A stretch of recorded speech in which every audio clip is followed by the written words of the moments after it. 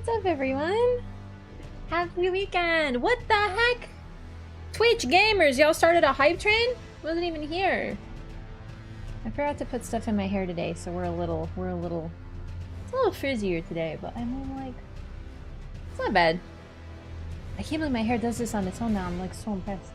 Orange cat videos are the best. It was a cat video. It was a cat that was I got distracted by a cat video. There was a cat that was it was on Twitter.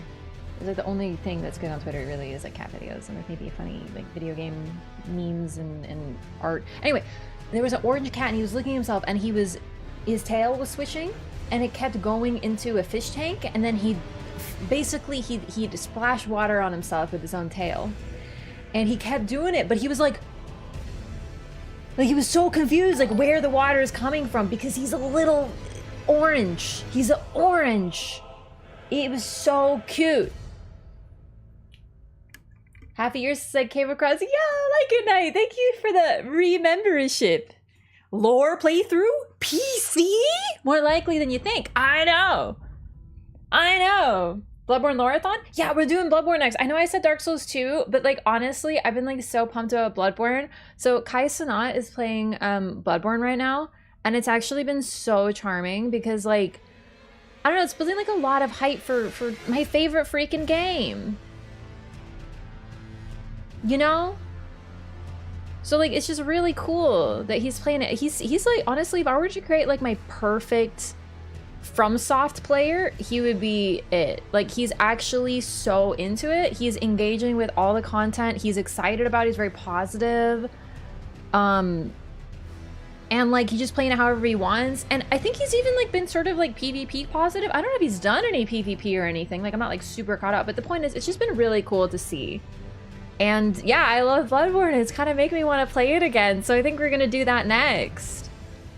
Unexpectedly based? Yeah, like, I mean, I'm not trying to disparage anybody here. It's just usually people entering the FromSoft sphere, and once again, like, people can engage with the game however they want, but they hear that it's hard, and they kind of go into it as, like, an anger thing, or they're ragey, or whatever, you know, like, it's very, like, you know, but it's really, really refreshing. He's, like, a really positive person who's engaging with the game. Force Bloodborne and Elden Ring into being normie entertainment. Elden Ring has been normie, alright? It's way too mainstream. And I'm happy about it. I think the only thing I'm unhappy about with the Elden Ring community really is their general dislike for PvP and invasions. And that's not new, but it's just, there's more of them. So, you know.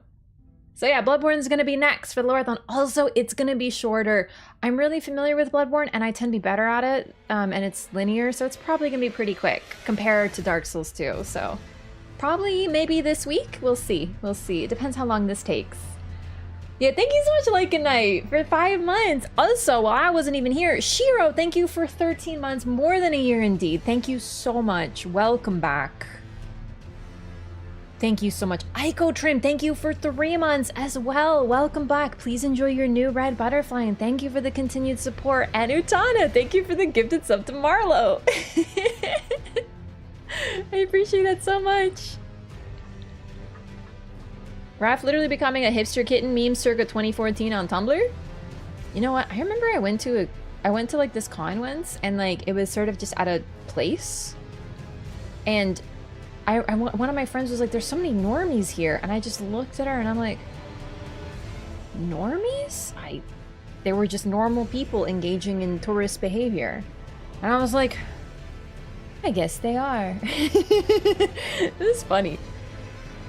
How many DLCs Bloodborne have? Just one. Yeah, just one. Most of the games only have one. Dark Souls 2 and 3 are exceptions, of course.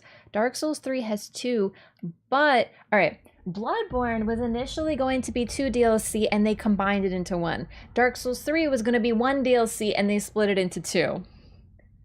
Kind of see what I'm putting out here? It's rather interesting because they came one after another. Like they're, I think Bloodborne and Dark Souls 3 are 1 year apart. Is Dark Souls 3 2016? Pretty sure it is. And then Dark Souls 2 has 4. Yeah. Yeah, Dark Souls 2, there's a reason that when I'm talking about patterns and, you know, precedent, I almost never list Dark Souls 2. As much as I love it, it's always done its own thing. But it's still cool to mention. And Sekiro is not. I don't often mention Sekiro for a different reason though. I love Sekiro, it's really great, but it tends to be kind of doing its own thing in its own little sphere.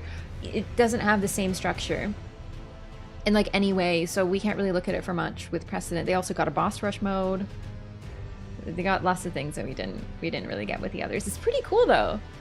I really love the boss rush mode. It was effectively like a pseudo DLC instead that they put out with new fights.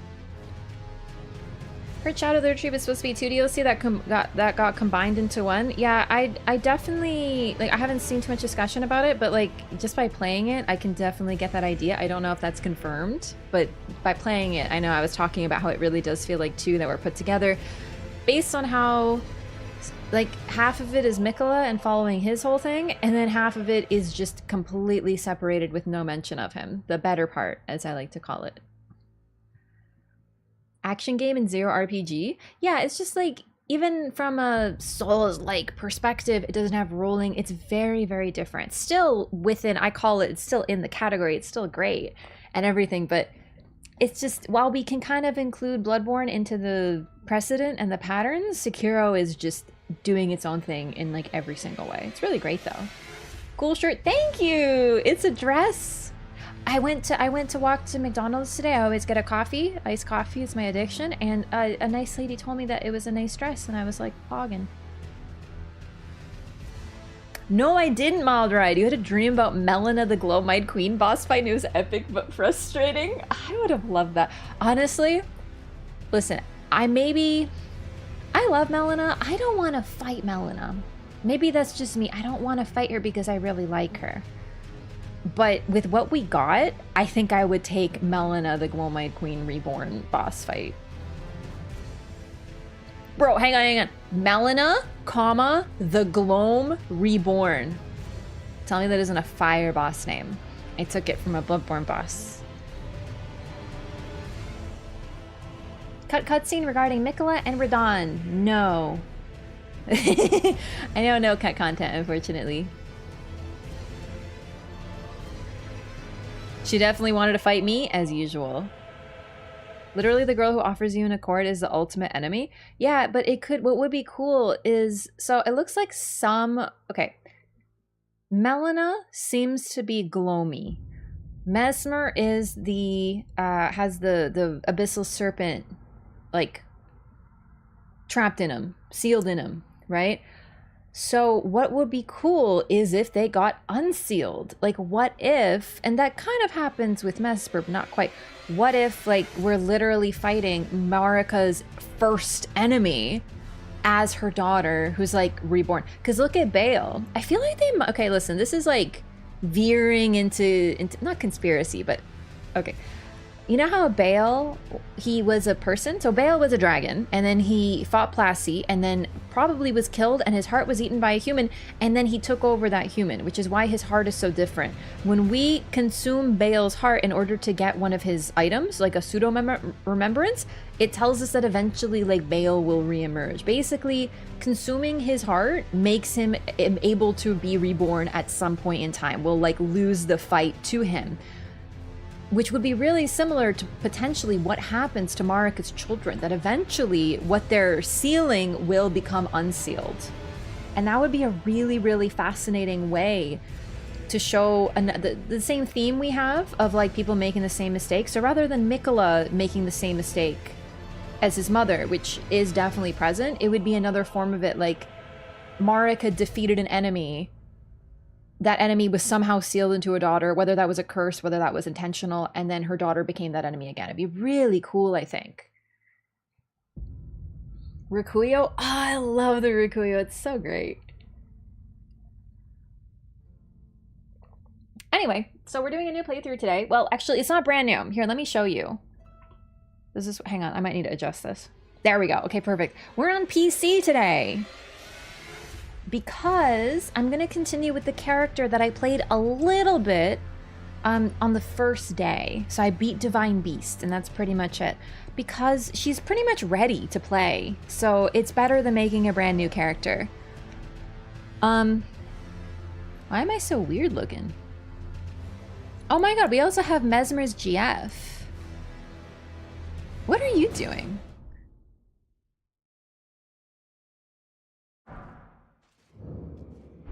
Oh, I was seeing if I could let her, if I could have her kill Moog, but with fucking this, not necessarily the most promising, huh? Let's see if I can kill Moog. Do I have Tish?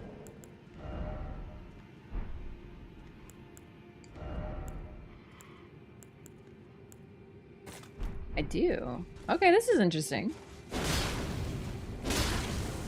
Let's see if we can get Mesmer's GF into DLC. This is the lore character that I did. I forgot about her.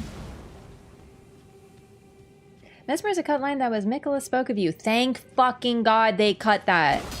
Also, unfortunately, I wanted to test this. It looks like Elden Ring makes my camera lag during the stream.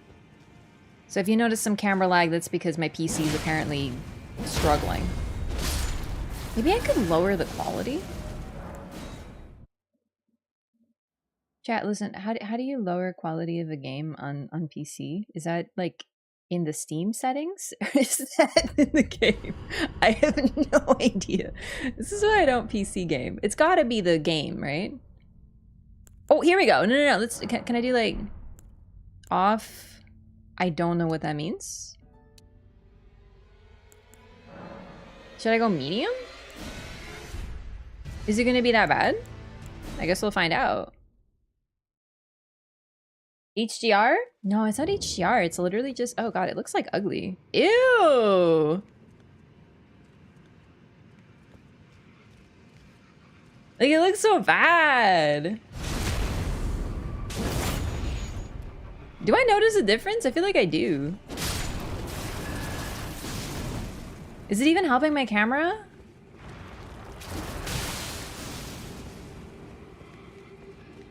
I don't think it even is.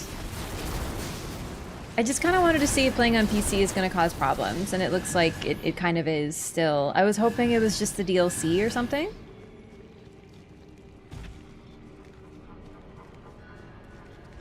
But unfortunately, my only good characters right now are on PC. Camera looks fine. Okay, maybe that changed it. I just noticed it like freezes and like lags a little. Well, I guess we're on medium quality. That's fine. I think it's really just like OBS plus the camera. I have 2 cap cards plugged into my computer right now. So it's probably just like overloading it. This hurts my eyes. I'm actually used to it. Maybe I was just imagining things. It looks fine to me. Wait, no, it's just my computer. A little laggy there, but that's just PC. PC is still, in my experience, even base game, a little bit more unstable than PlayStation. Is this a new game? A different one, yes. Drop it randomly on your camera. I think, yeah, do you see that? Look. Oh god, it's so annoying. I don't know how to stop it. I feel like I have to take my PC apart. Oh my god, no, I see it. Do you see like how it's like on the rock? It looks like weird.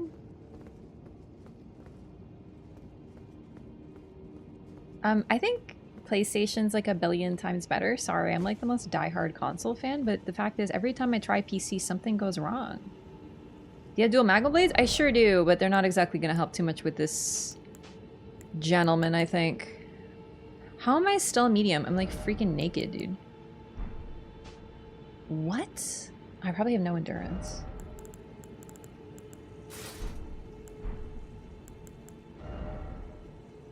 Oh yeah, 13 endurance, I would do it. Hey, thanks so much, Dark. I'm glad you're enjoying the first Elden Ring playthrough. Oh right, I got Mule, we can level. PC for PS5 is better. I have no characters able to go into the DLC for a new playthrough on PC, or PS5. I'd have to delete a character to do that, and I don't want to. Elden Ring is optimized for PC? It isn't. It isn't. I wish it were a little better optimized, but even currently, every time I play on PC, something goes wrong with the stream.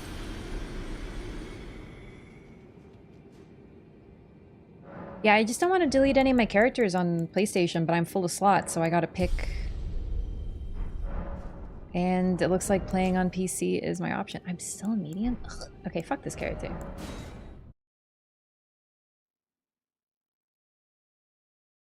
Graphics card, you're running too high graphics, it can only run 60 FPS? I should be running 60 FPS. Like I don't have anything set up any higher. Because okay, I don't really change my settings on PC. So whatever default is, that's what we're at. Is it by default, do you know what I'm saying? Runs fine on my PC. It does run fine, but it frame drops quite a bit. The only reason I notice it is because I also play on PlayStation a lot. Like, trust me, having played a lot on both, it's noticeable on PC. But most of the time, it's pretty fine. Do you know what I mean? Like, I'm not trying to, like, roast the game. There are some problems. Mainly, I'm just annoyed that my camera gets all weird. But that's a stream problem, not a game problem. Do you know what I mean? Runs fine on my PC. The thing is, when the game came out, like, I'm not gonna... It's poorly optimized. That's pretty much inarguable.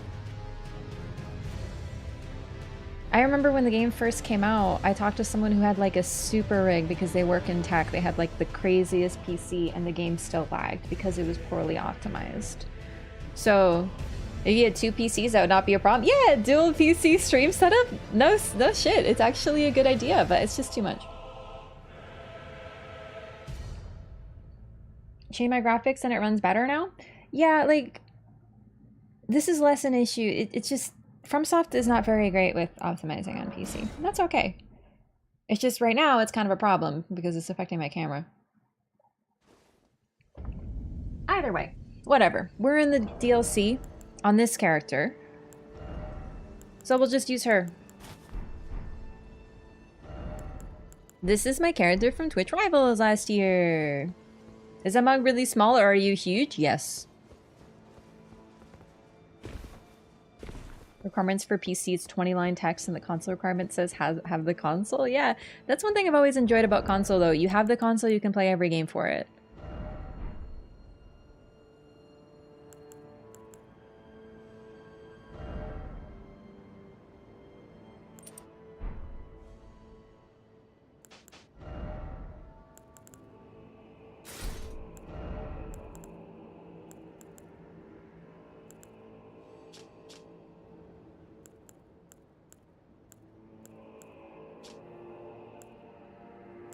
I have no pants. This is getting to be a problem.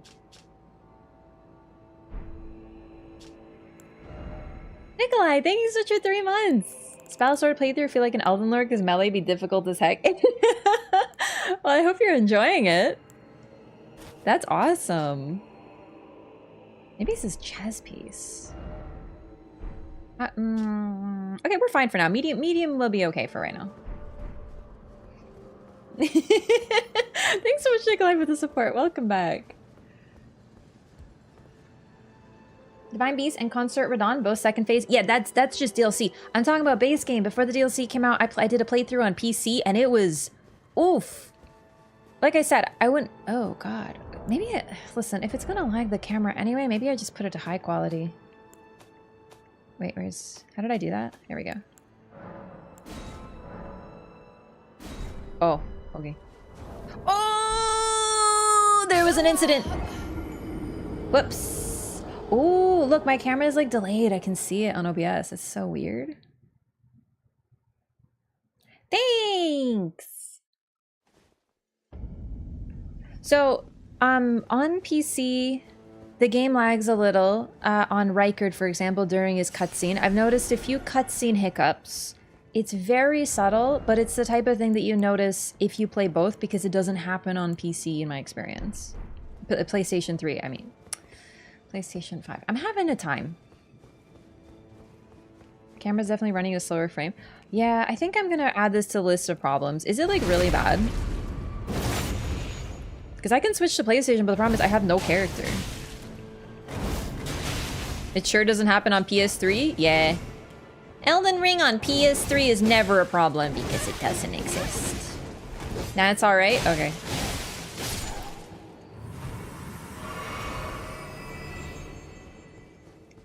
Bloodborne it is? Bloodborne runs at 30 FPS, but it's a stable fucking 30 FPS. Watching the game so I hardly noticed? No, that's fair.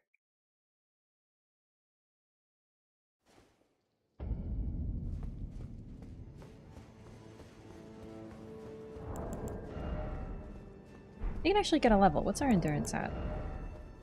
25. Nice. Okay. You have a whole shit ton of Arcane. Chat, what's the, like, hard cap or soft cap or whatever the fuck for Arcane? I don't do Arcane very often, so this is new. Stable 30? You fucking heard me. That game is so stable, like, genuinely. The only time it ever drops, in my experience, is with fucking Ludwig, when you break more than one part. 60 for all stats, right? Dex is like 80, so not necessarily. Damage or status? Shit, that's a good question. I guess both? Because I'm running a cult. Yeah, faith was 82, yeah. So I think strength is also 80?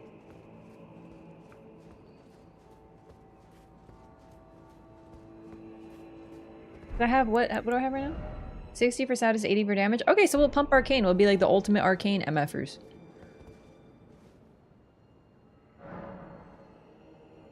Then 80? Do I really want to commit to like 80? I don't know. Why not? That sounds fun. Let's do my very first Arcane build. Any tips for New Game Plus Bloodborne? Any, like, in what context? Like, what do you want tips on? Like, just like, you know, like how to win?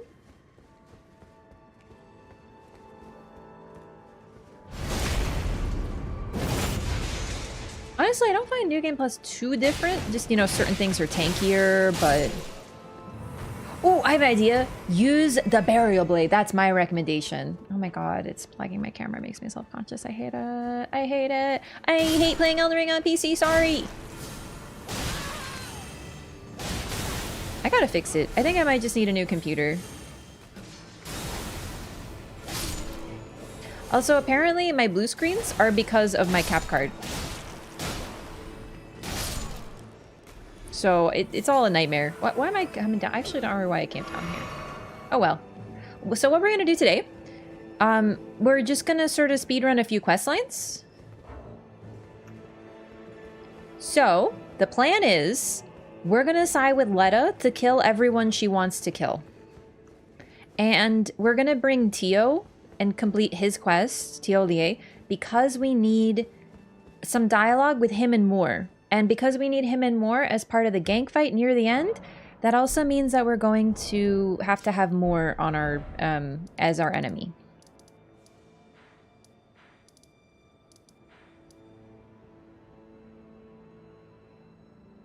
Horn Scent Grandam.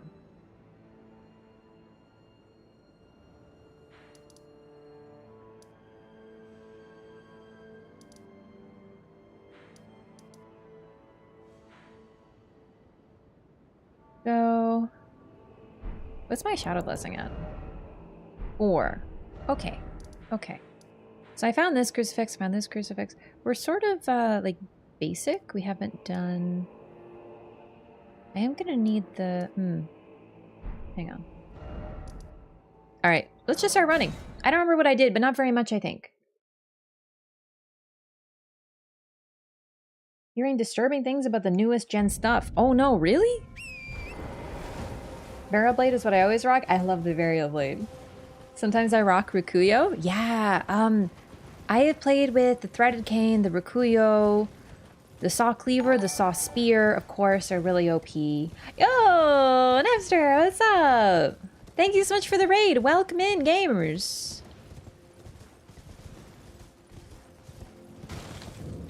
Gatling gun? Yeah, maybe. I'm not much of a gun user in Bloodborne, but that might be something I try.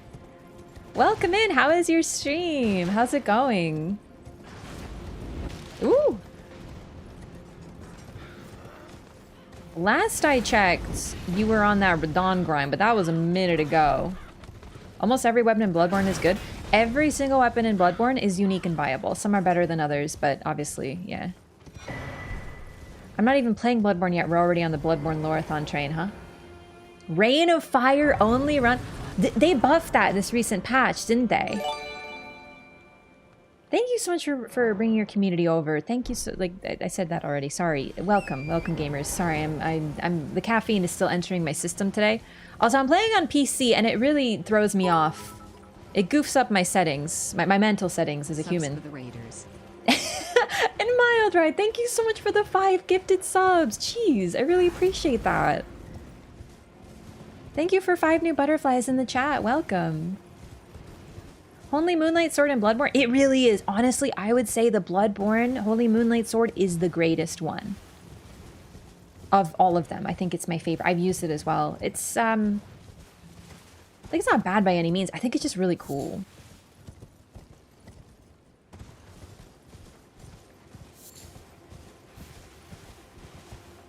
Yeah, welcome in. We're just starting a new run today. I was doing a whip-only run the other day. I ended it at Melania. But I beat Melania with whips only. Also, chat, can I just mention... So I beat Melania last night, whips only. I was thinking about it today. That's my first time beating her without a summon and without using, like, frostbots. I literally beat her just whips. I'm still kind of shocked. It was such a good run. It was really crazy, but I did it. Got here anyway somehow? Hell yeah. Moonlight Laser Sword from Armored Core in Elden Ring? Yeah. Like that top? Thank you. Thank you. So today we're doing a new lore run. I'm trying to base it... Oh, right. I didn't finish what I was saying. All right. We're going to side with Letta, and we're going to kill Hornsent. We're going to kill Ansbach. I'm trying to make it that she has as few allies as possible, and I have as few allies as possible. But I think that's going to have to wait for yet another run because I need Thollier and more to fight because they have dialogue with each other and I'd like to hear it. It's brand new for me. So we're going to actually complete Thollier's questline as well as we're going to tell more to put it behind him. So we're going to have him as an enemy as well. So it's going to be Letta, Dane, and more versus me and Thollier just for dialogue. And I'm hoping we can take them out without too much problem. So, hi, little gamer. Are you the Tarnished? Lady Letta spoke of you. Another Tarnished. Secret Twitch boss. Yeah, that's been weird, right? I too am Tarnished. On style and build, just yes. I'm shocked. Like I'm actually gonna turn. Sorry, Tia, I love you, but you know we got stuff to do. Sweet pea. Weak as a kitten and thick as 2 planks. That's what I'm saying, brother. Just relatable content right there. Yeah, no, I'm probably gonna make it a video on YouTube, just like a little cute whip only thing, because I'm really proud of it. Actually, it was really fun. She's my favorite boss, except for Mesmer. But like in terms of difficulty, she's like, and if we make like a graph of difficulty and fun, she's both. If we have the same graph and we put like Radahn, then it would be Radahn 2. It'd be like very difficult, no fun. Do you know what I mean? Like it's just it's not working for me, dog. There can only be one. Yes. Tried to do a no-hit challenge that got killed twice on the main menu.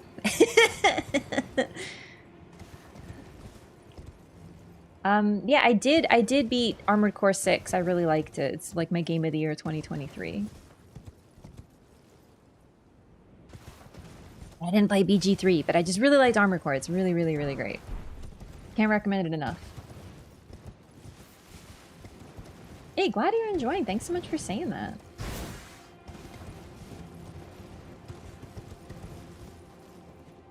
Like Saskia developed my parry skills. Ugh. Sorry. Ugh. I hate Luxasia. Like she's actually like I'm like offended that she exists. Lies of P is a game that I like until I run to a boss and then I just have to like hate all of it. I know this isn't a popular take, but it's like my opinion, so I can't really like do anything about it. Did I just say I'm about to play BG3? No, but it's kind of on the list. I think, so what I normally do when I'm streaming a game, or games in general, is I'll sort of go back and forth and play multiple games at the same time. It's sometimes 2, sometimes 3. I think I'd like to get back into that because I love Elden Ring very much, but I feel like we're getting close to the end of you know, new content other than maybe like a challenge run if I feel like doing that. Because I actually had so much fun with the whip run, more than I thought. Except for certain bosses, but like who cares? And then I might start adding in like new games like BG3 that I've wanted to play. Oh, that's a cookbook? Oh shit. Okay.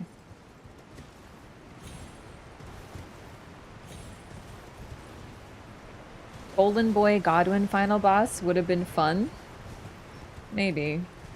Am I the only person on the planet who doesn't care about Godwyn? Sometimes I think I am, like, seriously. I don't really care about him. He's just like a golden blonde boy. Like, okay, I'll just go watch fucking Thor. Just go watch Thor Dark World, man. You got everything to do with the golden boy. I prefer it not being Godwyn? I think I'm with you. I think I just would have liked like, being Godwyn over Radahn, but I would have preferred neither. I don't care about Godwyn either. Based powerful. Incant spell only run? Oh, I forgot about that. That's actually on the list too. Let me write that down. I was thinking of doing, Dear, are you okay? Got a little stuck there. I'd like to do a spell only run. I know it's not necessarily hard by any means, but for me it's just very counter to what I normally do. I actually did that in Bloodborne. I did an Arcane run, which is effectively like the equivalent of spells, but there aren't spells in Bloodborne. It's kind of unique. But I never really used the Hunter's tool, so I was like, why don't I finally force myself to do an Arcane run? And I had a blast! So who knows? Maybe I'm secretly a spell user. Extra Kevin fashion? Oh my god, don't even get me started on the extra Kevin fashion.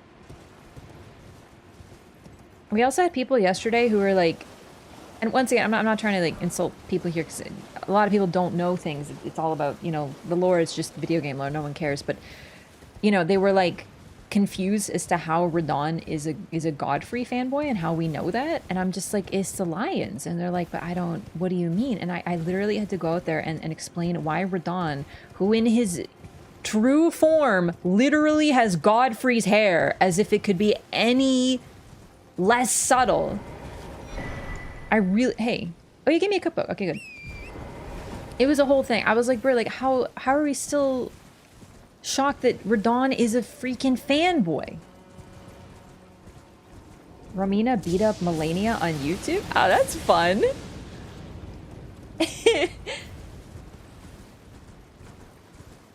Yeah, I think Godwyn's cool in base game, don't get me wrong, but I don't know. What does any of this have to do with Radahn? Oh, don't even start with me of all time. Okay, so like Godfrey has lions as a symbol, okay, and Radahn has lions on his garb, okay, but what does that have to do with Radahn? Oh my god. A shield run? Ew, are you insane? That would truly be counter to what I normally do. Thought they just got their laundry mixed up? Well, the problem with that is that would be like really weird though, because they don't even live in the same household. So that might actually be worse. Radahn broke into Marika and Godfrey's marital home in order to steal Godfrey's clothing? Fuck.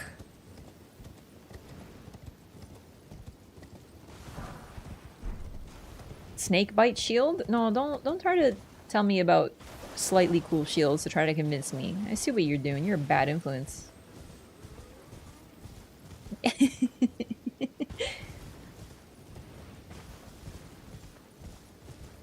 Autumn would meet Chris Hemsworth. He's more like Jake Paul. Hey, do you bleed? Oh, you don't have skin. I'm gonna lean toward no.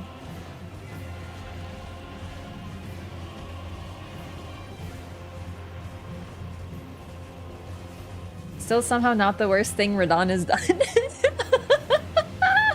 So I was also thinking this week, when we're done this run, the only thing we really have left to do is, well, the Elden Ring hotness tier list. So on YouTube, I have these like, you know, tier list videos on the hotness of various characters. We're gonna do a new DLC version, but since half the DLC is goddamn base game characters, we're also going to update characters that are related to the DLC in some way. So for example, Moog, Radahn, they're all going to get updated. And I think we might have to make a separate category for Moog. Beat the allegations. Because, my god, we didn't know. We simply didn't know. Also, yeah, Mesmer might get his own tier, for sure. Romina would win it easily. Yeah, probably. So we're gonna do that. Normally what I do is I just sort of, you know, stream it and talk about it, and then I turn it into a video, and if I do say so myself, they're pretty funny, so...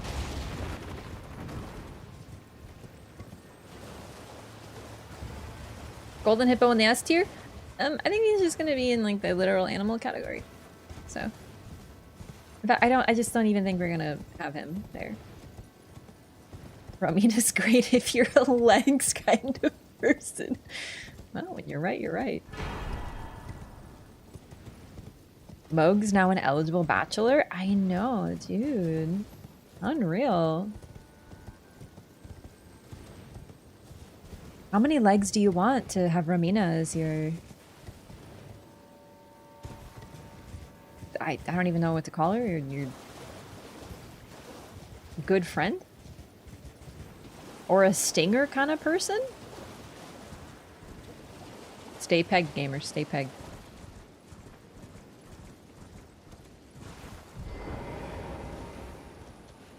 Oh, this bitch thinking he's clever.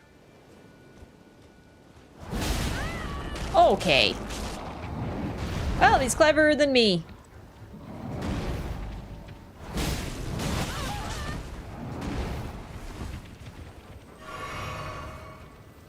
I think that happened before. I don't think I learned anything. Rolana's got my vote. Very fortunately, it's not only not a democracy, but we can have multiple people in the same tier. So you're actually fine. Because I'm with you. Rolana is going to be at the top with Mesmer for sure.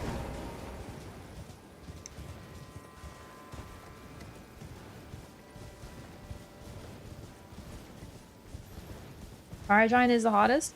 Well, I'm afraid Fire Giant has already been addressed, so you might just have to go watch the hotness tier list video on my YouTube channel, !YT, in the Twitch chat.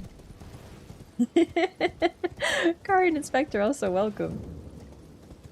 You like bug ladies. Okay, what are we talking about? Are we talking like on a scale of the mom from Resident Evil 7 to Rolana, like what are we talking about? Channel points. Oh, maybe there's some sort of update. I have no idea. I saw the update, but I didn't really pay too much attention to it, so. Okay. So I wanted to get this ready. So we can come here later. We do want to go toward Egon and get some Bale stuff going. Why is Rolana a bug lady? No, sorry, we're talking... Did I say Rolana? I meant Romina. That's my bad.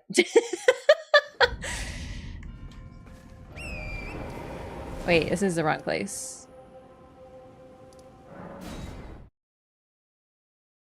Renana.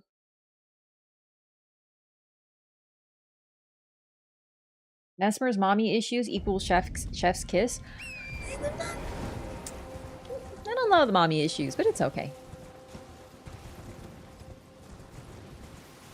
Because the thing is, I can't even say I can fix him because I've already put myself down as I don't want to fix him. So like, I feel like I can't change my mind now, you know, it's too late for that sort of discourse. There is an upgrade material in here that would be really nice to have, actually.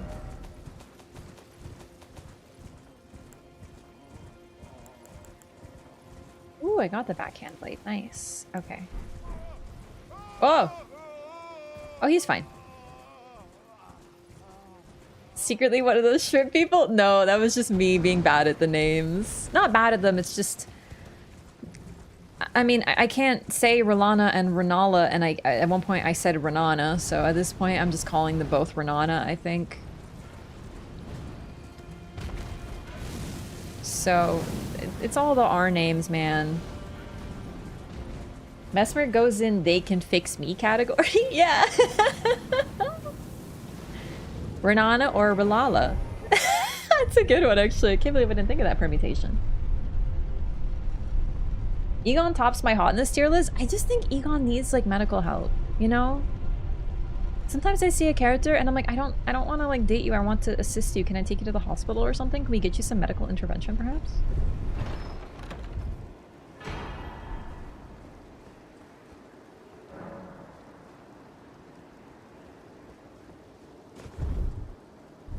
Whee!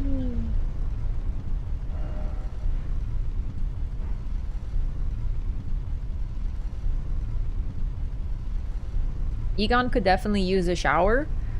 Yeah, both Egon and Hornsent, I'm pretty sure, just have very soiled garments. But they're too busy, you know, on a quest for vengeance to shower. It's like really relatable.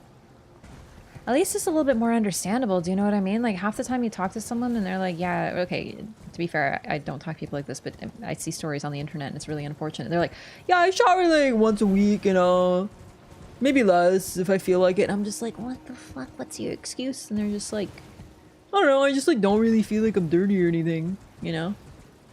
At least Egon has an excuse. Like he's like, I'm on an important mission to acquire vengeance from my Bane. Bane of all men! And you're like, okay, it's like a little bit more of a better excuse. After the hospital visit and the shower?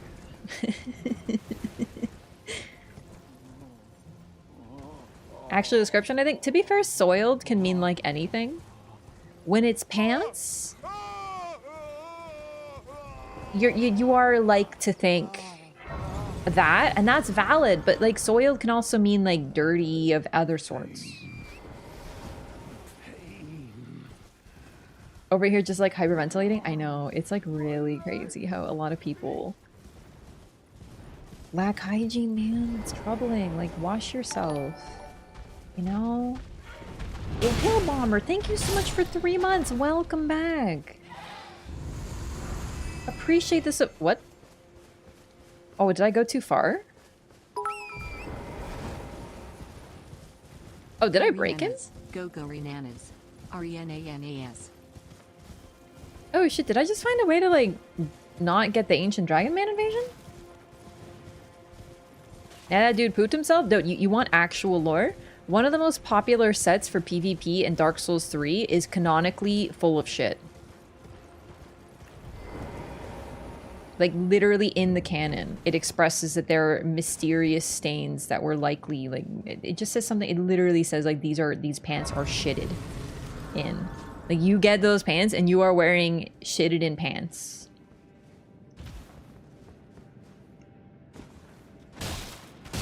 What happened? Oops. Yeah, pretty shitted. Exactly. I don't remember what they're called though. I don't really do a lot of PvP in DS3. Yeah, there we go, there we go. It's stained by the misery of flight, as in they were scared and they ran away and they shit themselves. Or peed. Valid, that is valid. It's also potentially full of pee. I'm gonna be serious with you. Some people, when they are scared and running away for their lives, some of them be pooping and some of them be peeing. It's just, it's fight or flight. When you actually think you're gonna friggin' decease, your body goes like, all right, we're taking out literally everything. Lighten all loads. Batten down the hatches. And it could be pee and it could be poop. We don't know. But the point is that someone was so scared, they soiled their pants. And that's what you wear in Dark Souls 3.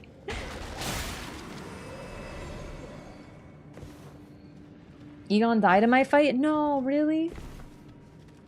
Yeah, I don't know if he was doing anything, to be honest. Ooh, do those guys, the dragon dinguses? Oh, fuck. These don't bleed, huh? Bleed? Because that would be helpful, I just realized. Fallen Knight. Yep. The Fallen Knight set in DS3 is effectively the equivalent to the Radahn set. It is very, very, like, yeah, it's the Kevin set.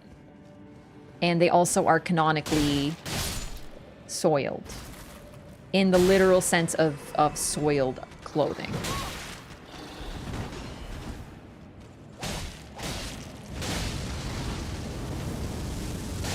Dual Scav Sword is such a sick vibe. I remember seeing them in the trailer. Really? Which trailer? Now that I think about it, I don't remember seeing them. I love them. I really enjoy nasty, disgusting, vile, scary weapons like this. Like there's such a vibe to me. You need some water, my dude? That's very true. That's very true. But also, I would argue that, like, you need to wash your clothes, man. They're not self-cleaning, dog. You need to wash your clothes. Why am I going here? Oh, Lord. Wow, I sure do love fighting these fucking machines made of flashbanging. Oh, fuck. I can't even see. All I see is brightness. You suck and you smell. Oh, my God. Why am I here? I just realized I don't care. Every time I want to fight one of these guys, every time, I'm like, well, they have a stone. Maybe I should kill them. And then I come in this room, and I'm like, actually, no. I fucking hate my life. Bye.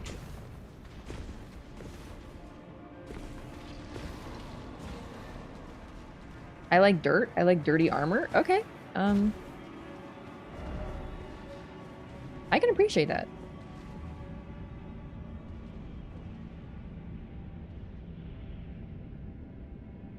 I had Bale kill Egon once because I wanted to hear his dialogue.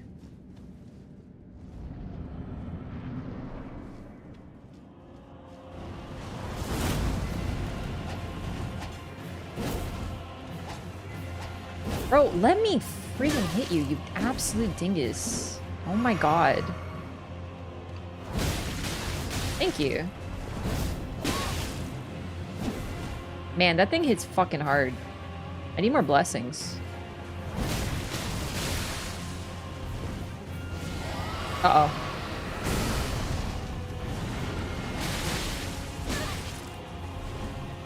I can't even trade with this thing. Wild.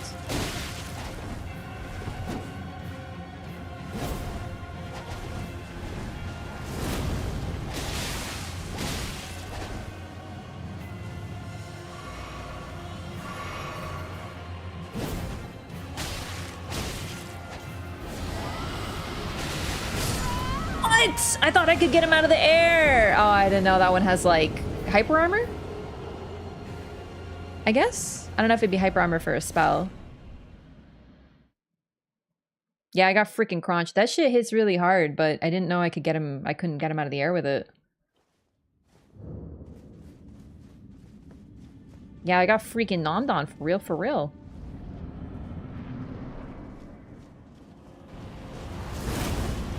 Pretty much half of his moves can literally, and I mean literally, holy shit. Yeah, I was about to say, that thing can probably one-shot me if I get hit by it, so. This is better than I thought I'd be doing, so.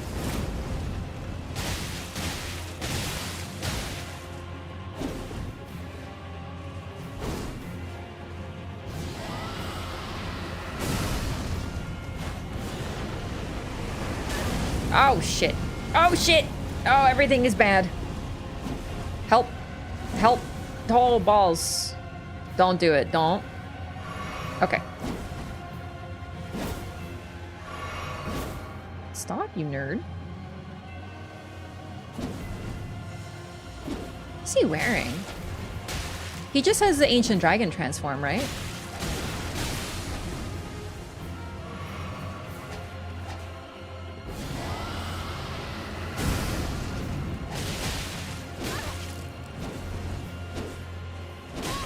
Oh, great katanas. Oh shit. Oh. They're really strong.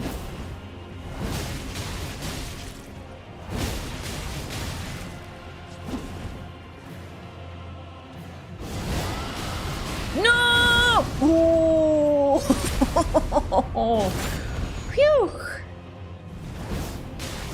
Wait, he is fat rolling. Yeah, I just noticed that too. I thought he was light rolling. That's so interesting. You tricky. Oh, fuck. Eh.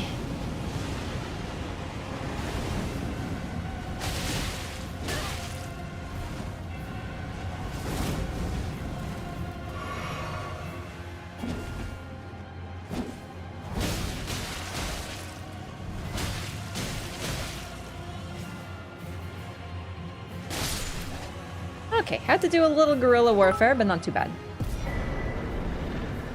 Wrathbolt shake. Hey Rob, thanks for the 100 bits. How's it going? I had to give a presentation to a large crowd the other day, and I warmed up you warmed up your vocals with the Curse You Bale speech.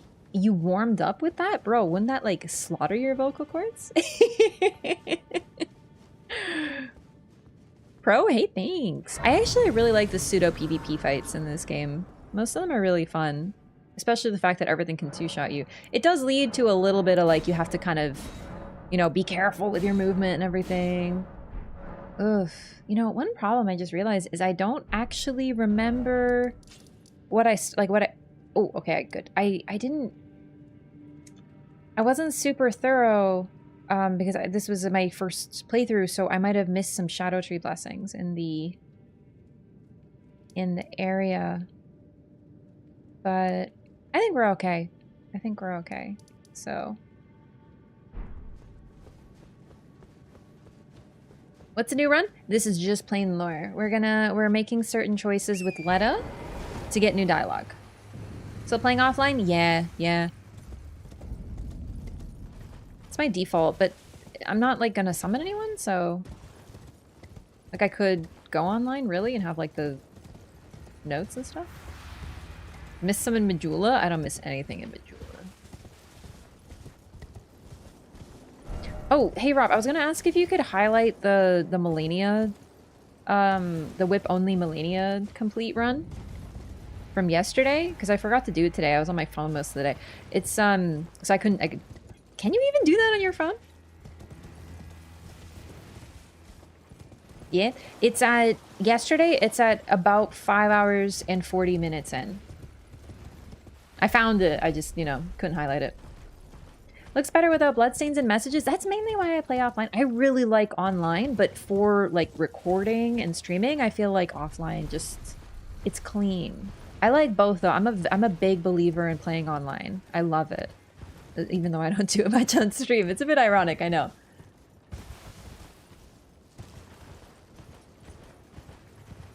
Confirm or dispute this? I have no idea. I don't read Japanese, but that sounds weird. I don't know why Renala's hair would be a marriage gift, because they're sisters. But, I mean, I guess it's like an incest warm-up or something.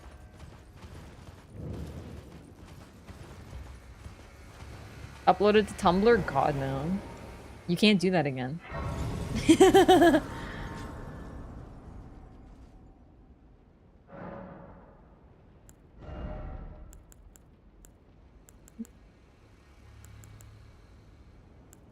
think I'll start building decks.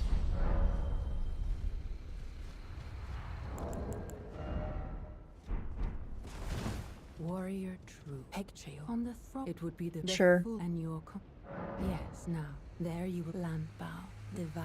I will grow in the name. Okay. Miss Shadow Tree Fragments, yeah?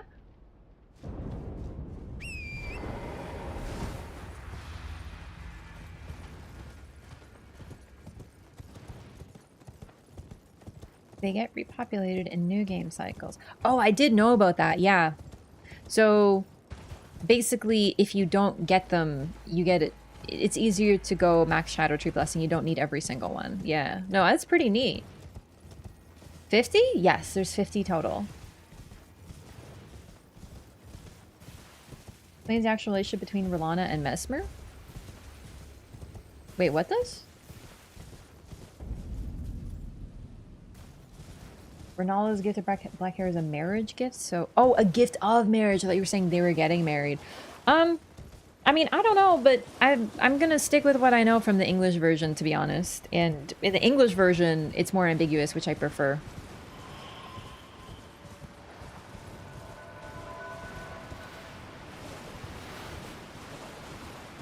I mean, I would be totally fine with a Rolana Mesmer throuple as long as I get to be involved, you know what I mean? Like, I'm cool with that. I have no problem. That's like a best case scenario for me. But it's just, I don't really like the whole, hey, it's a female knight and a male knight, therefore they have to be romantic between each other. Do you know what I mean? That's why I actually really appreciate the depth of a lot of characters in FromSoft games, is that they tend to have more interesting motivations than they like a boy. And even if the intention is like deeper than that, most of the time, half the time, it's always girl likes boy and her main arc is centered around that romantic concept. And I don't like it because it always reduces female characters and their arcs to romance. Love is a powerful motivator, of course, but I think it's more interesting if there's a little bit more a dynamic. Then, yeah, actually, yeah, now you mention it, Renala is a fantastic example of that, that she's this mighty warrior whose entire arc, unfortunately, she's a bad example of it. Her entire arc is centered around romance and then heartbreak, leading her to kind of be in this, like, toddler-like state where she literally flies around in a baby's cradle. So, I think Renala is still a really interesting character, but it sort of sucks that most people who don't really go much further into the lore, I've actually people here arguing that she's not a mighty warrior or anything because she's just like, I don't know, even though the lore tells us she is. It's hard to look at her and think that, even with her phase 2. So Melania, for example, yes, her motivation is love and loyalty, but it's sibling loyalty with her twin, who she trusts and is loyal to immensely, and it's actually rather beautiful with that considered. No, I don't think there's anything here I need. I just wanted to get... Is there? Oh, there's a hippo here. That's why I'm here. I remember now.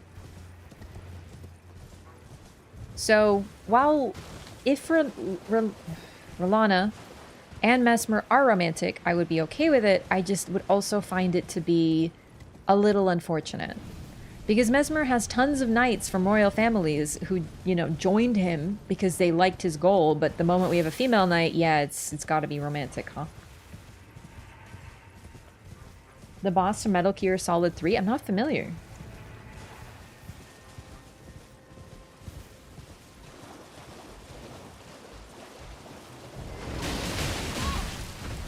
If they were married, they'd live in separate castles. They wouldn't live in separate castles? Not necessarily. Maybe they're long distance, bro. Oh, shit.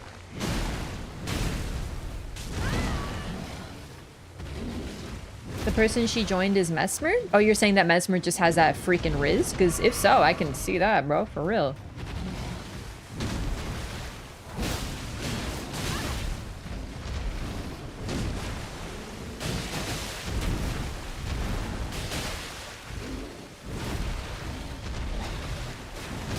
Oops.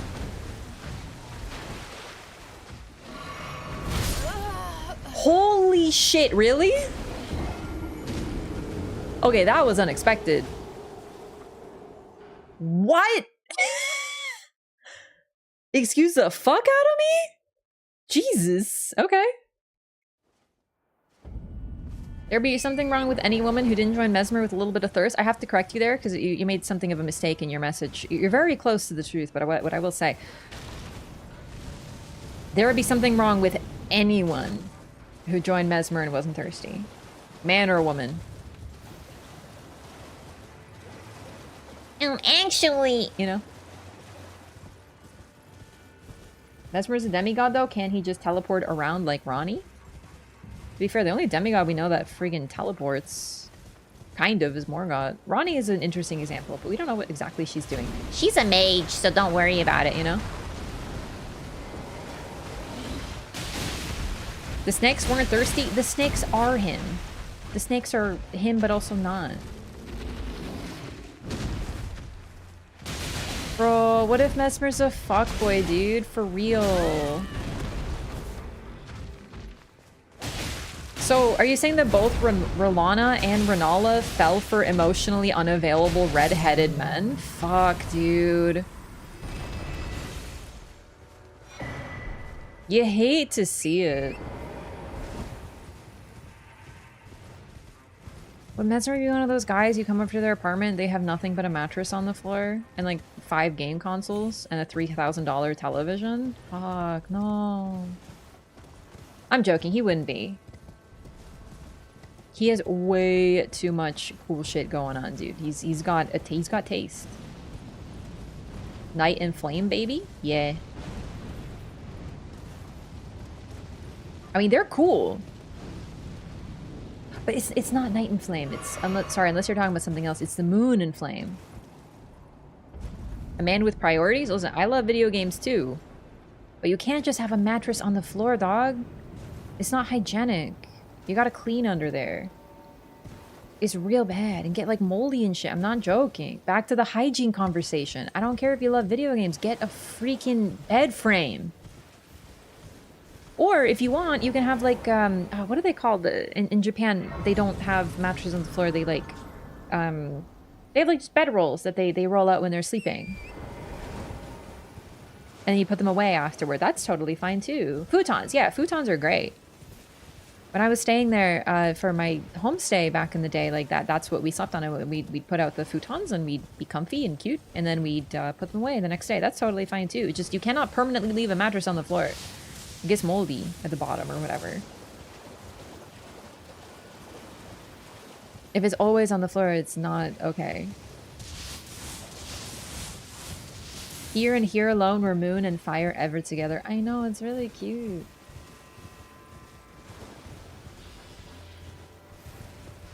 An Elden Ring series about the Karian family would be a sitcom? Radahn, where were you? Laugh track inserted here. Nowhere. Okay, fine. I was on a date. A date? Insert laugh track and woo! Sitcom sounds in the background here. Wait for this to stop. Yeah, his name was Miquella. Ooh, says the background sitcom audience track. Radahn, that's your brother! Insert laugh track here. I'm telling you, this would be on par with Big Bang Theory. I could do it better. Seriously? Wait, did I already come here? Oh, I did. Oh, I forgot. Anyway, I could literally write the Big Bang Theory, but better. But that's like a really low bar, so... I think it's not a brag or anything. But your mattress on a box spring? Yeah, it needs... You need to have it in like a frame or something. Like, it needs to be like off the ground for sure. Y'all mean just a mattress? I'm talking about people who literally have just a plain mattress directly on the floor, and that's how they sleep.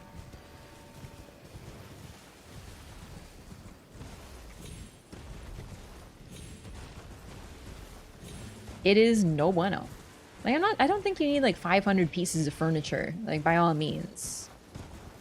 Personally, I like shelving because I like plushies. So I like having, you know, I like shelves and bookshelves and glass cases and stuff. But you need, yeah, you need air under it. It's not hygienic to put just your mattress on the floor. Box spring to support it? Yeah, a bed frame, a box spring, it cannot be right on the floor. Yeah, for sure. An air mattress? I mean, temporary, sure. But I'm talking about like permanent. You can't do that. Excuse me?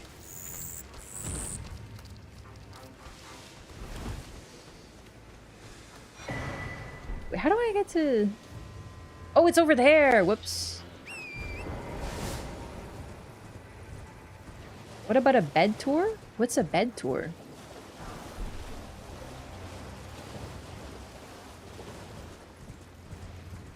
Look at the Shadow Keep. No way he's got a mattress on the floor. I mean, my man has an aesthetic. I bet he even has... Fuck, what are they called? Chat. I'm having a moment. You know when you put your drink on a coaster? I bet he's even got coasters, dog. That's how you know.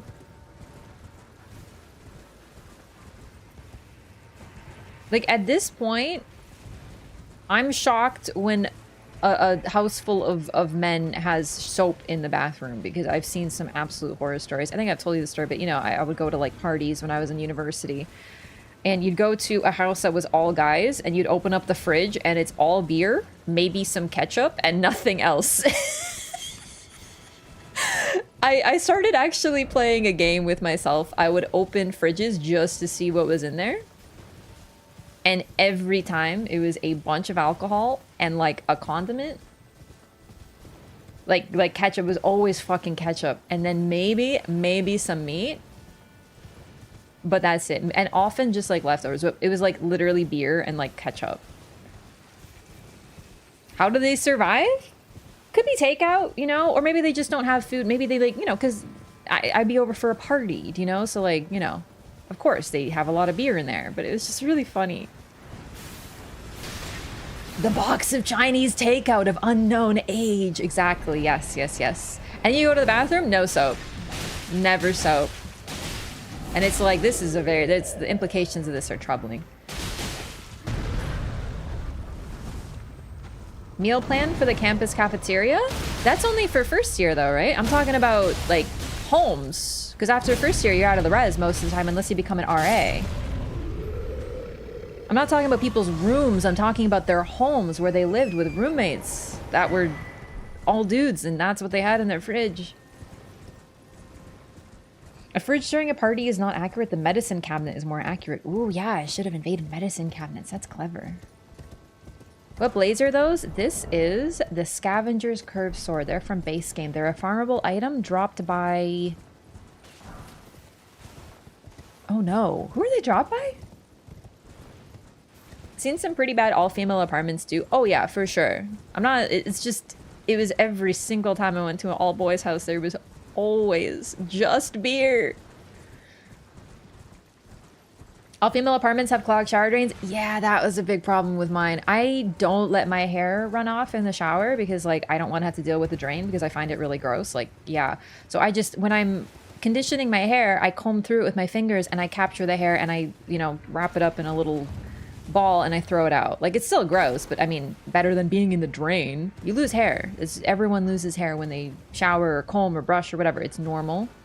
But this helps keep it contained. One of my roommates sure didn't.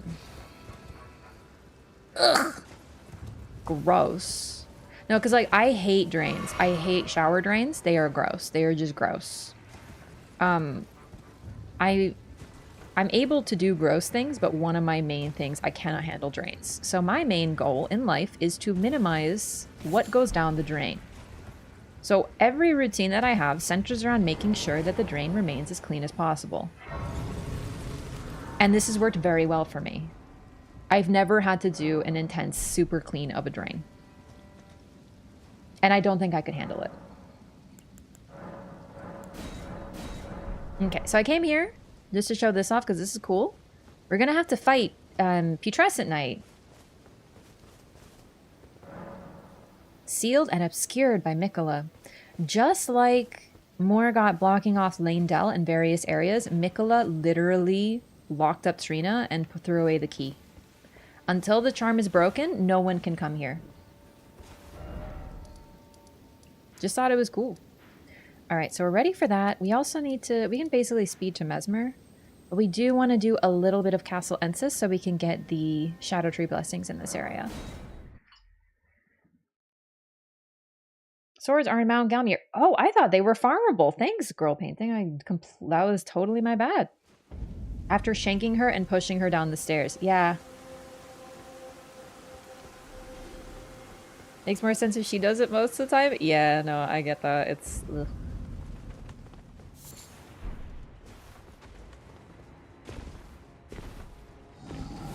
One of my friends, when he lived at home, when he had 3 siblings, and one of his siblings would never, he would always shave in the shower and never, you know, like rinse the hair down. And he was always getting on his brother about like, just get rid of your hair in the freaking bathtub because like when people are trying to shower, they just see your freaking hair. And I was like, that is so gross. Yeah, this is a fun stream conversation. Just like all the gross shit that happens when you live with people. Uh-huh. I know. I think my worst pet peeve is food. Like, do not leave dishes. Put the dishes in the sink or put them in the dishwasher. Put them away. Do not leave. If you have like plates kicking around, they need to be put away. It's so gross. Flies come out of freaking nowhere for that stuff. You want freaking ants? That's like my biggest pet peeve. Food. Food is danger. You have to put the dirty dishes in the receptacle. Clean them quickly. Soak them by all means, but do not let them sit for too long. Dishes are like the most awful, but also not that bad chore. Just put them in the freaking sink. Ants are clean though? I don't want freaking ants. I have no problem with ants when they're outside, but if they're in your home, oof. We use Old Spice. What kind of beer? I don't remember what kind of beer, admittedly. I'm not much of a beer drinker, so I didn't process what kind of beer, but there was always beer. Ants are not clean. I mean, like, you shouldn't have ants, like, in your house. They're just bugs. They're just trying to, like, do their job. Do you know what I mean? But in the house, they shouldn't have anything to eat. Your face is not clean? This is, like, actually factually incorrect.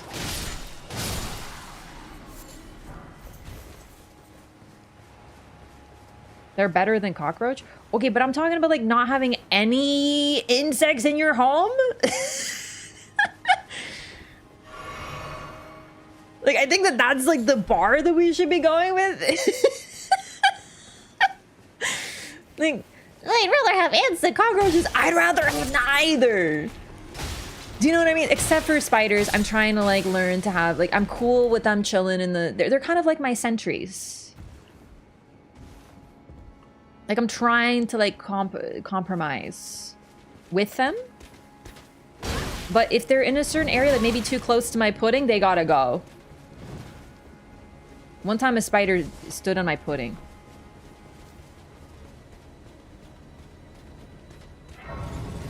Everyone has microscopic mites living on their face. Yeah. Oh, wow.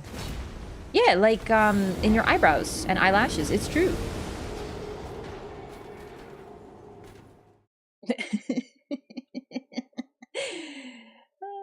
Mesmer is too much style to be an empty house mattress on the floor type of man. That's a very good point. I know that was a long time ago, but I just saw it. It's real. Seriously. Man's got so much Riz without any charm spell. Like Mickey. Alright, so got that one. I think there's... Chat, oh, I can't talk. Am I remembering right? There's one more... Shadow Tree Blessing in Castle Ensis? Spider chomped your foot recently. Oh, I'm so sorry. That sucks. Yeah, I'm trying to be better about spiders because I know they're just friends, but honestly, most of the time I put them outside.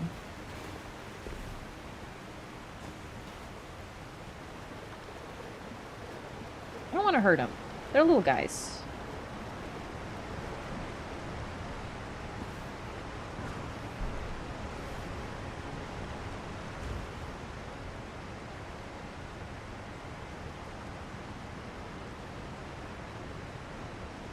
Doctor Virgins used to be able to warp people to the Shadow Realm?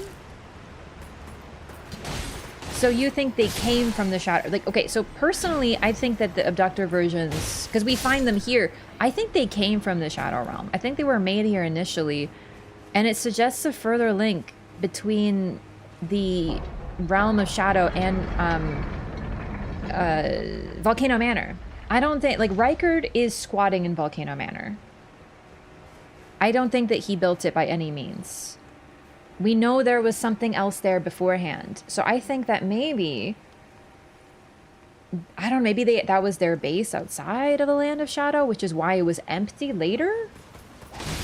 Maybe it was Mesmer's summer home. You know, like his vacation home. Who knows? But that would make sense, because yeah, Abductor Virgins can teleport people all over the place, especially when they were active, no?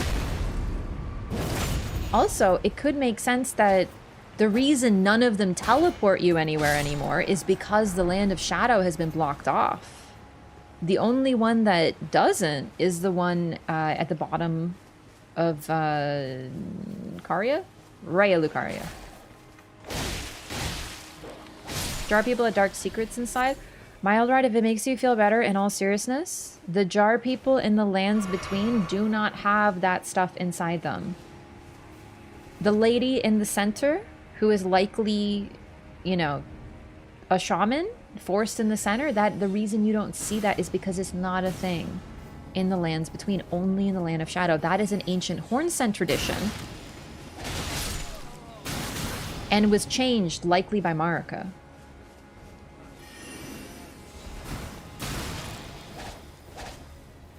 Then getting sent to the Crusade. Oh, you think Rykard was a part of the Crusade? It would fit. Ugh, these guys are so annoying. It would fit though.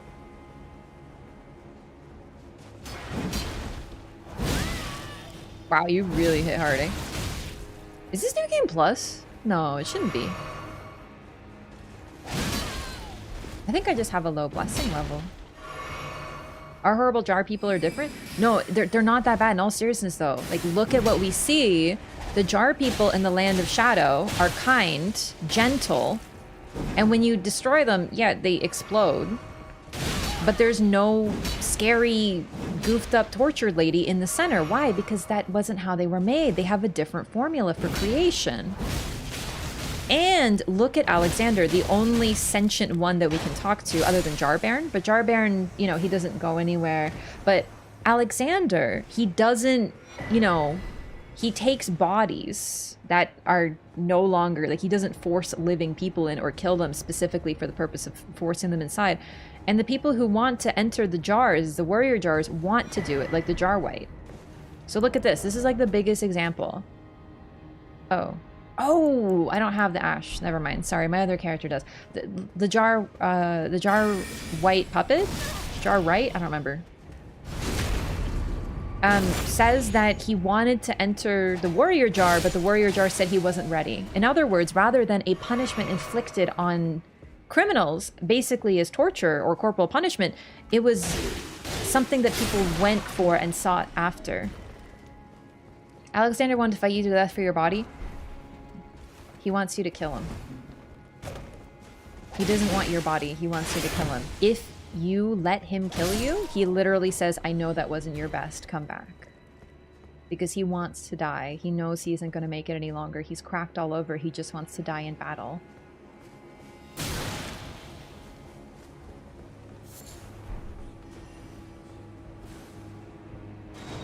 You realize that because he tells you, like, the parts that you get from him. It's a really sad moment. But if he really wanted to kill you, he'd probably just come at you, right? But he fights you honorably because he wants to die in battle. Also, side note, I actually just thought about this. So, Alexander, after the Battle of Radahn, likely it's implied that he consumed part of Radahn. And because of the red hair, and we saw him there. And he wants to die in battle. And he wants to die honorably, which is also what Radahn wanted. So it's possible that Radahn is one of the voices influencing him, and we get yet another peek into Radahn's want, which is to die in battle, to die honorably. So, generally, what I'm trying to say is that in the Lands Between versus the Land of Shadow, the jar tradition is different. It's evident by how they are designed, both outside and inside. The reason that those creepy ladies don't pop out is because they aren't there in the Lands Between. Those are Marika's people, the shaman, the Newman. She did not want to do this to other people, so she took this horrific tradition that was inflicted on her people and she turned it into something beautiful.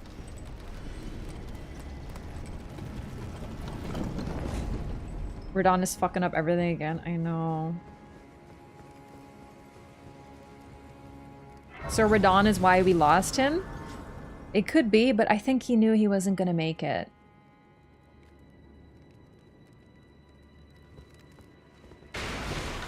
Oh, nice so far. Yeah.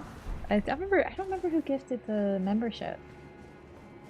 Okay, so I don't think I'm gonna fight Rolana, admittedly, but we can choose to for fun. This is more like a focused one. Wait, I guess there isn't another blessing here. It was just in the start of the castle. Oh well.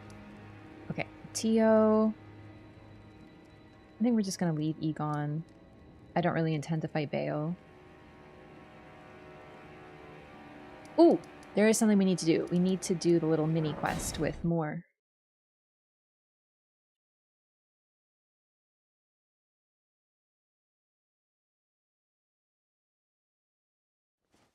Needed a practical use for jars full of bodies for other reasons as well? It's possible. We see them all over the place.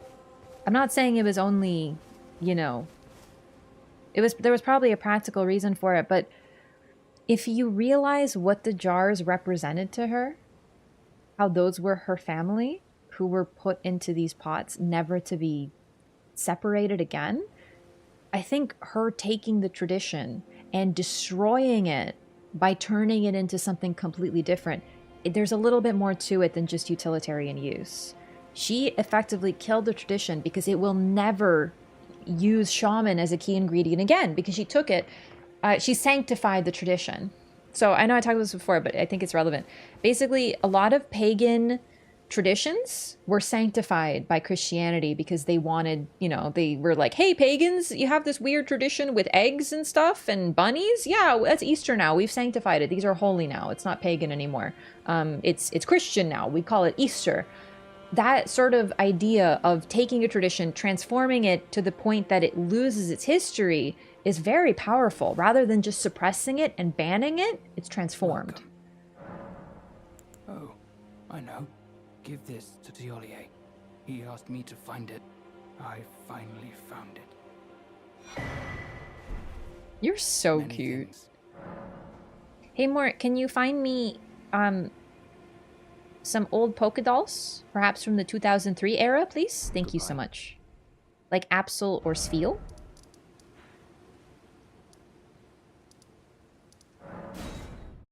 Incorporating her enemy into something she liked is kind of her thing. That too. She takes her enemies, makes them useful. Tells more in every playthrough to be sad together so you don't have to kill him. There is another ending for more. We got it last playthrough. We're not gonna get it this time. But you can save him. And you don't have to fight him either. Oh, I have to say, Sam's wonderful. I don't think I could ever. I'll have to think. Forgive me. You too, I'll mix up. If you find yourself, sleep is... I'm wary of life. So? Then take this. This concoction can coax even the oldest of dragons to sleep. That's such a weird thing to say, but okay. So,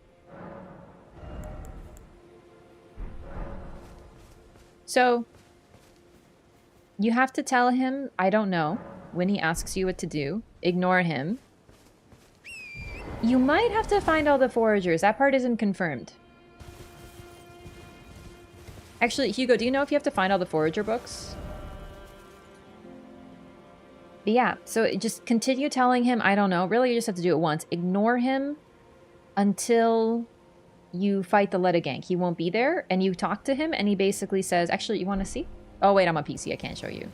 He basically says that he has his brood, he likes finding things, that's enough, and he kind of achieves peace. And I really like that because one thing I didn't like about the quest is we get to choose what happens to him. We either tell him to be sad or we tell him to put it behind him, but I like that if you give him time, he comes to his own conclusion, and that's actually very powerful.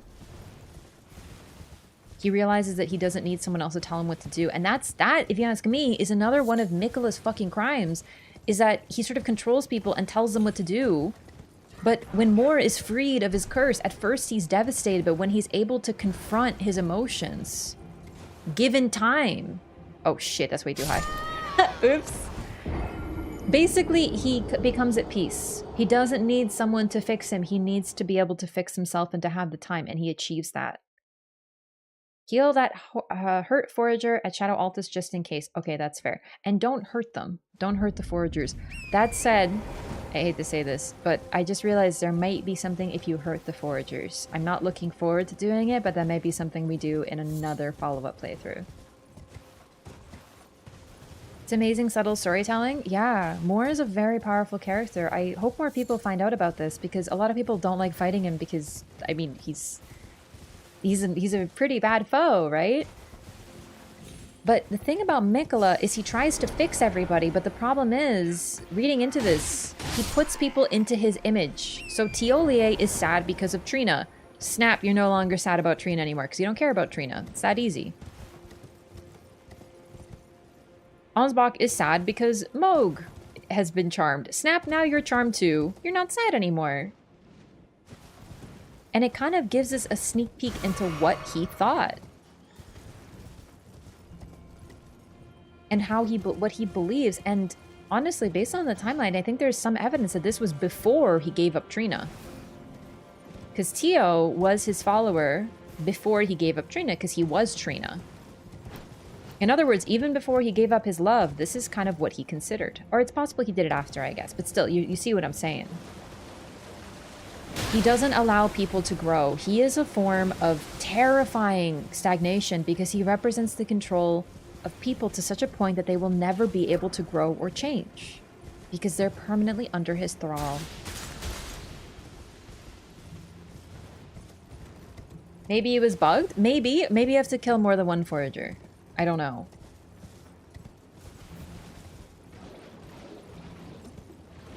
People are just toys to be twisted or discarded when they're no longer fun. I actually don't think he thinks of people as toys. I think he pities them. Pity is compassion without love, I would say. Then again, you could say there's a form, like pity is a form of compassion, but to pity someone, frankly, is to look down upon them. He looks at people and figures he can fix them by manipulating them, and he's doing a good thing to them. But he, as a rule, sees them as below him because of this. More is sad? Snap, you're not sad anymore. You only care about me. Pity comes with arrogance? Yes, yes, that's a good, yeah, agreed. Toys is a little different. Toys is, he manipulates them for fun. I don't think he does it for fun. I just think he really does think he's better than everyone else. Mind control stories to be terrifying is nightmarish. There's a reason one of the most horrifying villains in any media that I know of is Kilgrave from Jessica Jones. Seriously, I think he's one of the most well-done villains I've seen in media. Oh, oof.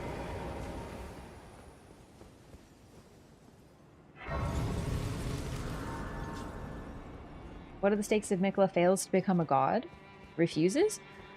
Well, I guess everything stays the way it is and lands between. Because Radahn is meant to be his Elden Lord, so if he doesn't become a god, he can't get an Elden Lord. So everything stays the same.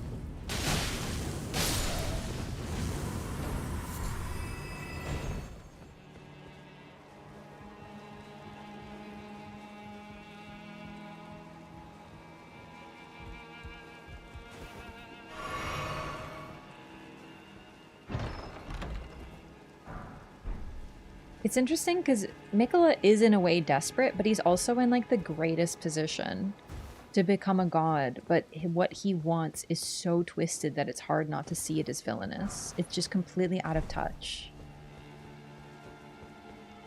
How he controls people.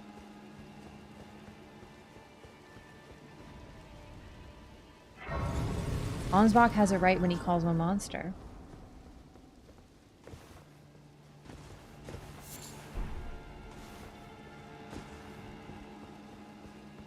Alright, I don't really need to do this there. I don't think I need anything there, but I do want to go down here.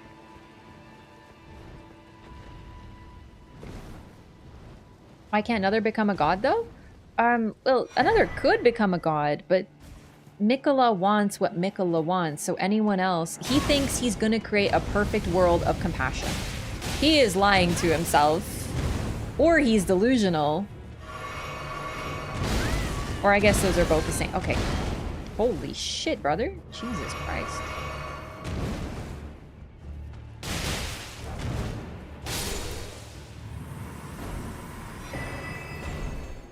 Oh, isn't the one I needed. I needed grace. That's okay. It's good to have this one. Omen Shackle on the main stone pile? Yeah, but like, they're not that hard to get, and I don't really like using unintended things. Pretty much anytime you're using an Omen Shackle like that, it's unintended. For me, it's not that hard to just run 20 feet, I'm gonna be honest with you. Miquella unironically thinks he has a divine right to rule. Yes, exactly, exactly.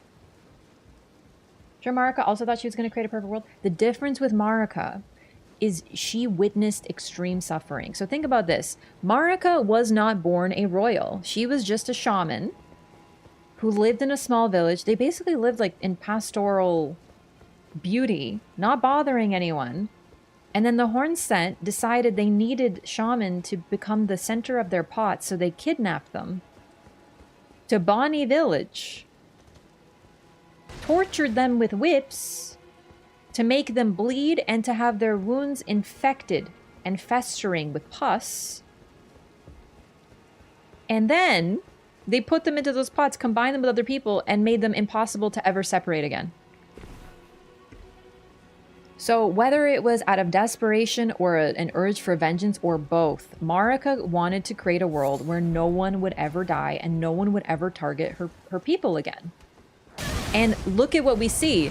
We have a civilization where the Hornsent do that to their own people. The Shaman were probably considered their subjects, but also the people in that make up the jar, other than the Shaman, are Hornsent subjects. They're criminals who were sent to jail and their crimes were unknown.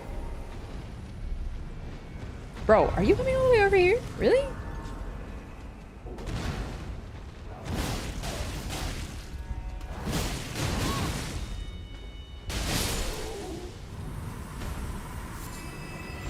Her song Antihero unironically describes him in a lot of ways. Yeah, so does Mastermind, apparently. But yeah, so compare it with Miquella, who was born a son of gods. Born into nobility, into peace, into a land of plenty. At least it might have been plenty by then, it also might not have been. But the point is, he was born in a very different situation. And, like Hugo says, thinks he has a divine right to rule.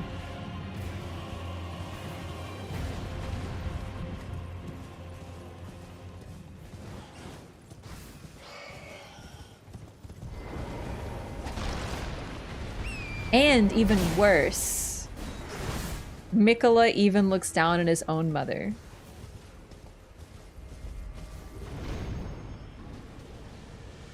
But because of this, he doesn't learn from her mistakes.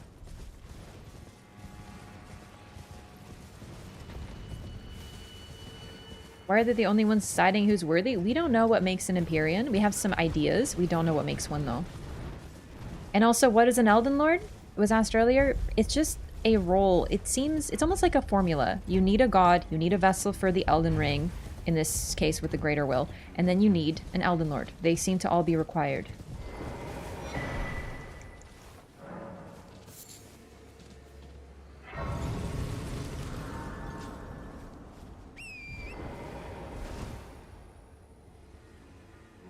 Miquella did witness a shattering. It's true. It's true. I'm not saying that he lived like a perfectly charmed life, but the stuff that he witnessed, it seems by the time of the Shattering War, he had an army of his own.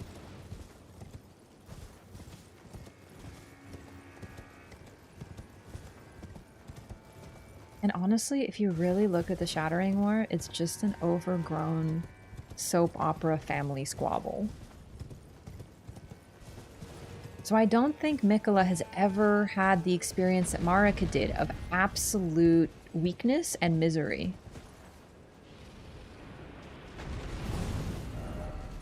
So it makes it very different. It's interesting. They both suffered in their way, don't get me wrong, especially being born cursed. That's one thing that, as far as we can tell, Marika didn't deal with. Miquella was born cursed along with Melania. He witnessed his sister suffering from birth, tried to help her. Like, there's definitely suffering in that. I'm not saying he's like a spoiled princess, but I mean, maybe a little.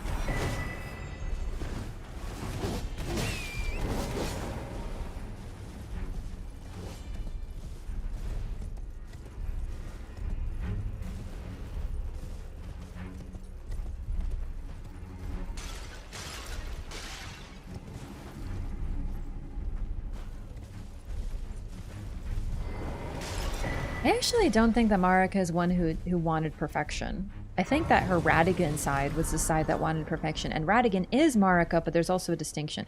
Okay, so I can kill Dane, no problem. That's good to know. I'm just keeping that in mind. Just any point in time I can take him out. Okay, good. Good.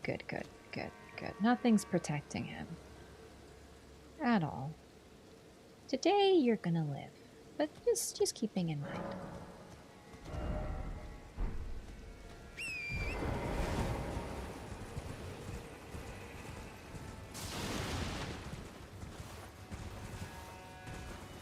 He only gets to live because of my mercy today. And because I don't know if it'll mess up Letta's quest. Hitting out of the duel, he just vanishes? What a dingus. Okay, well that might have to work. Do we know what Marika's betrayal was? According to the horn scent? No, not for sure. There's ideas though.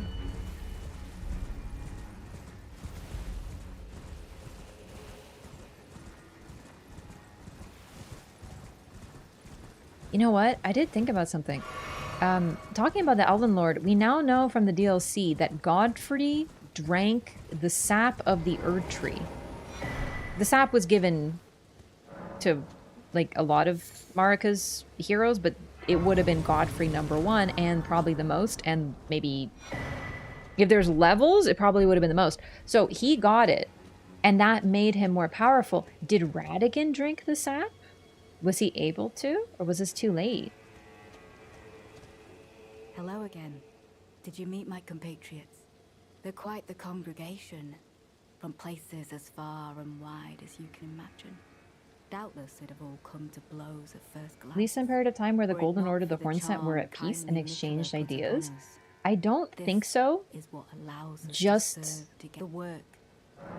only because the Golden Order was when Marika acquired the Elden Ring and became a god. That's what created the Age of the Erdtree in general as we know it, all these things. So I don't think that the Golden Order and the Hornsent civilization were together, but Marika lived under the Hornsent civilization, so it's possible that she aligned with them in order to eventually betray them, because she managed to make it all the way to become a god.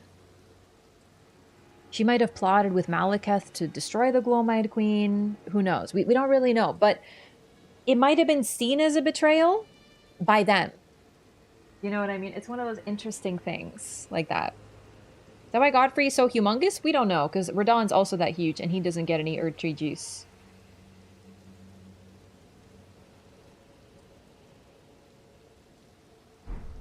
We are all. It is what. Oh, that man. He's been in this. He might be. There's no call. Danes would look. We've been acquainted. Perhaps one day. Wondering, true enough. Long ago. So apparently there is some evidence that the Glowmide Queen was going to. But it's still a wretched shame. Oh god, I love that line. There's. I'm just exhausting dialogue to be thorough, You but. I found Oh, thanks. Miquella. He says the truth of it is evident. Go to them in that forsaken place. Okay. Yeah, bosses being bigger is often for gameplay reasons, is true. And then, oh, I forgot my train of thought, sorry. I wanted to get their dialogue and it made me forget. Oh well. Oh wow, I got a lot of Shadow Tree fragments. Nice. Up to 9, that's a lot better. Meat for pots, so sending your son Mesmer to kill him was a solid betrayal. I think that Mesmer killing them would have happened after she became a god.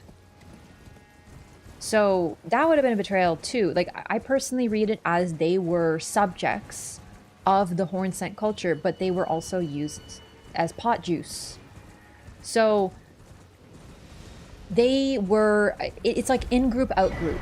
Hornsent up here, Shaman are allowed to live here, but they're down here. So if we ever need them, perhaps to shove into pots, they're our subjects. That's what they're for. We can kidnap them and it's not a problem. It's not illegal to do it because we are the rulers. What are they gonna do? Fight us? So literally, I'm not joking, from a Hornsent perspective, Marika, even though her people were slaughtered and tortured, she would still be considered a subject of the Hornsent Empire. And if she went against them, perhaps as betrayal for, or like, as for vengeance, they'd be like, what the fuck, you betrayed us. Seriously, that would be their read. What a traitor. Oh, but you killed her whole family. Yeah, but that was their job. To be in pots. What's she complaining for? That's their lot in life. The shaman are for pots, that's all. So when I hear everyone ask about, or really, just to be clear, the Hornsent talk about a betrayal, I don't trust it as far as I can see it at all.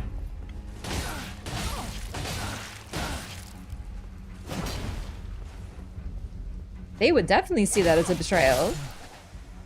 How could this be? Forsake me not, Queen Marika, my grace. It's just Marika, while she still has, she's always been a complicated character. frankly, you know, she's always been... A lot of people read her as villainous, even before the DLC, even after the DLC. She has villainous traits, but I don't think she can be seen purely as villainous. Nonetheless, a lot of people, Mark is evil, Mark is evil, Mark is evil. So when they hear seduction and betrayal, they're just thinking of all the purely negative things she possibly could have done without seeing anything else.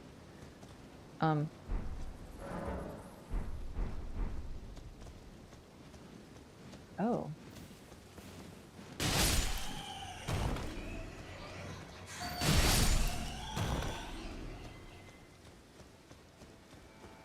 Also, we're trusting the horn scent to say that? Do you know what I mean? I wouldn't believe them either. From their perspective, she is a traitor. Why can't I use the warming stone? Uses FP. I don't have any FP. I don't have enough. Okay. Cyber Reptile, what's up?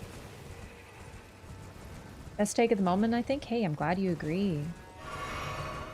I agree that Marika did villainous things, but even in base game, I don't think there was ever evidence that she was purely villainous. So I'm very defensive of her for sure. Like, I have my own biases, but I think it's because she's a really complicated character. But frankly, she gets a bad rap more than she deserves. Projecting their mommy issues? Maybe. Maybe.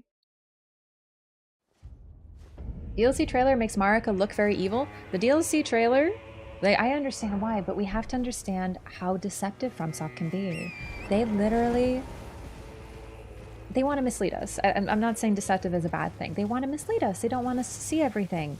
They showed us cutscenes in the trailer that never made it into the game. They re-recorded Mesmer's lines so that he went from sounding purely villainous to very sad.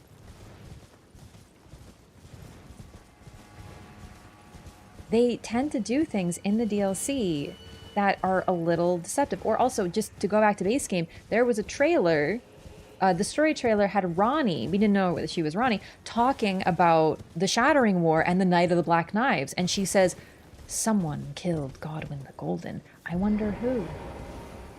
Do you know what I mean? Story trailers are deceptive. So when we see an image of this woman stepping through what look like bloody bodies in this horrible scene, of course we're going to think, ooh, something suspicious happened there. But then we realize, now at least, I think there's pretty strong evidence that that wasn't the divine gate that she created. That was the divine gate that was run by the Glowmide Queen, and it took on the image of a bunch of skinned bodies because the Glowmide Queen and the Godskins like to skin people. So of course there was blood all over the place. What do you think happens when you skin someone? Also, yeah, they did make me really sad by making Mesmer less evil. It's really, really sad. Is Marika's evil for him? I actually think, like, no.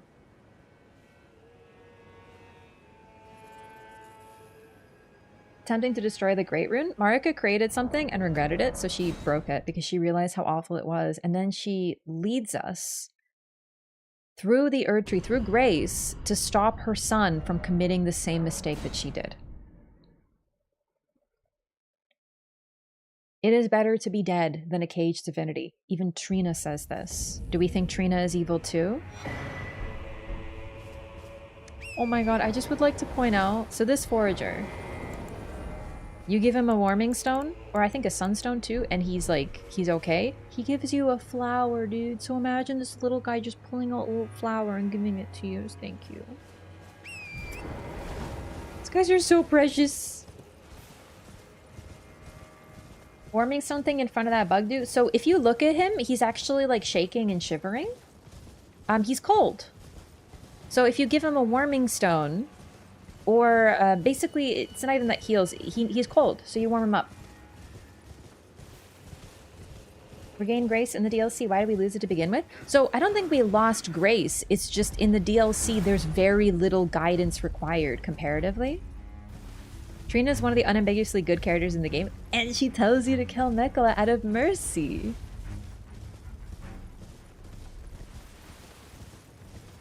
So in base game, grace is our means of knowing where to go. And to guide us to... Well, generally, from gameplay first, of course, it's to guide us forward on where we're supposed to go for required things or great runes or whatever. But here, grace is used a lot less, and it specifically guides us to Mesmer and to Miquella.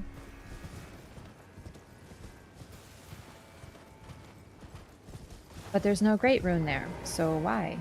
It doesn't even guide us to a great rune because the purpose here is different. It's really neat, actually, all things considered. You know, let's get a little bit of mind so I can cast... Oh, I should get Golden Bow. Oh. Yeah, Faith isn't going to be the funnest thing in the world to start leveling, but okay. Grace wants us to kill them both. Mesmer is required to take out Miquella, so yeah, it basically guides us to the two children that need to be mercy killed. It's pretty sad. Separating from Trina is making Miquella go too far, but he still chose it. That's the thing. I think the moment he chose that, it shows what he values. Oh shit, hang on.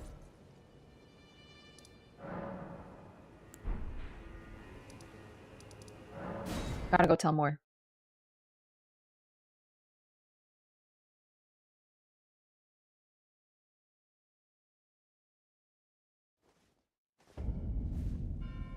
Referring to Mesmer's comment, oh, we don't actually have grace. We can see grace, but we don't have it. So what Mesmer's talking about is that we, like, don't have I it. can hardly tend to Miquella. It is a I wonder, does Miquella the Kind intend to sever his very birthright, his fate as a child of the Erdtree? Righteous Tarnished, I have reasoned through my findings concerning Kind Miquella's intentions, why he is here. The full picture is yet to coalesce, but we do know that he is bound for the Tower of Shadow, and that is where he intends to rise to true godhood. The Tower of Shadow houses a divine gateway. A well-kept secret it was, but the gateway was once the birthplace of a god. Maybe even twice the birthplace of a god. Perhaps even thrice. Righteous Tarnished. Honestly, I would argue at least twice or maybe even thrice, man, for real. Thinking that he will help us, he however nopes out of that. I mean, it's a little twisted, but both Mesmer and Miquella, if you talk to Trina, we are killing Miquella out of mercy. If we follow Marika, we might be killing Mesmer out of mercy. We are freeing him from his burden. It's sad, but the point is that it needs to kind of happen. I think that a confrontation was inevitable. He shocked that we're tarnished because that means his mother sent us there. It could also be that he's never seen a tarnished. Do you think that's possible that he's never seen one? Because that would have been the moment that they were sent away, they became tarnished. So he knows what they are because of his relationship with his mother, but he might never have seen one. So they would mean that, yes, his mother sent us, but also that would just be that would be kind of a rarity, you know? Middle things and couldn't control his mom, but he wanted to do this. That's the thing. Mesmer sacrificing himself for his mother, and his mother sacrificing herself for her children. In a weird, sad, twisted way. But also sometimes sacrificing her children, like Godwyn. Like, that's what needs to happen. I know. This is for you. The Forager brood give their thanks. Many things we have found. I like finding things for you. Things bring goodbye.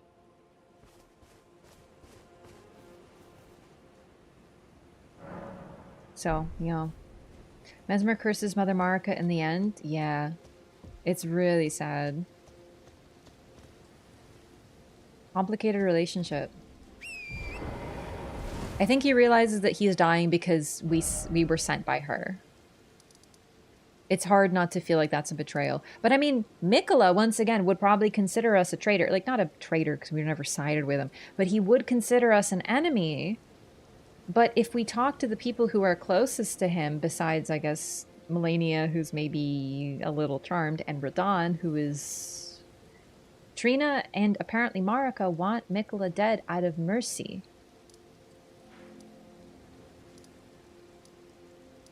So that could be what's going on with Mesmer, but even if it's a mercy kill, it's hard not to feel bad about it.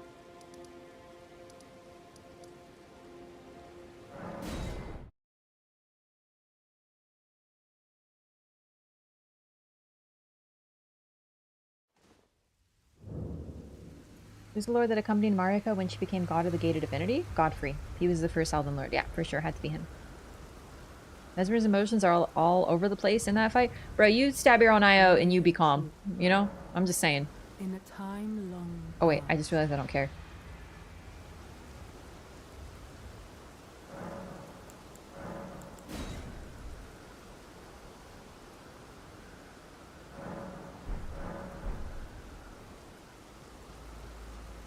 Hey!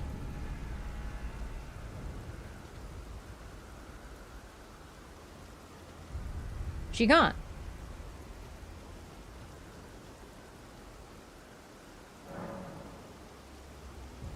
How am I supposed to drug her?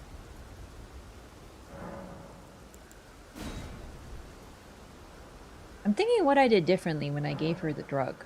There she is. Okay, that was weird. Hey.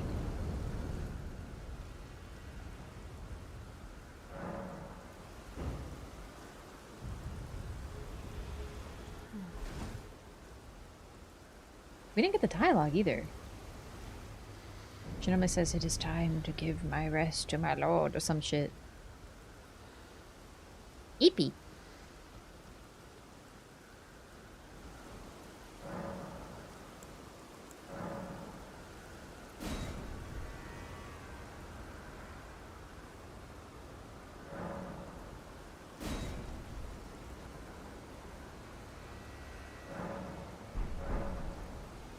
Good morning. You slept for 2 days. I have broken my pledge. I succumbed to the deep slumber that was meant for my lord. It was a craven act of a foul and lowly beast. And this woman really Forgive me, loves her job. good warrior. My lord, I have fallen. Go on. Go on, my lord. Okay, so unfortunately I think we need to kill Bale to get her summoned if we want. Eye is fake, it's not even attached to anything. It is a false eye, you're absolutely right.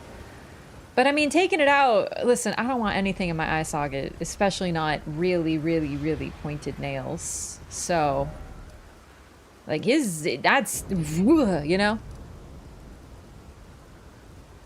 Creepy.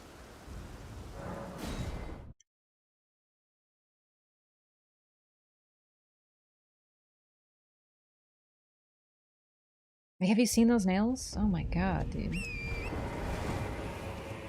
Okay, so did I grab the Shadow Blessing here up ahead? I actually don't remember now. So now we want to get to Mesmer. I think we're about ready to break the charm. Really only the thing I needed was more. You did not? Perfect. That's what I figured. Alright, I think we're going to break the charm now though. I don't think there's anything left I need to do.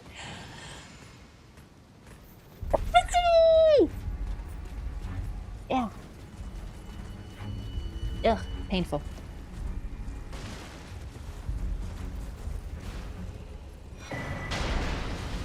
Alright, time to break it. Let's go.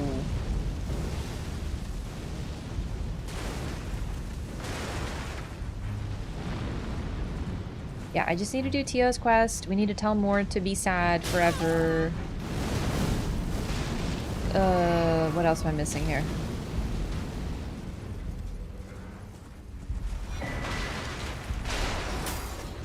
And then help Letta assassinate everybody. Yep, we're ready.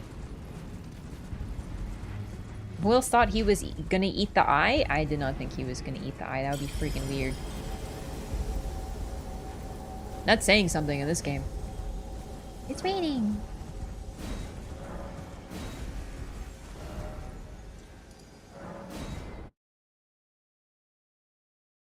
Grace turned to guide Godfrey to get rid of us after all we did following its guidance. I mean, don't you think that is just because we see Grace and Godfrey also sees Grace? So, if anything, do you think they're separate graces? Like, we each see our own grace? But I was also thinking about it. if you ask, I think that's actually good evidence that Marika is the source of grace, is that of course she wants it to be Godfrey who makes it. That's her first husband. It seems to be someone she actually chose and legitimately cared about. She just wanted to see him again. Intriguing. She trusted What him. remains there to be said? Do you That's so presume sad, us actually. allies even now? Though Miquella's spell is newly broken, I must profess, the spell mattered little. Uphold his covenant, Miquella shall. Then Okay. Marek, and surely. Okay. But first, the impale in venge. How could I revenge? Okay. Think not lest you. Okay. Oh, hello. Did you feel it? But while by my troth, I am no wait. I can wield my sword to. I should have thought of this earlier. Right. Those of us. What? You can make suggestions? Oh, I had no idea. Well, we gotta suggest Horn Scent because I need TO right now. I had no idea. Okay, chat, do you know if this actually changes something? Or is it just like we make a suggestion and then she makes a command decision? Because I would like to say suggest Thollier because I'm curious. But I don't want it to actually go after TO because I would mess up one of my other quests. It does? Like, it does cause it? Shit. Okay, so I guess I have to suggest Horn Scent. This is so cool. I had no idea. You really want to be spoiled? I mean, I'm only doing one more playthrough right now, so... Suggest TO, it's safe? Perfect. Okay. Thollier. It's true. His devotion to St. Trina is plain to see. I fear his vows to Miquella the Kind are merely secondary. But for this very reason, Thollier is incapable of betrayal. St. Trina's love for kind Miquella is boundless. She is, after all, his other half. Or perhaps her feelings go beyond even that. Even if she was left behind, I doubt her heart would waver. Neat! Right. It's those of us. The Horn Scent. On one hand, he trusts Miquella the Kind. Did you know to bring orcas are salvation dolphins? to his They do a people. killer whale With impression. the enchantment lifted, his vengeful passions may once again ignite. But surely he'd be mindful of kindly Miquella's promise. On the other hand, the Horn Scent does present his own dangers. Perhaps your concerns are well-founded after all. Allow me some time to mull it over. I did not realize. So she's actually really bad at this. She's like 1000% wrong because TO can be our ally. She has no idea what's going on. But when we say Horn Scent, who, by the way, can be her ally, she's like, oh yeah, he sounds sus. So she's actually really fucking bad at this. Allow me some time to mull it over. Damn, that's so interesting. Okay. Okay, I actually, now that I know she'll talk about this, I think we need to progress some quest lines. Like, I was gonna just ignore Freya. Tell everyone you'll be right eventually. But the thing is, she doesn't even want to kill everyone. She just goes, oh, Tio? Nah, he's fine. She was wrong, and that's why in her fight, she says, I misjudged him. Quest lines in this game are harder to follow than fighting bosses. I actually think they're... Like, I know what you're saying. I actually don't think they're too bad. There's lots of permutations, but... I think I just had too much time in this game. Like, I know, like, every potential thing at this point. I feel like I saw someone posted from Reddit, there was, like, a tree of the quest lines and, like, all you have to do and how everyone links together. And people were like, what the fuck? This is so complicated. And I looked at it and I'm like, I just know all that. It's all in the dome. Saint Trina loves Miquella so much she'd never wish him any harm. Yeah, but you know what? In a way, she's kind of right. But what she doesn't realize is the type of love that she has is to protect him from himself. A caged divinity is beyond saving. That's so neat. I really like that. And we're also seeing how love works, how you can love someone but still need them to die. It's a little fucked up, but if you consider Trina a good character, even though she wants you to kill Miquella, then don't we have to look at the potential of Marika killing Godwyn with a little bit more of an open mind now? If she was involved in Night of Black Knights, which I think there's tons of evidence for, like, what if Godwyn needed to die for some reason? What if it was a mercy? Neat.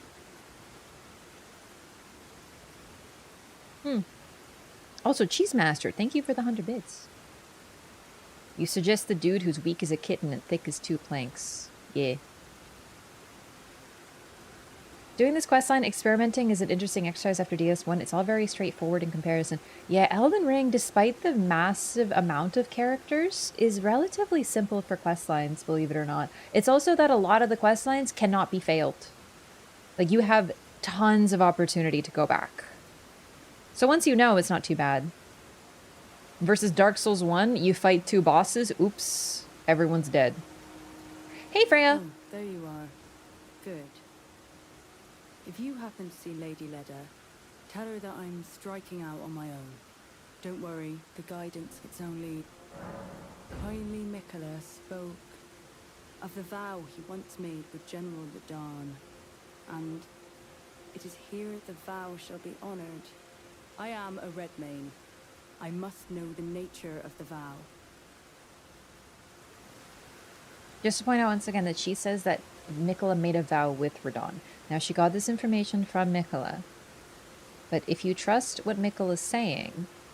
So, for example, the story trailer has Leda saying, kindly Miquella spoke of the unseen war and all this stuff. If you trust Miquella as a source of information for that, then I think he has to be trusted here. I don't think he's unbiased. I don't even think he knows everything. But here he claims that this was a vow made with Radahn. So, I don't know. I know a lot of people think that he wasn't involved or like he was delusional and Radahn wasn't there. I don't think that's true.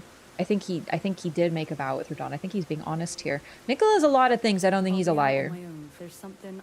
And I don't think he's hallucinating. There is no need for concern. I will be true to my word. Though Lady Leda, how glorious. I'll be out on my other something. I'm telling Leda about this.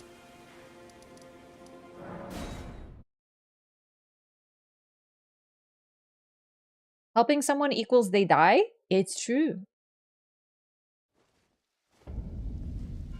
Miquella abandons Trina. She should expect Thollier to lash out against Miquella. But she thinks that Trina loves Miquella too much to ever want to hurt him. Oh, are you not affected? Even with the spell broken, I'm feeling rather lost. Haunted by memories. Saint Trina. Saint Trina. Her visage. I love the way they say it. They don't say Saint Trina. It's Saint Trina. The lure of velvety sleep. Saint Trina. Would kindly Miquella chasten me Saint Trina. for falling for Saint Trina, while knowing that she was the discarded half. The problem is, I Saint simply Trina, cannot help yeah. it. I would sacrifice. Is it an important word in that a revelation just to gain if we the bond honor the from pact? last time. Yeah, I think that's mainly the fact that honoring the pact is really hard. So they make a deal that Miquella will become a god, and if I become a god, you will be my Elden Lord. Do you swear this? And Radahn swears, if you become a god, I shall become your Elden Lord. So they both need to do things. And Miquella, let's face it, he has to sacrifice a whole lot. He walks around this... Okay, he gets his horse to walk around the whole place. And he slices parts of him off. He cuts his own eye out, his arms. We don't exactly know what this entails, because as we see him, he's pretty intact. But the point is, he is slicing parts of himself out all over this damn place. It's not exactly easy. It takes a lot of resolve. So we see this boy who looks like a child, and he's just sitting there. If we honor our vow, which is to start slicing our body parts off and sacrificing our bodies. See, one of Miquella's arms missing, he only has 3.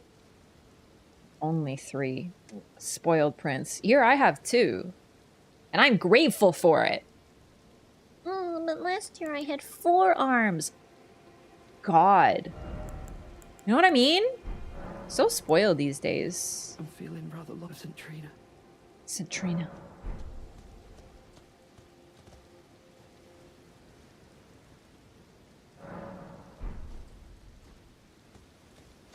I'm feeling rather lost, Saint Trina.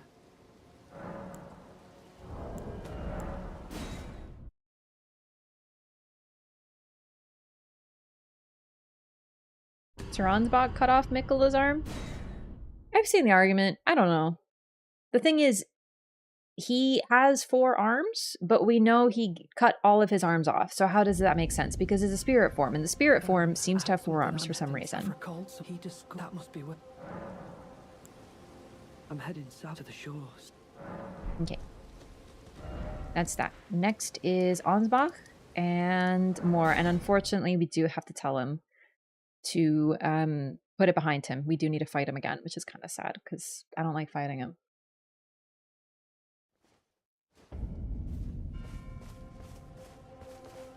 So, I don't know. We know he doesn't have his eyes, and his eyes are closed. That tracks. We know he cut off 2 of his arms, but he has 3, with only 1 missing out of 4. Who knows, is what I'm trying to say. Kindly Miquella has discarded his great rune. The fog that vexed my aging faculties has been lifted. Aspiring Lord of the Old Order when we are Elden Lord? Maybe I'm wrong. We don't ever become Elden Lord. Once, I challenged tender Miquella, only to have my own heart rather artfully stolen. I knew not how weak I was. I believed that with sufficient mastery, even an Empyrean would be within reach of my blade. I could not have been more mistaken. Miquella the Kind is a monster, pure and radiant. He wields love to shrive clean the hearts of men. There is nothing more terrifying. Line goes so hard. Multiple arms is classic deity signifier in Hinduism. It sure is. However, what's interesting is Marika, as a god, only has 2. Ranni and Miquella are the only ones who appear with 4. But Ranni is based her body on Renna, the Snow Witch. So did the Snow Witch have 4 arms as well? Who knows? So just to be clear, we don't become Elden Lord until after we pick an ending. And as you probably noticed, when you beat the game and you pick an ending, the game just kind of, you're not forced to New Game Plus. The game just kind of continues. It acts as if you didn't pick an ending. You're not addressed as the Elden Lord. Nothing changes. It's for gameplay. You can choose when to go into New Game Plus, but the world never changes. You literally can pick Ranni, become the Elden Lord to a new god, and go with her on her dark, lonely path, and then you wake up and you're fine. No one responds. So in the game, we never get to become Elden Lord. So even if you have an ending, even if you picked an ending, if you go talk to Miquella, you are not an Elden Lord yet. You are just an aspiring Lord. You will always be an aspiring Lord. So, yeah, same with Frenzy Flame. You see everything burn, and then it's like, no, it's actually fine. Loath to admit it, but even at this very instant, I wish to run very far away indeed. What if Random was just Marika disguised with a mimic's veil? I don't know. I think they might have had a different relationship, but I definitely think they had a relationship. And what I will say, as I talked about this while I was fighting Mesmer, but Mesmer, I don't think he ever looks like he looks in phase 1. I think that's an illusion sort of held together by his seal, because Marika has a capacity to hide things and change how they look, but it's skin deep, it's shallow. So I think he always looks like he looks in phase 2. It's just, it shatters the veil, so to speak. And that's what's actually really cool, is the whole time we're fighting him, he looks exactly like in phase 2. His skin, the way his serpents appear, and his eye, and his scars and all that, it's just sort of hidden. Because he's blind, by the way. Like, I know I talked about this, but it's really cool. He is blind. He uses his snake to look at you, which is why the start of the cutscene is literally the serpent's face, because one of his eyes is false and the other is burnt. He can only see through his snakes. So he is able to see through them, apparently, because they are a part of him, but he can't see with his own eyes. So the whole time, yeah, like he's blind. It's really cool. Personally, I think it's an illusion all along, and he always looks like he is in phase 2. A shedded snake looks pale. Yes, there are also albino serpents, though. So it could be a bit of both. Righteous tarnished. Miquella the Kind makes my blood run cold. Based. I am loath to admit it, but even at this very instant, I wish to run very far away indeed. He never saw Ansbach again after this meeting in his playthrough, so he only knows Ansbach as a coward who ran. Aww. That's so sad. Don't kind Miquella. Together. Okay. I'm don't sorry, sweetie. Know what to do. I'm gonna have to put you Our down. mother abandoned her brood. She did not love us. We are her children. What should we do? Must we be sad forever? Maybe that's kindly Miquella's love. Love for all the unloved. Love to banish the pain. I like for you. Okay. Things. Goodbye. So we're gonna go. We have to do Shadow Keep. We have to do Putrescent. I'm probably gonna grab a few more Shadow Blessings to make this fairly easy. Does Putrescent bleed, chat?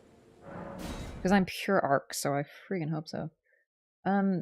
Want an Elden Ring 2 just to see which one they would choose as a canonical ending? They won't. They won't choose. That's the thing. Dark Souls has 2 sequels, and there is no canon ending. If anyone tells you that, well, okay, Dark Souls 2 admittedly is sort of its own thing, but if anyone tells you there's a canon ending to any of the games, they are lying to you, because the whole point is there is ambiguity. In Dark Souls 3, we fight, this is spoilers, but I mean the game came out in like 2016, so, you know. It's still worth playing. In DS3, we fight an amalgam of everyone who has ever linked the flame. But that doesn't mean that you did. It just means that either you did or someone who came after you did. That's kind of what I'm trying to say. No, it's not canon, because if you become the Dark Lord, eventually fire will come again. There will always be an Age of Dark and an Age of Light in a natural cycle. So because of what happened, oh shit, that was a bad jump. Basically, if you choose Age of Dark, eventually dark will fade and fire will come up. So someone could link the flame after you. So if you link the flame, your character from Dark Souls 1 is a part of that amalgam in Dark Souls 3, but it's not necessarily canon. It's not required, because it's always a cycle, has always been a cycle, and will always be a cycle. There is no permanent state of the world. Oh god.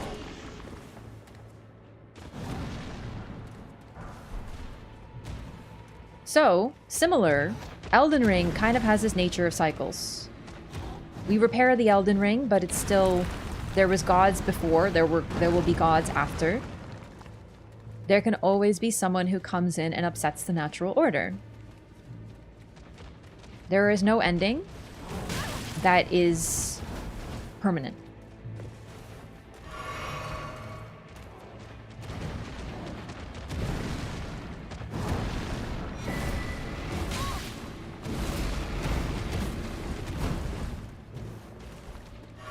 Erdtree is a weird one. The Age of the Deep is something that is explored in Dark Souls 3, but unfortunately, if you ask me, it could very well be its own thing, especially considering what he was seeking was the dregs of the soul, the things deepest within the dark. We're talking about the darkness at the bottom of the dark. So he might have seen something different, but unfortunately it isn't very explored, and Erdtree was literally a dude who ate gods and also children. His favorite meals were literally kids. He ate orphans to the point that his body exploded into goo, and he's literally a goo beast now. So, and he still linked the flame.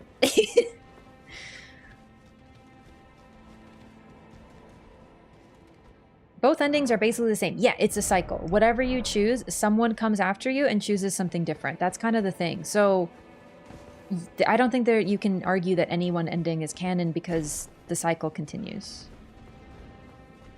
And there are potentially other things you can do, like the Age of the Deep, but that never comes to fruition as far as we can tell.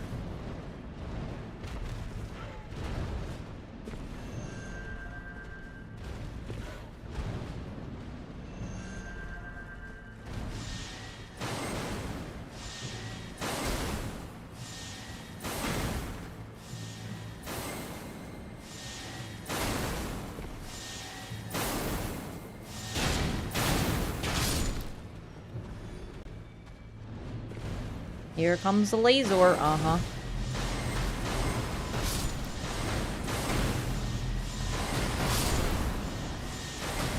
Okay, I don't know how I'm doing this.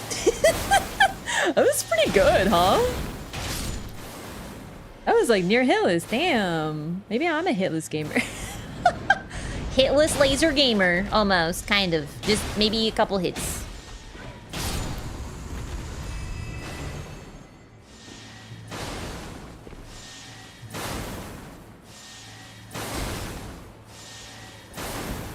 Maybe I've evolved after beating Melania, whips only.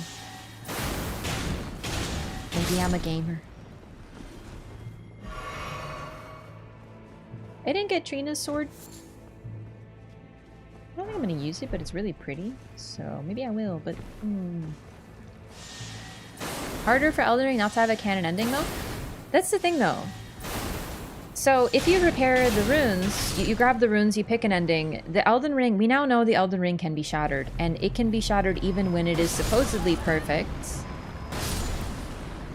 3 of the endings, arguably 4, are basically putting a band-aid on the problem with a mending rune created by someone who frankly has no idea what the fuck is going on.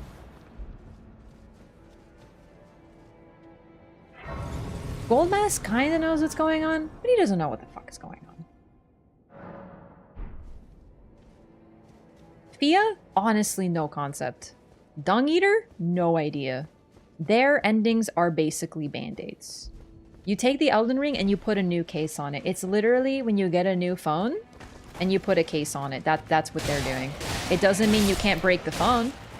It's just maybe a little tougher. I forgot these guys are those who live in death.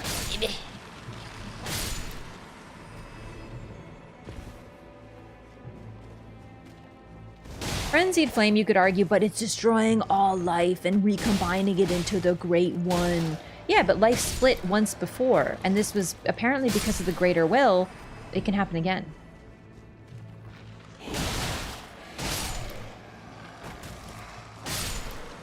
Ronnie's ending may be a 1,000-year voyage into darkness, but 1,000 years ends eventually.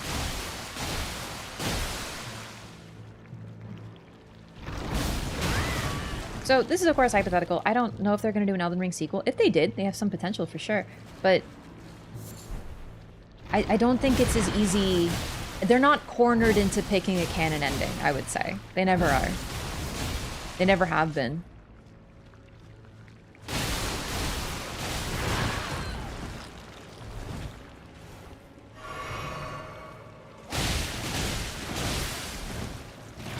These things bleed. This might suck, actually, Putrescent. We'll see how it goes. I might want to pick another weapon or something. This is purely for Thollier's questline, so...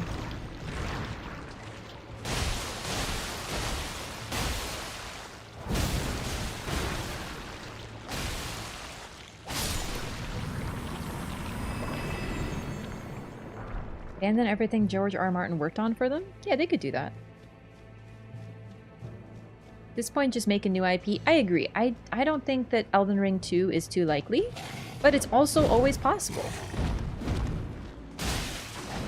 So if they did do that, then I don't think they're as cornered as people think. You know, a lot of people are like, oh, they have to pick a canon ending. We'll get to find out. I hope it's Frenzied Flame.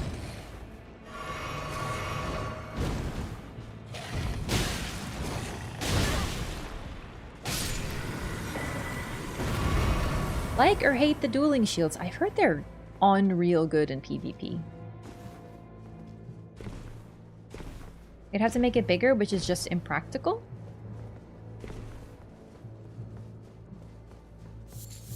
Yeah.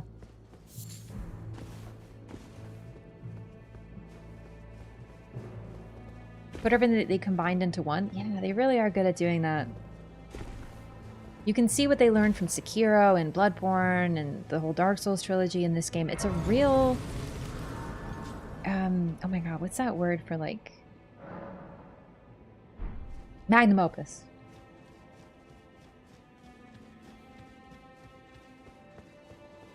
I don't know how Putrescent's gonna go. What's our blessing at? 10, huh? Ugh. Just because he doesn't bleed, I am purely an arc build. So I might actually come back here after we run around a little bit more, grab a few more, maybe do some of the Shadow Keep. Maybe Hippo? Fracture, we now return you to your regularly scheduled programming. Dung Eater, We now return you to your regularly scheduled programming, but everyone has herpes. Fia, we now return you to your regularly scheduled programming, but everyone is now my vampire BF. More like zombie BF. Yes, we Oh, Goldmask does it. Goldmask, we changed the channel. That was a good one. Thank you for the 100 bits, Vice Trishay. Thollier is a confused sweetheart. He just wants to have a nap, bro. I feel that. I unfortunately, this isn't really related, but I did not sleep very well last night. The moment I got off stream, I started getting a headache. And it got really bad, unfortunately. I think it might have been because the storm was coming. But because of that, I couldn't sleep till late. And I had to take an Advil just to get to sleep because it was pretty bad. And then, of course, I woke up like 4 times in the middle of the night. Which is part of the reason I started late today. I was like, I looked at the time, I'm like, bro, it's 7:30? Oh, I woke up super late. Oh, it sucks. It totally threw off my day. I wanted to read my book. But anyway, my point isn't very EP, and because of this, I can relate very strongly to Thollier, because I'm kind of like, bro, I could really use a nap right now.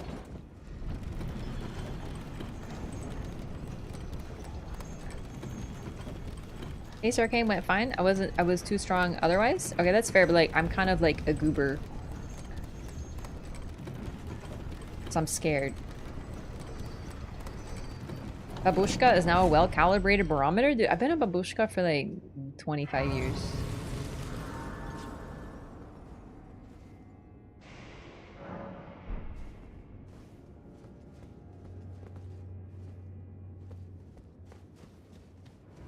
What's in my juice box? Is it still Moog stuff? Shit, bro. I should have changed that. It's worth an attempt? You're right. I'm just like, I get psyched up about Shadow Tree Blessings. This is why I don't like difficulty settings, though. Like, seriously? We now return you to your regularly scheduled Big Bang. We now return you to the astrology channel.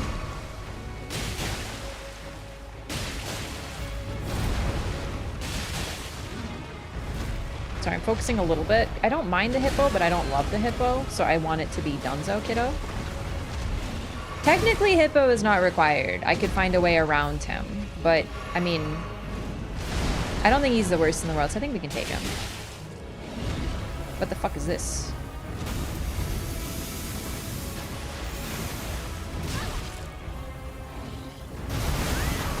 Bro, what the fudge?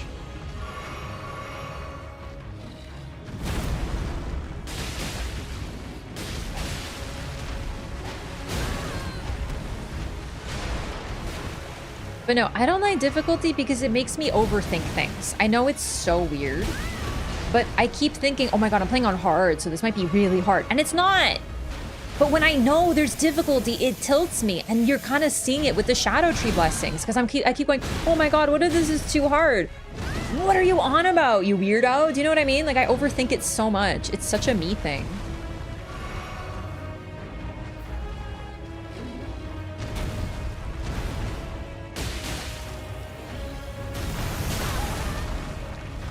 I didn't know where you were going.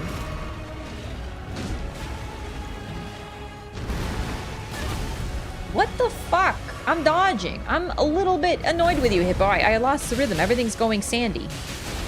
It's all sand.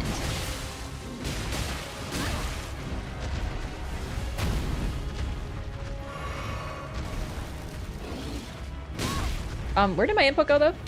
Like, listen, I know I'm probably dead at this time. Yeah, but, like, I did do an input. And honestly, I think that input might have killed him. So I'm a little bit upsetty, Spaghetti. Just, like, a little bit. I think the hippo is cute. I love that for you. I don't. I think Putrescent Knight is cute. Hippo fight is fine until he dons his Sonic cosplay. Yeah, that's real. What's my best display? I can definitely do better, but it's just like, wait. I'm medium load? Oh, I forgot. That might actually be it. There we go. Okay. No paints. Let's get it, gamers. Oh, fuck. I'm in the chamber. It's whatever.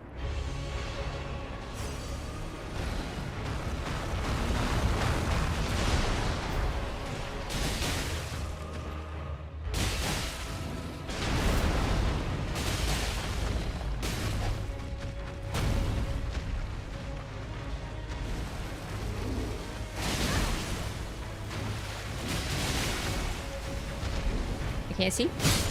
What the fuck? Okay, yeah, I couldn't see. It's fine. I did end up against the wall. Bloodborne when? When I'm done.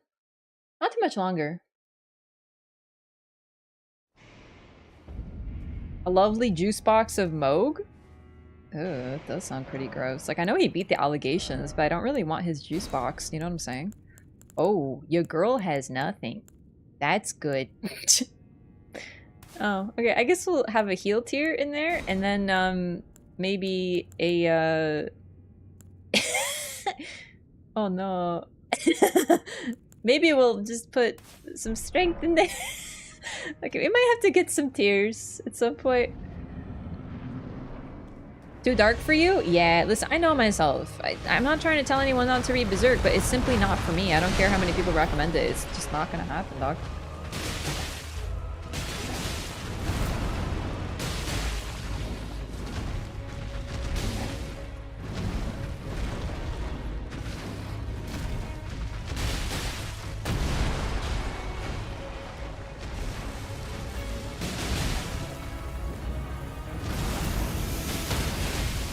Holy shit, really?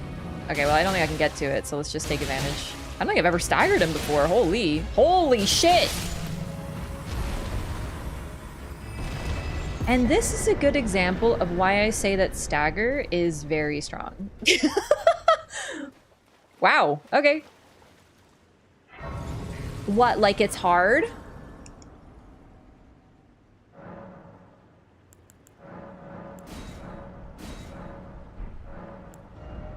Damn. That was actually kind of shocking. Oh, I was supposed to get Faith for Golden Bow. They get staggered like magma worms? It's true.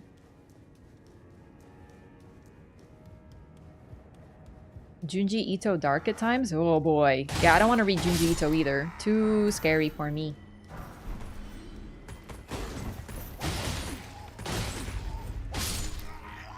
I gotta sneeze.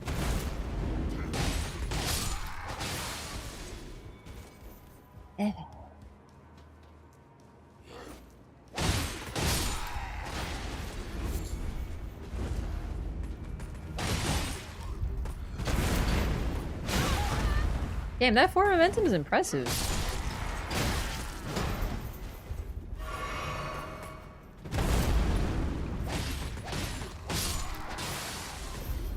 I love killing someone and then they spray with blood. Oh, I wanted to try something. I want to fight Gaius because I want to see if he bleeds.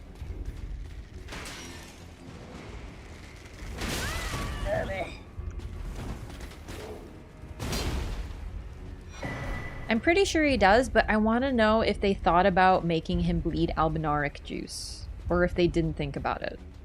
Because he's apparently an albinaric, so if he's an albinaric, he should bleed silver.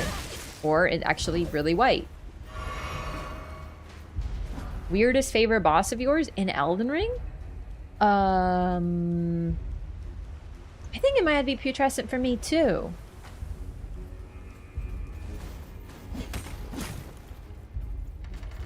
Ooh, you know what? I also have a soft spot for the spirit, the tree spirits. I know. I'm really sick of them now, but I really liked them the first time I fought them.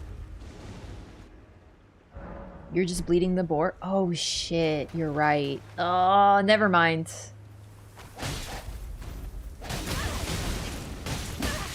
Help.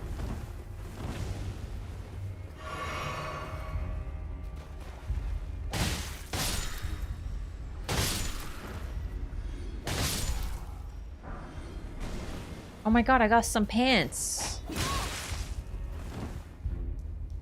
Worst starting class? Depends. Wretch is obviously the worst because the stats, believe it or not, having 10 and everything is actually kind of bad for like building PvP, especially low level when all those stats count. It's not even that it has no gear and it's naked, because you can fix that pretty quickly, but the stats make it kind of rough if you're making a specific build.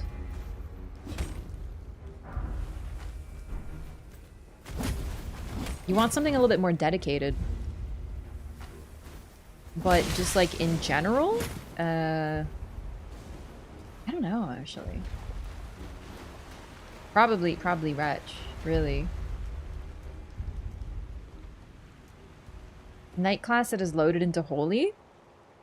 What if you're doing a Faith run? Would that not be bad? Would that not be like fine?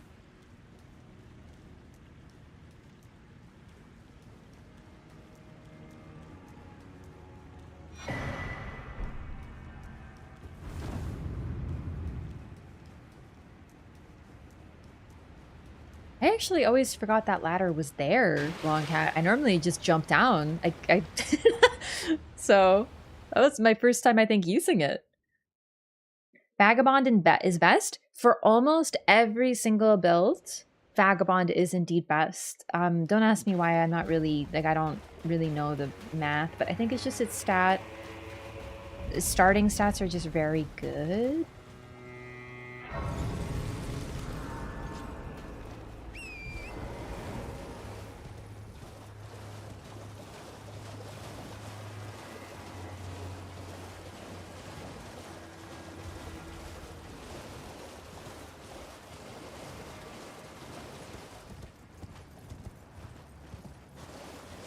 Really want to check what is worse? You could try a run where you only use that gear all game.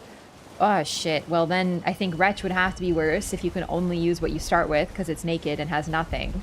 But if we're talking excluding Wretch, for base game it might have to be Confessor because holy shit is like not great against a lot of the really tanky endgame bosses.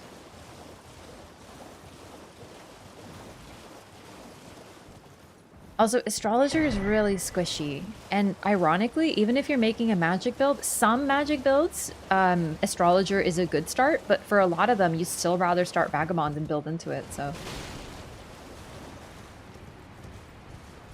Sorcerer was way worse than level 1. Really? Noble Scion is worse than BL4? Really? I had no idea. I don't do too many, you know, low-level runs. Do you know how to roll Gaius' first charge attack? Yes, I do. Or like his charge in general? I think I roll it probably like 80% of the time, but sometimes it's just like he's a real wiener about it and I don't.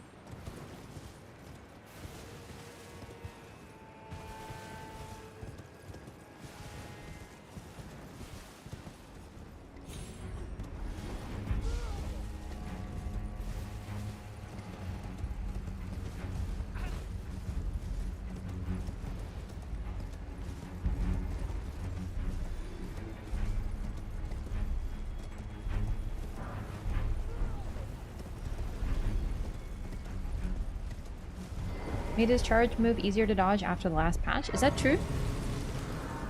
I don't think they fixed Gaius, but I could be wrong. Did they? That would be nice.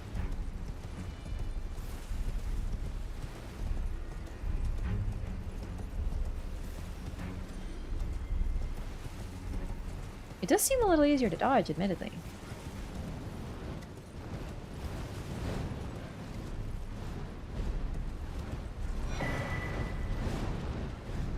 Oh, interesting.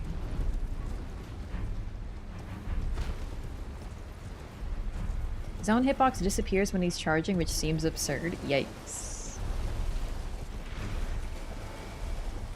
They can fix him by removing him from the game. I agree. It's really sad that he's a remembrance boss, honestly. I remember seeing him in the trailer for a split second, and I was like, oh, I bet there's like some sort of like weird tree sentinel type like mini guy you see maybe once or twice. And then it turns out he's like a remembrance boss. Though, to be fair, I'm glad we don't fight him again. He's kind of dinky. Gaius, you can shoot anything at him and it'll go through him when he's charging. Fun. Wow. Standing still and dodging directly right worked most always. I like dodging directly into him. I find it's the best because then you don't get stuck. Like, you obviously can't roll back. Dodging right, dodging left didn't work. I found my most consistent dodging right into him. But I don't know, did they change his hitboxes? Because, like, I don't remember if they did. Though, you know how FromSoft is with patch notes? They just go, adjusted certain bosses, and that's it. And you have no idea.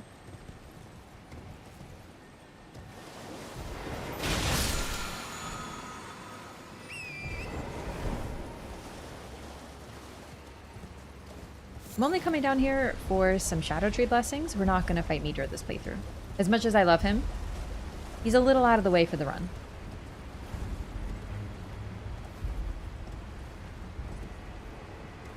All right, the last millisecond? Yeah, no, I mean like, if you find dodging right or left, whatever works. It's just for me, straightforward always tends to work best. Most patch notes are, to be fair, for most games. That's true. I don't normally read patch notes. Maybe that's why I don't know. Also, thank you for the sheep scream.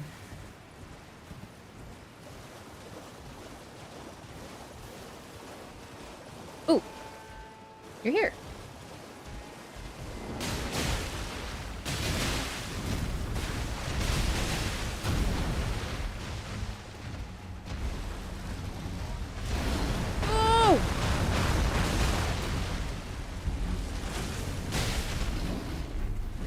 Oh, I didn't see. Straightforward only works with light rolls. I'm gonna be honest, I feel like light rolls are my personal need for this DLC. I played most of the game with medium rolls, but now that light rolls are required for me in DLC, I don't know how to play with medium rolls.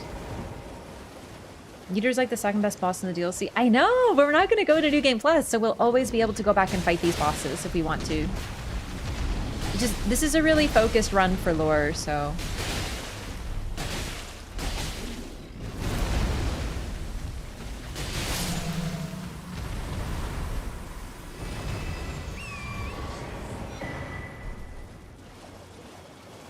The ass end of the boar hits you otherwise. Yeah, it's true.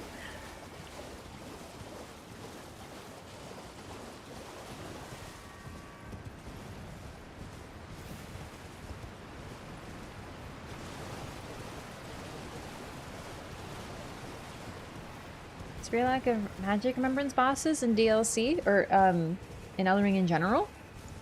Yeah.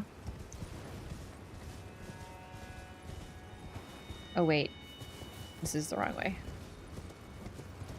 Laura, haven't you gotten yet? A couple different permutations for the gank fight. Basically, all my runs have been specifically for the gank fight. That's it. Ledig's gank.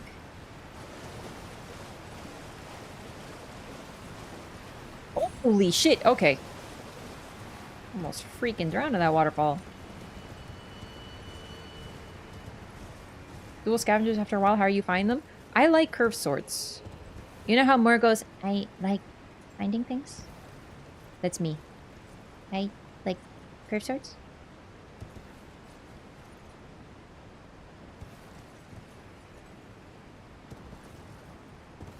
For me, it's that simple. These ones are really strong, and the Arcane and Bleed, you know, I mean, there's a reason I'm using them. Most of the dialogue yet in the gank fight. Yeah, the only dialogue that I'm missing now, as far as I know, is Moore and Thollier, who can apparently speak to one another. Dancer sword much? I didn't like them. I have to be honest, I don't like many of the new curved swords in the DLC, but I really like the backhand blade, so it's a good trade-off.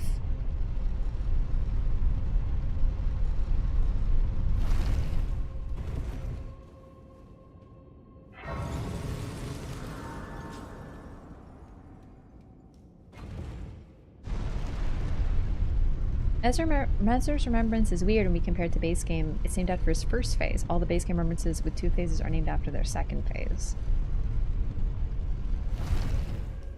Interesting. Malekith is of course named for his first phase because that's his true form. Horalu similar. Wait, is Godfrey's remembrance Godfrey or Horalu? Because now I don't remember.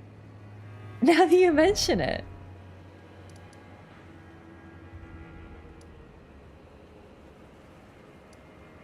Horalu, interesting.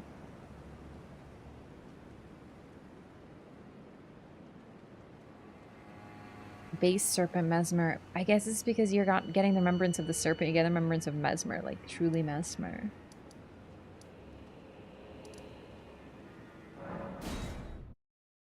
Have to go to Bonnie Village and Underground. I actually forgot we do want to go to Bonnie. Mainly because I'd like to get a couple better talismans.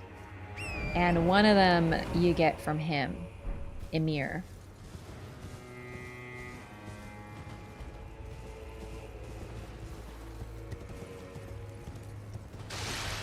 Oh man, my headache's coming back a little bit. Feel unfortunate. I had like a solid 2 weeks of no headaches, so that it's been really nice, but it looks like they're back a little. I think it might be the rain. It's supposed to storm.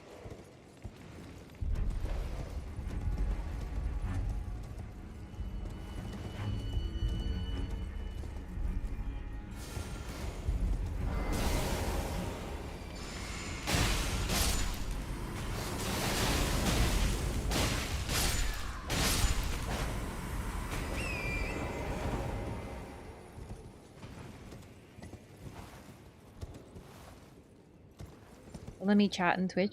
Oh, I see a phone confirmation. Yeah, I have my Twitch security a little bit more up just because Twitch is more. Wait, do I have phone security on Twitch? I guess I do. Yeah, it's just, you know, you get more my Twitch is bigger. I have more trolls and stuff. You turned it on? Oh, really? When? Atmosphere pressure building your noggin? Yeah, I have that barometric pressure stuff. It's really annoying.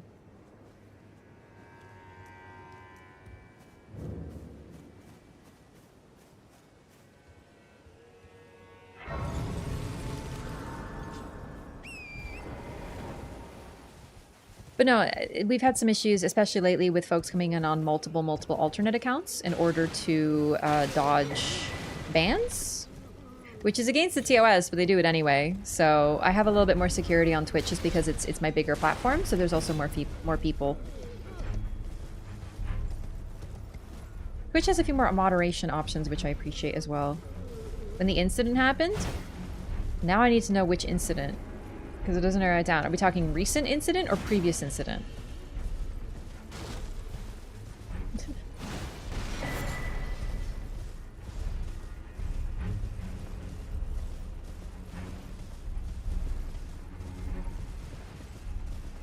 You doesn't let you time people out, just ban? Yeah, pretty much. When you modded me? Oh, that's the incident? I could have sworn I think I turned on phone notifications or verification. I don't remember now. It's been too long. I do something and I forgot about it, but...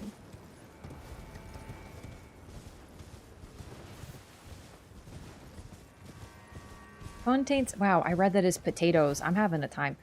We're the only ones who aren't shadow.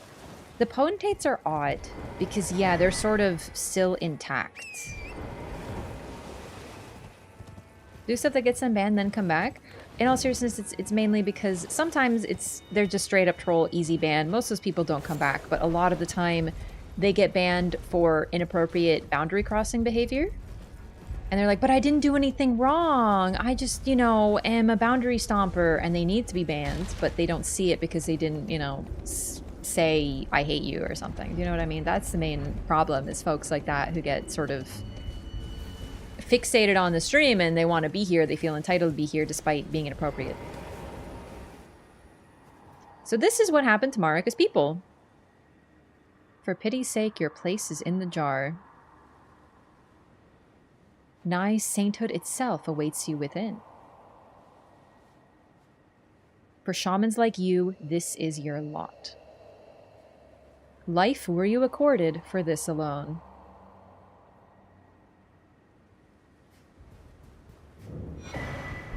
And this is what they were doing, is they were whipping people with a tooth whip.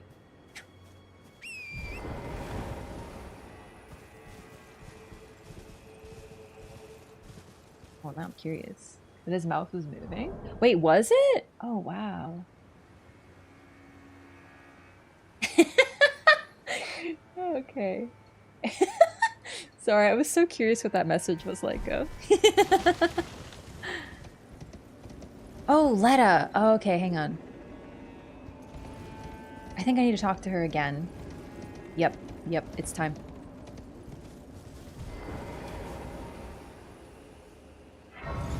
Jumped the Hornsent in my second playthrough after finding out what they did. Yeah, the problem with Hornsent is, you know, his family was then killed by Mesmer, so it's just a sign of the cycle of violence. It's horrible. Ansbach too? I talked to him. He should be He should be off. Yeah, both Moore and Ansbach are now gone. I said double check Letta, because now I think she might say something, and then we gotta go to the Shadow Keep and do the invasion.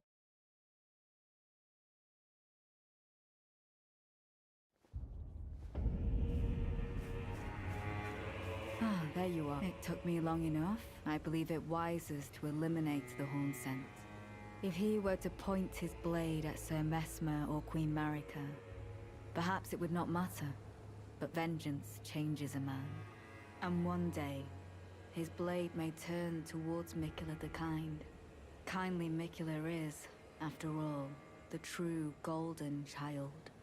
Even if he discards every last drop of his being, his lineage will always remain. I believe the horn scent suspects what I have in mind. He never placed his full trust in me, even under the effect of kindly Miquella's spell. He must have recognized something. The scent of the killer that slept within me. The stench of crusted blood. You need a shower, girl. If you can still smell that, baby girl, for real.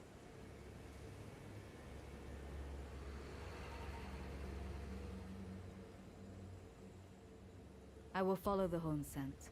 To have his revenge on Sir Mesmer, there is only one place he will go. The Black Keep.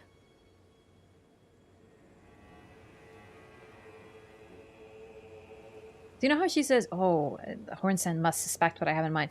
Girl, you were talking about killing him when he was literally standing over here. He's not deaf. We were probably looking right at him. We were probably like...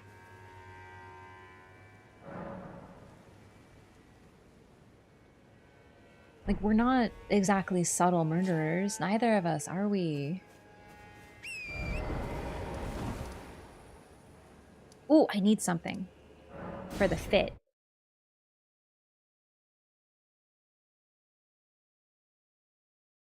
Trick is to be modded, you'll never get banned? It's not actually true. Especially in this channel. You should never feel safe.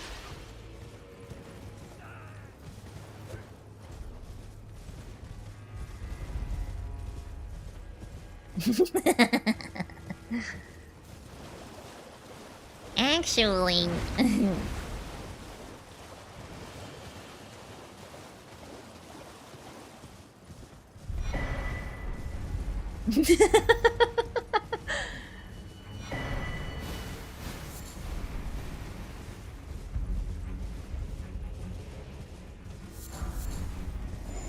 Heal from afar.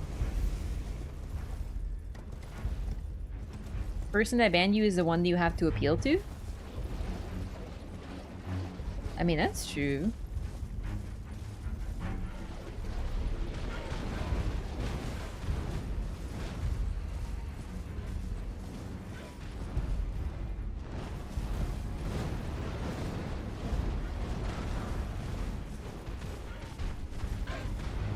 I want to get the outfit down here. The chest piece that helps with jump damage.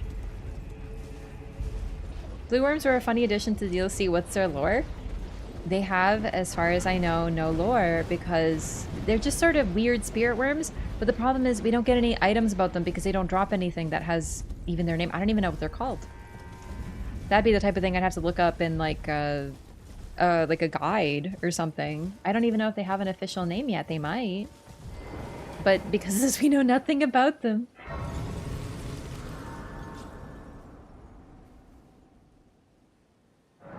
Spirit eels. I like them more when they're worms, because eels are scary. Well, that's actually really neat. Spirit eels.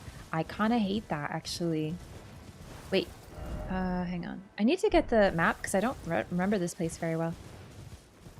Normal bird armor doesn't get the buff. I like its cleaner look more. I like the feathers more. But what's interesting, I agree with you that, you know, it sucks that it doesn't have it, but it's the wings that give you the buff.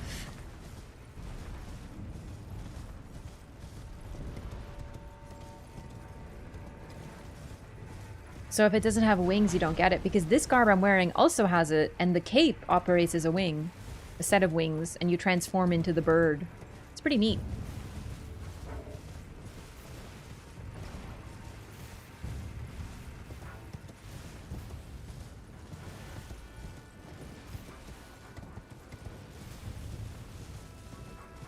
Oh, I thought it was over here. Whoops.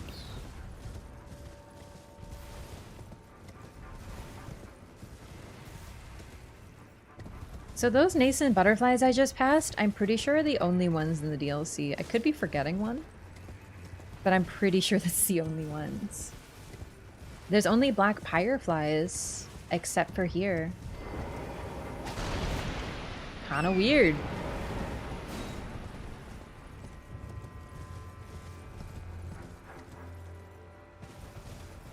Break those? Kinda krungo? I don't know what krungo means. I just don't like using exploits, really. Like, it's not a big deal to just run. So for me, I'd rather just run. Whole fight or just phase 2 millennia? The whole fight.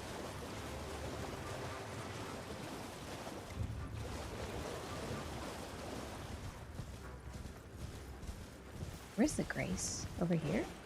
There it is.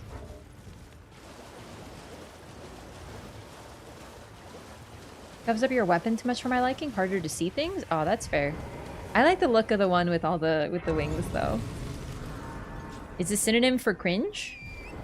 I'm not gonna lie, I feel like Krongo is kinda Krongo.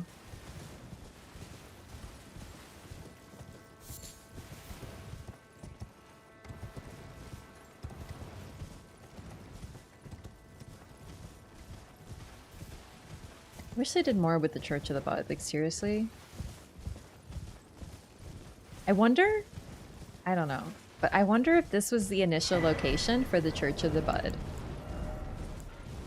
Nice, it's lighter, yay! Maybe I can put my pants back on. Oh, for fuck's sakes! Just let me put my pants on, you freaks!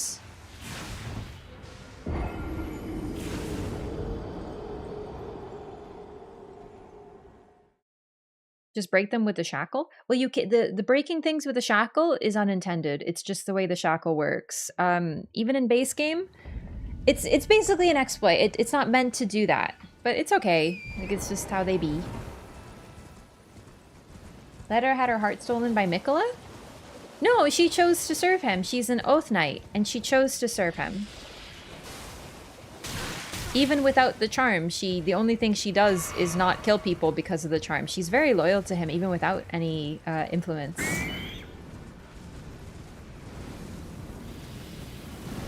Oh no, my souls are there. Oh, fuck. Okay, I don't think I'm getting my souls back. Yep, okay. Wow, these guys hit like fucking trucks. It's never been changed? Yeah, but like... It's okay, it's an exploit. There's a lot of things that are subtle little things like that they just don't bother to change. There's still Blood Flame exploit, apparently. They fixed when it worked with Deathblight, but not when it worked with Bleed. I can't imagine that's intentional. They don't fix everything in these games, and that's okay, that's your choice, but it's...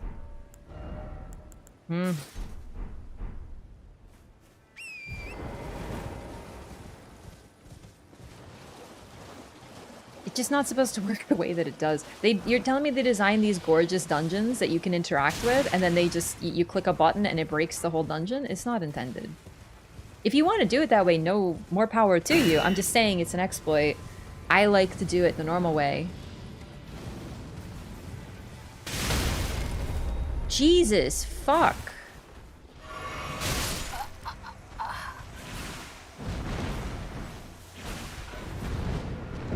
Okay.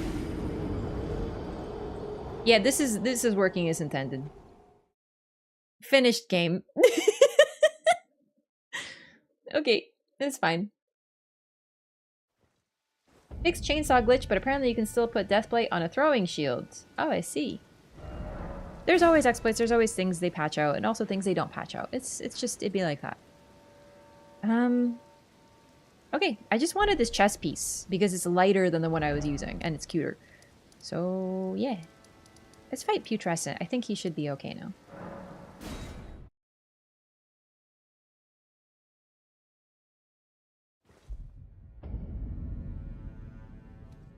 And I have no souls to worry about, so this is kind of freeing, in fact.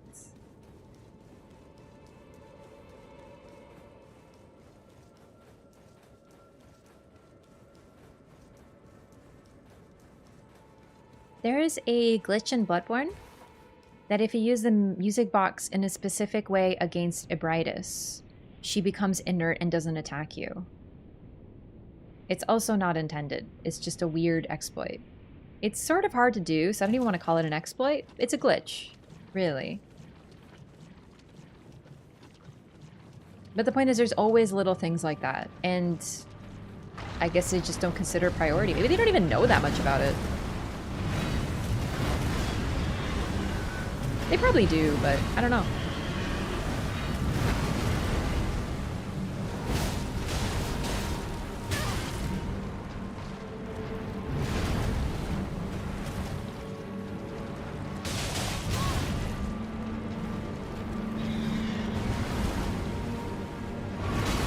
Oh wow, okay.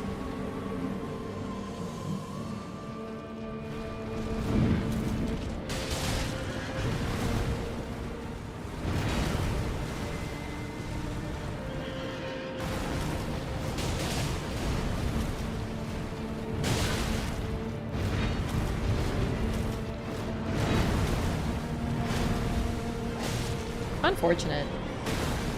Oh shit.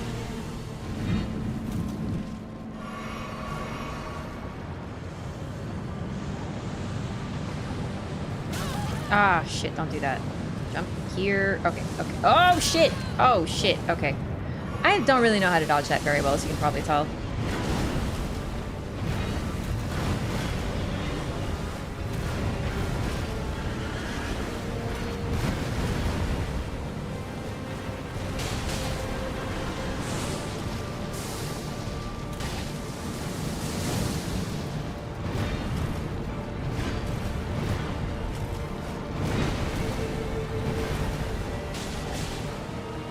He's a small target, so my jump attacks are not hitting with the full meat. Which is a pity, but... like, he's not that small a target, though, is the thing.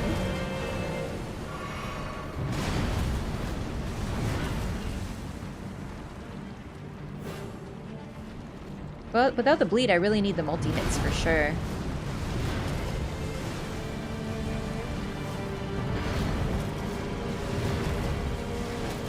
Okay, I need you to give me a move I can respond to, please. Alright, well that doesn't really count, but okay. What? Aw, I couldn't get out of that. That's a little unfortunate. Okay. Your Trust Knight is immune to bleed? Yeah, that's what I'm saying. Since he can't bleed, I'm a bleed build, so I have to rely on multi-hit. I have to get damage. I can't get a proc. So that's what I mean, like, I need to hit him. Like, you always need to hit him, but when you're not relying on your main build, like, you need to hit him, you know?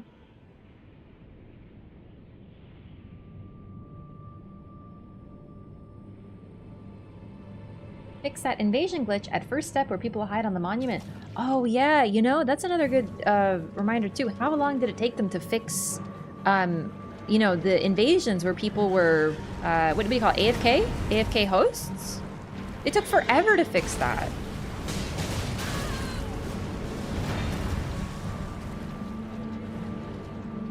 This might be rough. Maybe no jump attacks, but my jump attacks are good damage.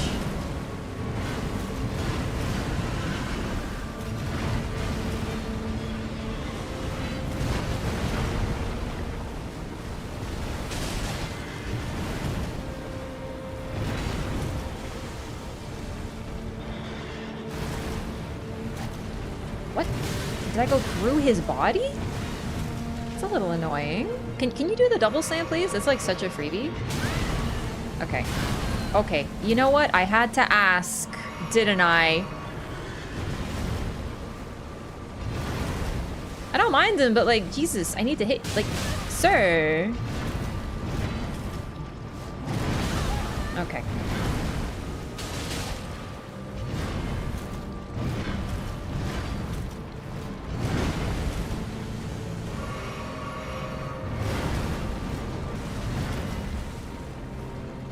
Like, he's attacking and he's already running away. Like, when... Hello, sir?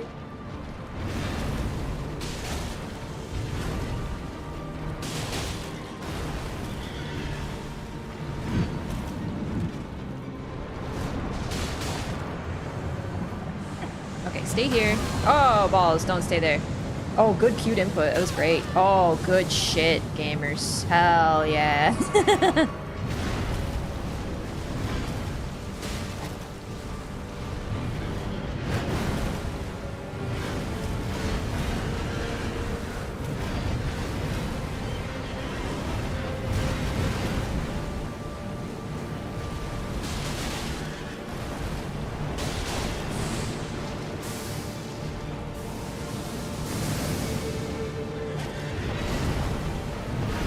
There we go. Thank you. I like that one.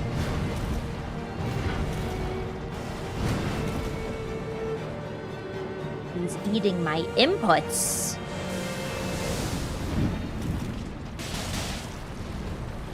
Oh, that's long. That's big long. Gimme. Okay, we're walking.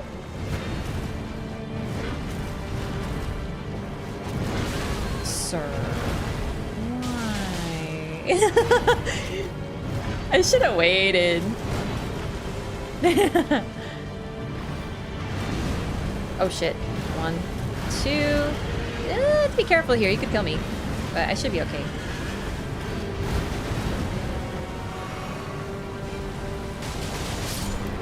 Oh my god, that did a lot of damage. Holy. Wow, if only I could get juicy hits like that the whole fight. Not too bad. Should have given this guy orphan screams. I stand by the fact that he should have had a unique horse sound. I kept saying, big bleed? Wait, did he bleed?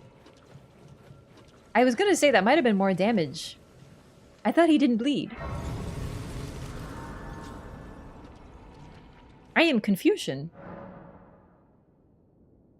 Swing hit the knight and the horse separately somehow. That's what I thought too, actually. I didn't realize they might have like separate duplicate hits, so... Is his cleaver made of placenta? No, it's made of goo, like people goo. And also bones. Oh, Saint Trina, what velvety ambrosia is this? Your...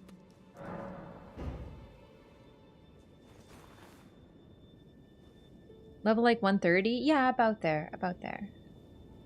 Describe the placenta as people goop?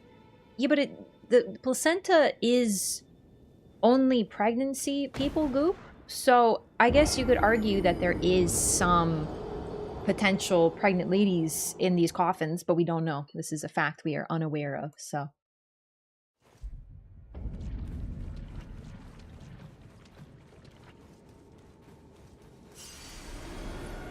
Alright, we gotta get the Shadow Keep. So what are we at now? We are at 12 Shadow Tree Blessing. I think that's pretty decent. So we have to get Thollier's questline done, and then we'll do the Shadow Keep. Like, I will get maybe a couple more Shadow Tree Blessings, but I think this is a good point to fight Mesmer. I don't want to make him too quick, you know? So this should be fine now.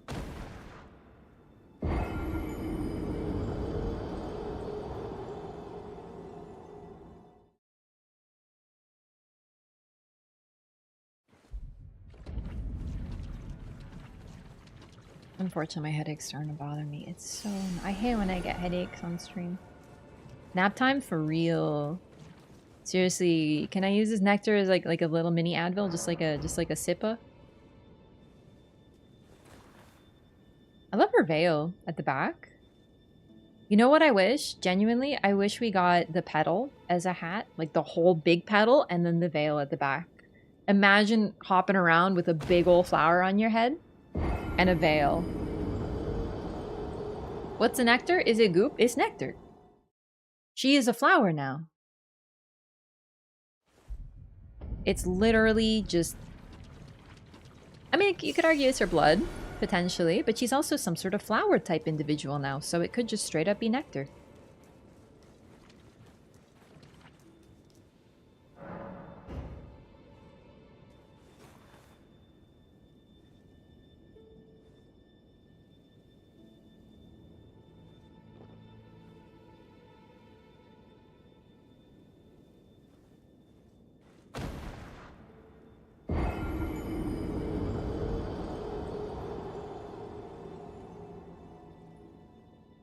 Milk of the poppy. Yes. In all seriousness, this is very...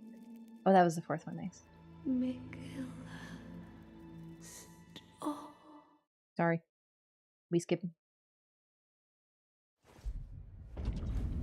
She is very opium coated. Even in base game, when we didn't see her form, the fact that she puts you to sleep with a light purple mist.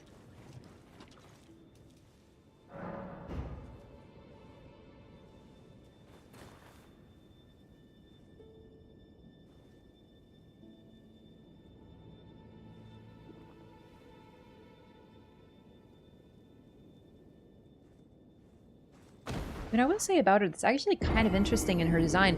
The hair closest to her head is lighter, and it gets darker as it goes out, which is an interesting design choice. But really, your hair, as it grows, the hair at the top is your newest hair. The hair at the bottom is your oldest hair. So it's actually kind of interesting that the design they chose, because what they're trying to depict, I think, is that at first she was the regular, like, pale color, and then as she was here, she sort of intensified. She became more pure of what she was. So she is sleep and she is love, and she became more of that as she separated from Miquella, and thus her gentle, velvety sleep became this thick, heavy, eternal slumber. But the hair is kind of the opposite. It's lighter, and then at the ends it's darker.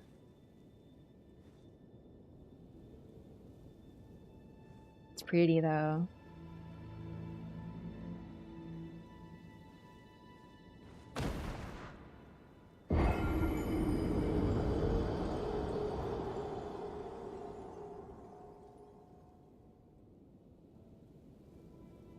Maybe she just forgot to re-dye it. But, like, she could have just gotten an ombre. Her power has been concentrated to a lethal level. Yes, so what she was has become even more intense. So she's, in a way, become purified as part of her separation from Miquella. So whatever Miquella was, he's become quite purified as well. Like, whatever's left of him. It must be... Oh, thank you. Only I. Why would you, if you should... I won't be... Please, I cannot... Yeah, her design is she's got a veil. I looked at her before. This one's a little bit more mission-oriented, so we're going to be going pretty quick, but... Yeah, she's become a plant. You can see the base of it here. Very much like a little tree, in fact. A tree that blooms.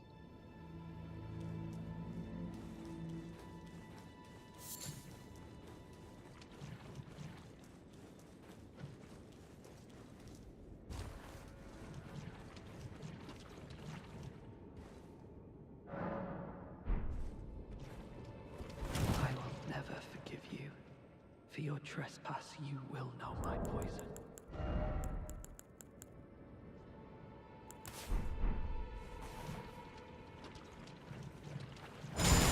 Oh, nice.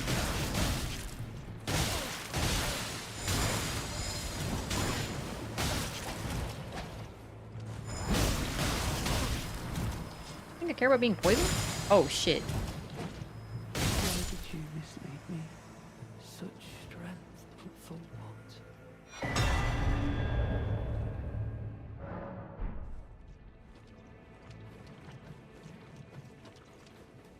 God, Tio is probably so awkward when Miquella and Trina were one. Like, can you imagine, like, Trina pops out and Tio's just like, hi. No weak as I suppose. Tell me, assuming you... What did... And then he, like, you know, Miquella comes out instead. Blood invasion before after Mesmer? That's even an option? Before.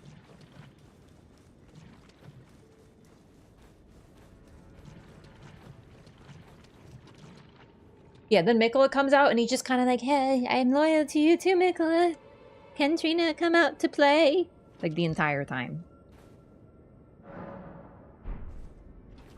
Tio is actually really sweet, though. He's very brave. Braver than anyone else thinks he is. He's a good example of, like... I mean, he's not even a boy failure. He succeeds. He's a boy full of resolve. Okay, so let's go invade Horn Scent and help Letta out. Not that she needs it, but...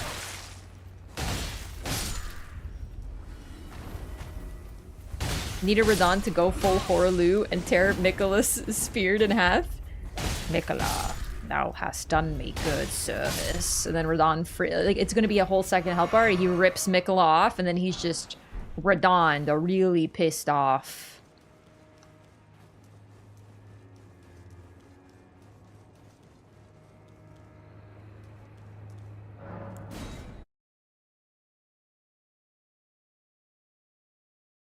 Boulders for fists. Worthy haunter, I will dispose of you before your thirst for revenge beckons our undoing. I can no longer trust your word. In the end, I knew this day would come. The nature of Damn. your kind, I am certain, will always show itself. Given time, interfere not with my peace. Zealot. What a sign that you should join me. I am pleased. Now go and make yourself useful. So, your mongrel blood shows through at last. I was a fool to expect more. I should have not fucked him up so bad. I wanted to hear his dialogue, and I just realized I wanted to hear what he says when he kills us, but I forgot! I got too bloodthirsty. Oops. Kindly Miquella never betrays a vow. Too late. Go. Your family awaits you. Brat.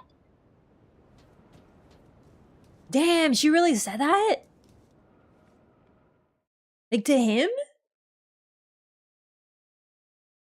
Let her rubbed off rubbed off on her? How dare you assume that I was like this because of Letta? God, that's actually really insulting. I was like this before I knew Letta. You think anyone influenced me to be an invader? I influenced my own freaking damn self. I'm serious. I did. How dare you? I'm above paltry things like influencing. Although I did get influenced to buy a hairbrush, but it seems like it's very good, actually. So, you know, not immune, but... Let us agree to disagree. Okay, I'll give that one to you. It was a little silted, but it was good. Saint Trina spoke to him once. She did before she fell further into slumber. I think the thing that sort of is implied here, Tio needs to die to hear her. We died, so we have to drink her nectar 4 times in order to hear her voice. 4 is the number of death in Japanese, so literally we have to die, truly, to hear her. Tio isn't there yet. He's not actually dead. Even when he's like, I'm drifting off into sleep, he's not. He's alive.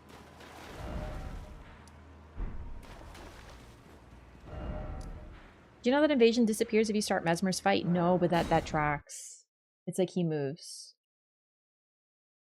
This guy's Mesmer Slam harder to dodge than that of Mesmer himself. Mesmer is such a precise fight versus his knights. Theo is the one who wrote the Feebor's cookbooks or some other unnamed follower of Trina. That's a good question. I think it was probably someone named Feebor, considering that seems to be a name. Because we know there were other followers of Trina, but Theo just kind of represents all of them in our DLC. Well fought. You have my gratitude. We'll have to do this again. He was never going to see eye to eye with us, but his words were ill-founded. It was hard to hear, I know. It didn't really bother me that much. I know I shouldn't let myself, but I suppose it's only natural to feel the weight of one's deeds at times like these. There's plenty left to be done, and I will see to it.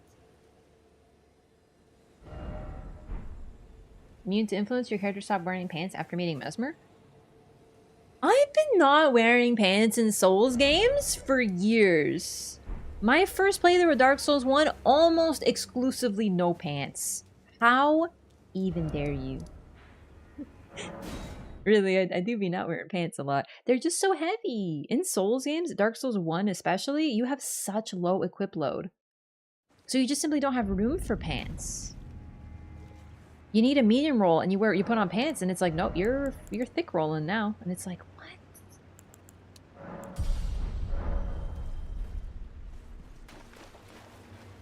Those aren't Zamor pants? No, these are Gravebird anklets, actually.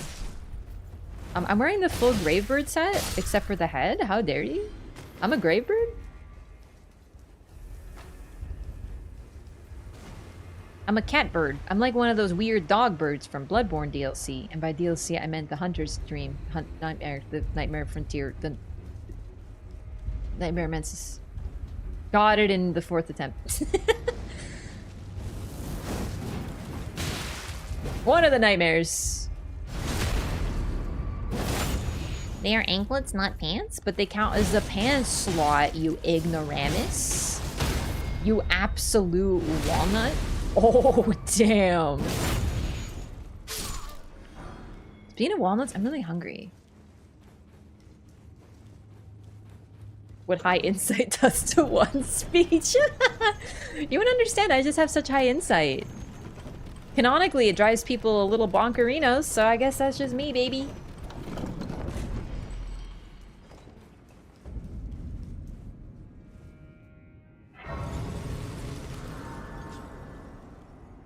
Didn't even know you were thick rolling? Yeah. Equip load can be a tough thing to understand and figure out.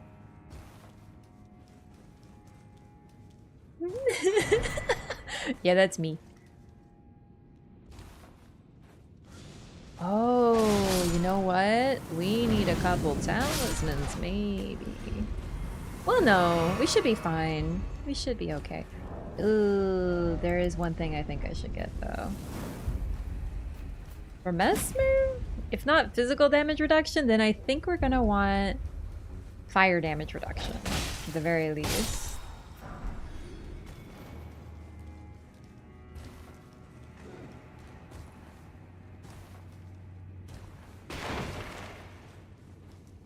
Sorcerer wraps for legs on the Greybird armor gives a little skirt over the front.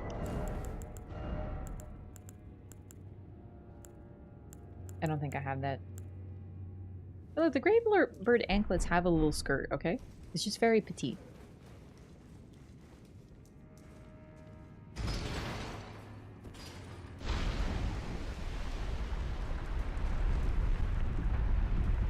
I think fire damage reduction is in the Fort of Retribution.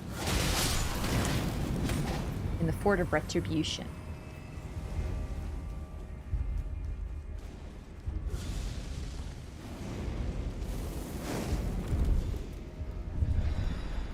Fort of Reprimand. Oh, I thought it was Retribution. It's Reprimand. I'm having a tough time. Listen, I have a bit of a headache. It's fine. That's my excuse. But Raph, sometimes you don't have a headache and you still don't know how to talk good. That's true. Retrobrand.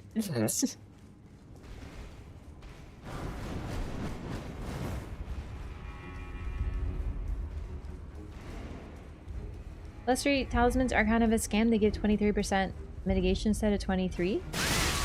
That's still 3%. I'll take it. I see what you're saying, though. That's less than you think. Soiled Lungcloth is the all-new lightest leg armor. It sure is. It's...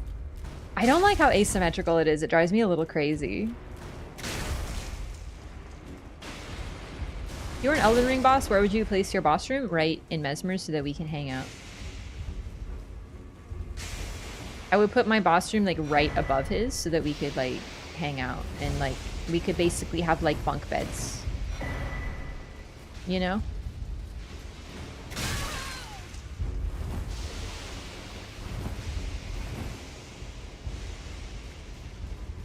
This place looks horrific, but it was likely this is where they were trying to help the shaman who were combined and they couldn't. Oh, chairs! We will return to this place for chair lore.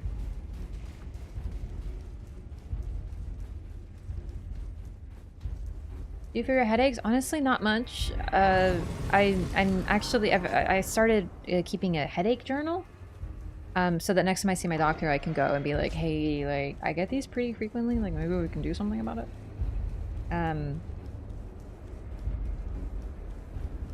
Yeah, some of mine is like jaw stuff, so I have a night guard, and then I just take Advil as needed, but I don't like taking pain management, but apparently, yeah, so we'll see. B complex. So like vitamin B? That's interesting. I might try that.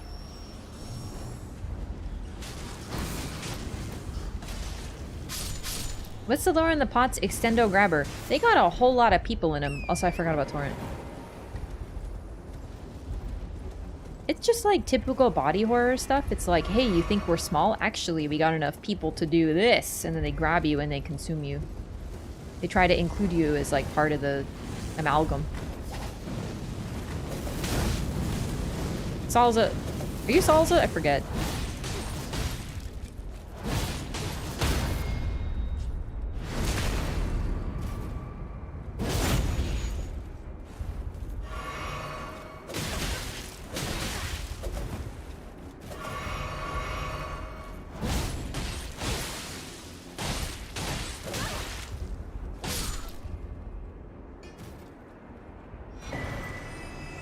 Hey, you notice that her hat is actually a freaking snail? Because I sure didn't until now.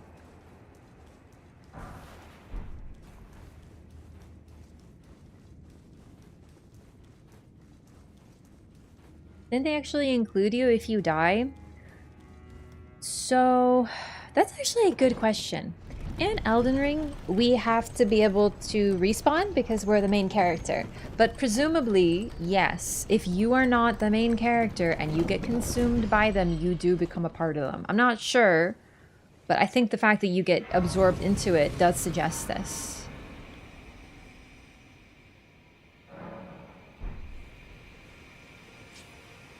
Okay, so we'll need to come here next, so I'm just grabbing all this.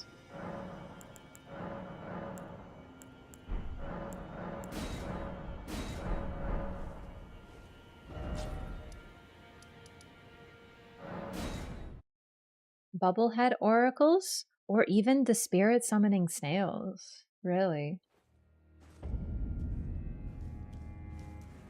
Oh, for the rubber bands. Just real quick, because we're going to need it for the fight. It'll help at least. I think I can manage without it, but I'd rather not.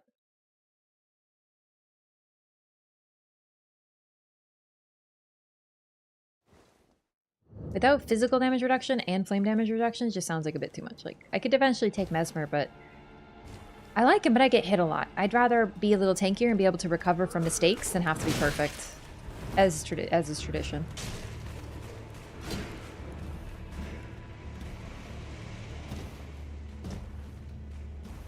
Harness, you can see Grace are immortal, not just as a game mechanic contrivance. Yeah, but eventually if they fail to see Grace. See, that's the thing too. It's sort of like a convenience thing. When you are an invader in a Dark Souls game, you don't die. If you die, you just go back to your world. It's not like a permanent death, ever. But if you get invaded in Dark Souls, most of the time you can get maybe invaded twice, or maybe even 3 times by some NPCs. They die, and you can pick up their gear. Or you even get it as part of the invasion finish. For example, Hornsent invades us in this as one of his permutations for his quest, like he has a chance to do it. And you immediately get his gear as if he's permanently dead. But he shouldn't be able to die because he just invaded you, but he counts. It's one of those things. There's always a little bit of gameplay over lore, because you need to be able to get their gear. Also, undead don't die, but they slowly lose their minds, except for us. Although there's a little bit of fun, like, fan lore theory that if you... You know, a lot of people, if they play Dark Souls, they don't finish it. For any given reason. Maybe you just don't like it, maybe you get bored, maybe you get busy and you can't anymore, whatever. But you don't finish. Well, there's like a little sort of fun theory that if you never pick up the game again, you just went hollow.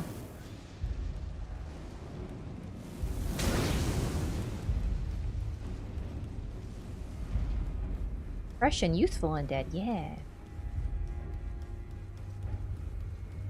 Invaders get sent back without a bow. I'd hope you don't bow to them. That would be so rude. Never bow to an invader. It's so impolite. For real? They don't deserve that sort of disrespect. They're here to make your game fun. You're welcome. Oh, shit. Oh, balls.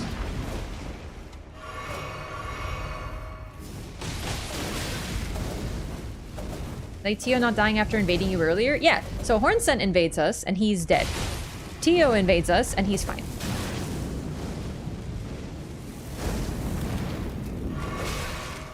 So why are we immune to Scarlet Rot? We take a bolus and we're fine, but Melania is permanently infected. Why can't we fix Millicent the same way? We just point downwards instead? Better. Better, definitely, yeah.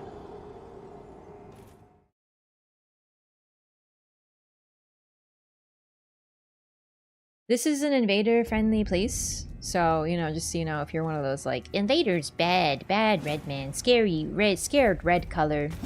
Invasion's bad, then, you know, I'm afraid that... Let me inform you that invasions are incredibly, incredibly fun and cool, and a really, really unique aspect of these games. And I not only invade, but I've been, like, really pro-invasions since I was a complete little noob, getting invaded, and being really scared of it, but having a lot of fun. So this is, I'm, like, just... I invite you to, like, see the coolness in it, because it's actually one of the sickest things they put in this game. Any of these games. It brings so much life to your experience when every single time you play, there's always something different about it. Unfortunately, this game kind of butchered invasions. Like, I love Elden Ring PvP. But the fact that you need to summon someone or Taunter's Tongue, there's issues. But generally, it's such a cool function, and I miss how it worked in previous titles, especially Dark Souls 3.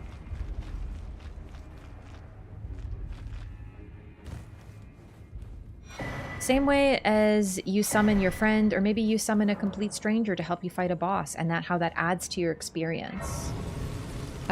Think about how that feels and then relate it to invasions. You should try invading too. You might end up actually really enjoying it. It's hard in this game. It's very challenging because you as one person are going to be facing 2 or 3 nearly every time, making it a little punishing, a little overly hostile for the invader. But I invite you to try it because you may actually find that you really enjoy it. There's some really cool stuff in it. And I love getting invaded. It's the coolest shit.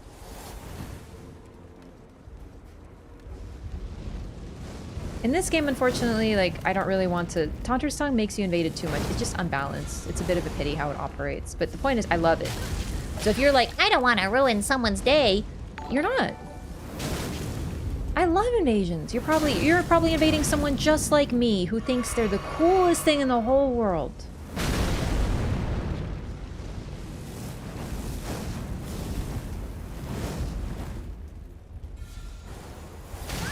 Ooh! Oh, Crimson Tinted, thank you for 15 months!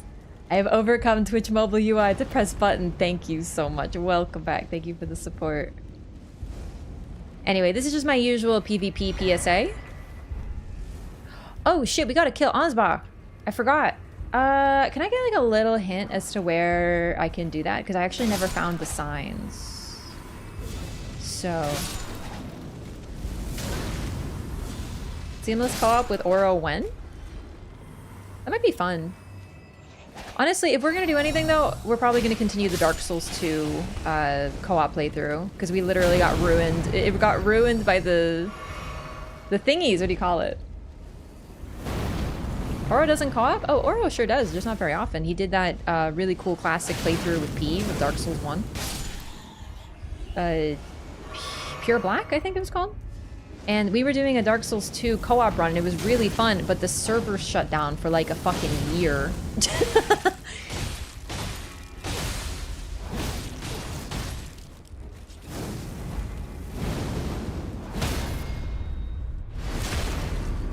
And AC6 co-op, yeah, but that was just to help test.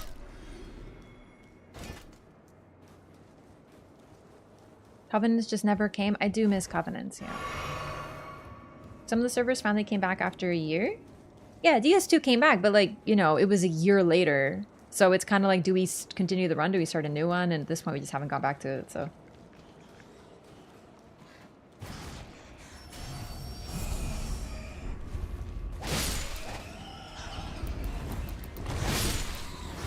Typically enjoy helping other people. Yeah, I like both. I really like both. I appreciate all the people who invaded me, and I appreciate all the people who helped me with bosses when I was new, and the reverse. I enjoy helping people with fights, and I enjoy invading them. It's a little bit of everything.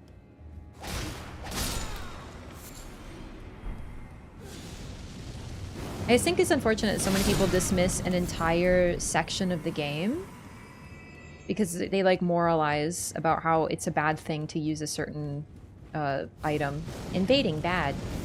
No, dude, it's actually really, really sick. Wait, you're a knight? Oh god. Oh shit.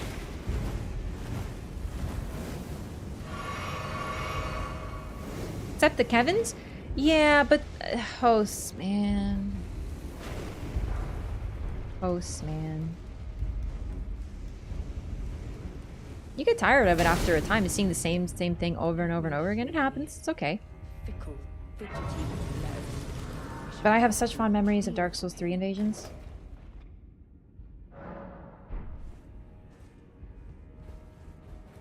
Boss, what's your number one to help people with? I think Father Gascoigne in Bloodborne. I loved him, and he was a fairly challenging fight for a lot of people, especially new players, and myself. My first time through, I needed help to fight him, and then he became one of my favorites to help with. I also really enjoyed, there's these things called chalices, which are sort of like dungeons in Elden Ring. But they're like different and weird, and there's some repeat bosses in there. I really loved helping people with Chalice Dungeon ROM, because it was a really like famously tough fight. A lot of people needed help with it, so I always kept a grave down there so I can go over there. Didn't get an answer about Ansbach yet, right? No. Narrow escape? Yeah, I lived. Okay, so we're gonna leave you alone. Trying to think there's any others. I feel like there's another boss that was like a real challenge in Bloodborne. Unfortunately, when I played a lot of Bloodborne, I didn't have the DLC. Also, the DLC didn't exist for a while. Shadows of Yharnam was a fun one. Oh,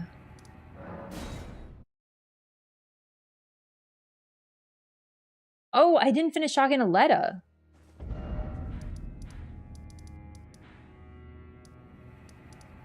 Pretty much any Bloodborne boss. Like, any Bloodborne boss. Love the shirt. Where'd you get it from? Dynamite. It's a dress. It's a dress. I got it years ago. Admittedly, it's a little pilled, but I was thinking of fixing it up because I can probably just like shave the lint off with a lint shaver. Hi? Ah, there you are. I'm afraid Sir Ansbach will have... Oh, you don't even ask for my input, huh? He insists that he's nothing but a worn-down, over-the-hill soldier. But in his day, he was... Okay, so this is not new. But I doubt. Before he recalled, I'm afraid he cannot... I've come... There's ample... I'm quite mistrustful. Alright, let's go back to... Let's go to where Ansbach is. Aldrich... Oh goodness, Aldrich Faithful Invasions were such a good time. Yeah, I love Aldrich. I think I have a massive soft spot for the woods. I think the woods were a little less sweaty, especially since it's like lower level and earlier in the game.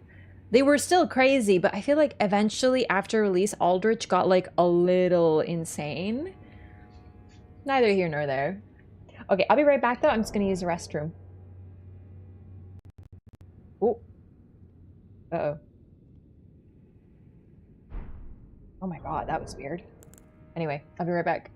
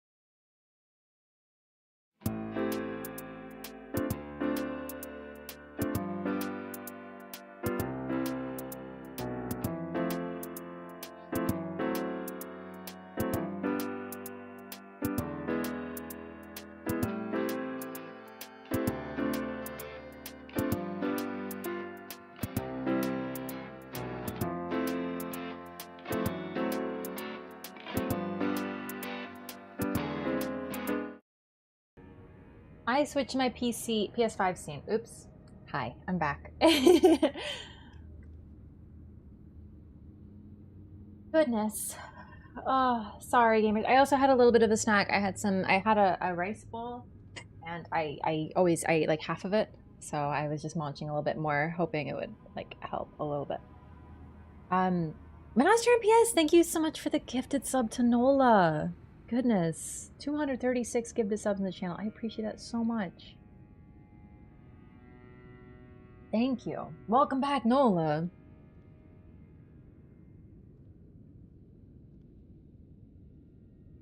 Yeah, this is my fourth DLC playthrough, but I've only beaten the final boss once because I don't really like it. But I was doing the whip only run yesterday. I've been doing some messing around. You know, like when people ask me how many playthroughs of Elden Ring have you done, and I kind of have to go, well, a few. But I don't beat the final boss, so does that count as a final run? To me it does, but I'm not really trying to beat the game, I guess. Covenant color was Aldrich again. Blue? Blue, but with like a red outline.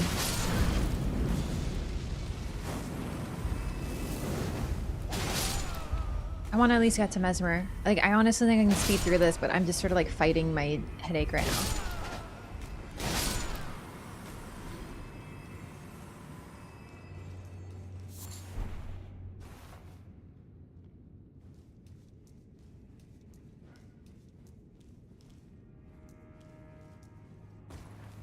I was thinking the invasion sign would have to be around here, right? Because like that's near him. But then again, I guess let's look around a little bit more.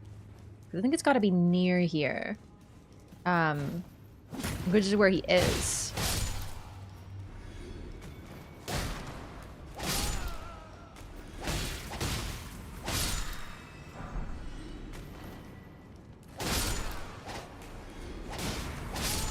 Let even targeted? Do you have to talk to her more? I went to talk to her and she said Ansbach's next, and then she had her whole like, I think I realized without Miquella's charm, I'm very mistrustful of others. So she's got her repeat line. We exhaust her dialogue. She should be in murder mode now. Yeah.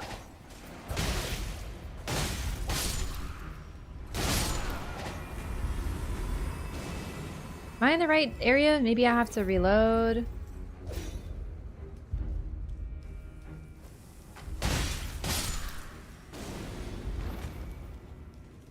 God, mesmerize.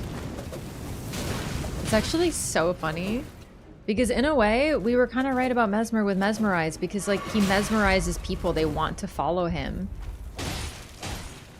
because of his sheer freaking riz. No magic required.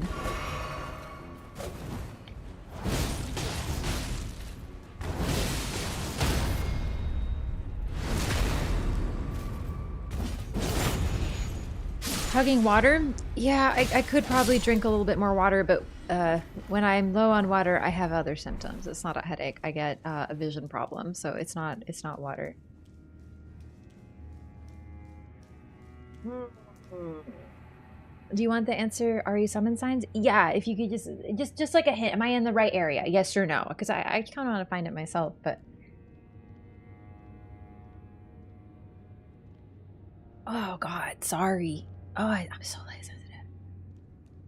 Overall impression DLC, I loved it. I loved it. I didn't love the Miquella stuff. Yes? Okay, great. All right. I'm going to try maybe like resetting because maybe I have to like rest. I'll go to talk to Letta one more time. Wrap right now. Yeah, I'm actually getting freaking bonked right in the cranium. But like from the inside, man, it feels like there's like a bunch of little guys in there hitting the back of my eyes. Ugh. Anyway, sorry, I'm going to talk to Letta one more time to just make sure her dialogue's expanded and done. Yeah. So this is done. She told me she's after Ansbach. And I'm in the right area, so I just have to find the sign. We should be good. Yeah, I really like the DLC. I like the bosses, pretty much every single one, but not the biggest fan of Miquella. I didn't want it to be focused around individuals from base game, and the fact that the final boss was another guy from base game, just that really, I didn't like that. I don't like. Also, frankly, even looking aside the lore, I despise Radahn as a fight. There is absolutely nothing good or fun about him. His phase 1 is boring and sleep-inducing, like worse than fucking Trina. And his phase 2 is just inconsistent, annoying, and an assault on the eyes, on top of the massive performance issues that should not be present in this game. There shouldn't be performance issues, period, but if you're going to make a boss that is so precise, and then you have constant frame drops and input drops because of that, oof. Not about it.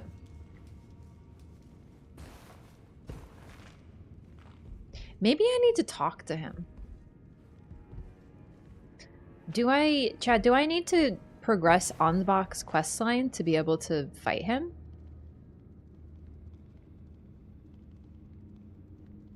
Imager link? Unfortunately, you will get timed out for it, just the way I have it set. Ooh, are you in the Discord? Is there a chance you can post it there?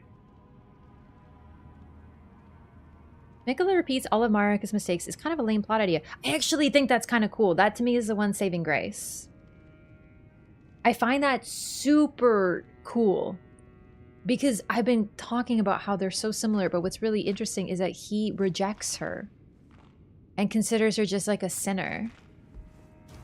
I need to finish his and Rivera's questline? Maybe, well... Yeah, like, just, do I need to progress his quest in order to find this? Righteous tarnished after unburdening, but there was one so. After Lord, it appears his body and taken. Surely you, after fail, I do anything. Good point. I'll talk to him and then I'll rest. Or reset. Hard to drink a lot of water when streaming? Yeah, although I had the headache before. I could still be dehydrated. You're right. I think I do have to drink a little bit more water for sure. Ansbach's such a homie. Why do you gotta kill him? I know, I really do like him, but it's for lore. We're doing an like a kill everyone with Letta, side with Letta type run.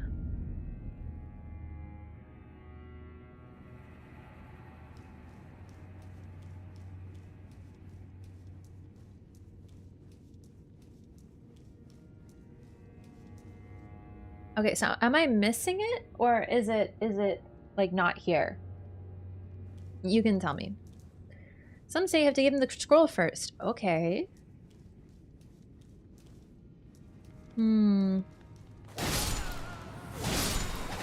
Where he was after he leaves. Oh, he has to leave. Oh.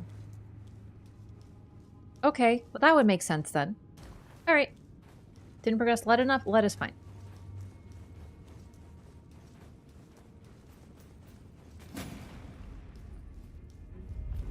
Yeah, I think the DLC is some of the greatest fights in the game, and I was really worried because, frankly, I'm not the biggest fan of a lot of Elden Ring bosses. I know most people know this. They all have a problem, but Mesmer, Rolana, Nidra, you got some really good classic Souls bosses. The only weakness they have is they're too squishy.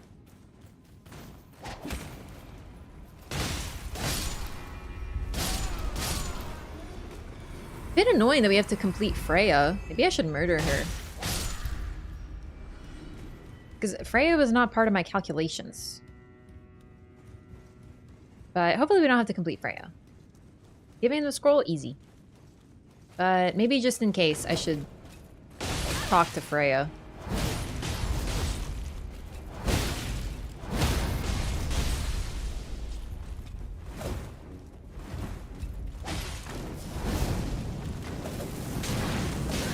Oh my god, I hate how they bait you. Oh, that was evil. Boss games have mainly RE wind-ups and combos. Really, the only boss that I was like, this is untenable because of combos and shit is Radahn. He's just also too tanky. He also is too bright. Like, just Radahn, not a fan. Bale doesn't suffer from an Elden Ring problem, except for, I guess, like the combos and the fact that he fucks off and flies half the time. Bale struggles with being a rectangular hitbox who is really hard because you want to be kind of near his butt so you don't get hit, but you also want to hit his face for more damage, but you want to be near his butt so you don't get hit. But if you're near his butt, he will jump away and reset his position and then attack you with annoying stuff, and then he'll fly away some more. And then he will spray a fire that doesn't let you stand by his butt. It's just, he's frustratingly designed.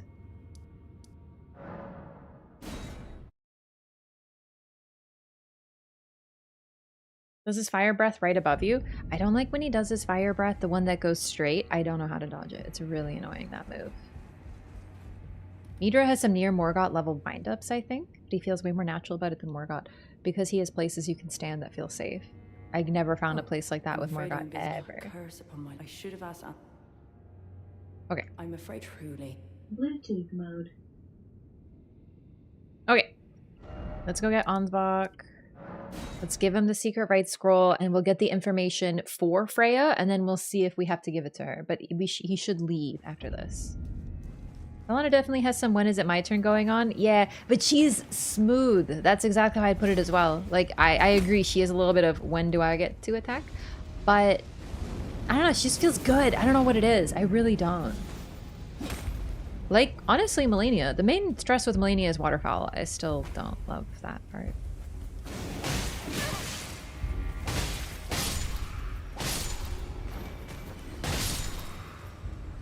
Why can't I find Ansbach all of a sudden? I'm having a moment. There we go. Kind of leads it in a direction as a 50-50 for me. For me, it's like pure failure. The implications of... Well, yes. Even the truth. As if he plans to... He has. It beggars, but I'm afraid one thing is... Right, you have given, but I can hardly... I am a war. Curse it all. I could spend... The... Freya, she must be a true red... Righteous, could you please, thanks to you, yes. Perhaps this is the Okay. Says you don't like have many slow moves? Honestly, I think it's the combos. I think it's the either the size or the combos. Radahn doesn't have that many slow moves. He's so insufferable.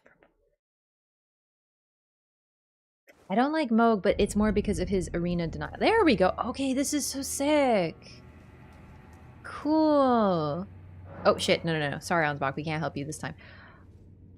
Okay. If I die... I don't know if I want to risk it.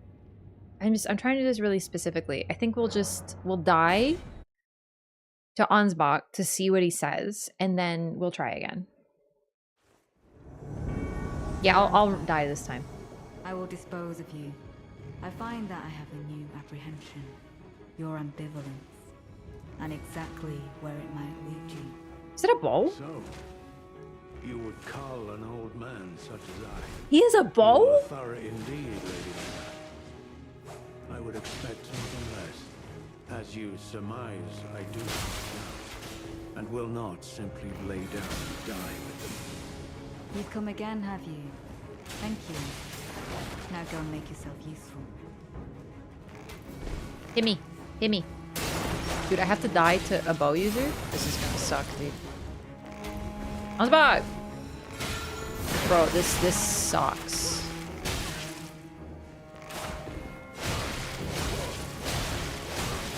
Let him go! Well, this is an unexpected thing. It seems I have my uses. Dude, did you see that? He freaking got me right in the dome. Dude, I didn't know he was a bow user. That's so weird.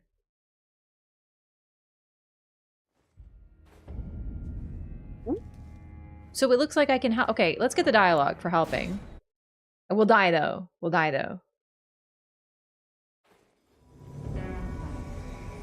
I will dispose of you. I find that I have a new apprehension. Headshot, baby! So, you would call an old man such as I. You are thorough indeed. Okay, we can't die like immediately though. As you surmise, dude, look at her. He's he looks like the freaking golden hippo. Have you lost your wits? By my troth, you have no such debt to this old man. Though I gladly welcome your decision. He hit me with the... By my troth? For real, I love this man. By my troth for real, bro. Let her.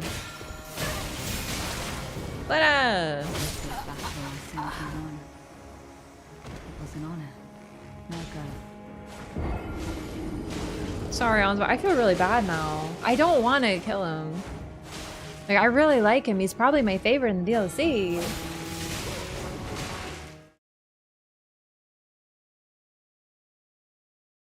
Must be crazy to be helping me. I know.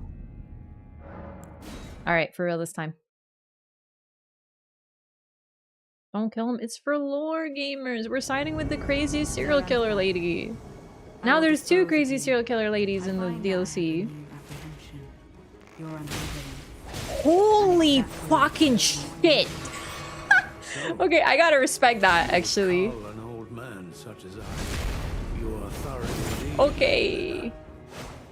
I would expect nothing less, as you I was hitting it with the bow user derogatory, and it turns out I really should have been a little bit kinder to my boy Ansbach. Thank you. Now go make yourself useful. Dude, I love that line. I'm glad she stands with an ally. She tends to overestimate the burden she might carry alone. Wait, he has different dialogue? That was different, right? Am I insane? Ansbach, no! He was floating! Ansbach, he's glitched! Ansbach! Help him! Miquella the kind. What Thank you for all that you have done, Sir Ansbach. Aww. He didn't say anything? Oh, that's what happened. Maybe he glitched. Because, yeah, he didn't say anything. But isn't that interesting? Even when he's dying, Ansbach says that he's failed Miquella as well. You get his bow from this? Oh my god, so he has different gear? Cool! Weapon of Sir Ansbach. A longbow consisting of 2 bow bodies and 2 strings. Unusually for a longbow, it can be wielded similarly to a light bow, provided that the wielder has the extraordinary dexterity demanded. Fan shot. The skill uses the bow held horizontally, readies 8 arrows at once. Okay, that might be why it hurts so much. 43 dex! Okay, maybe, listen, maybe there's a bow that I actually want to try. I have a thing for dex stuff. Dex is sexy.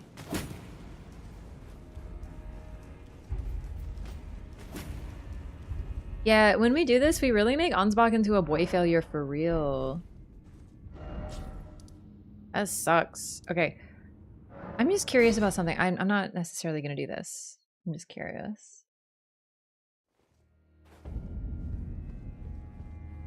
Okay, so I can kill her. Okay, good to know. Good to know. Let's go talk to Letta.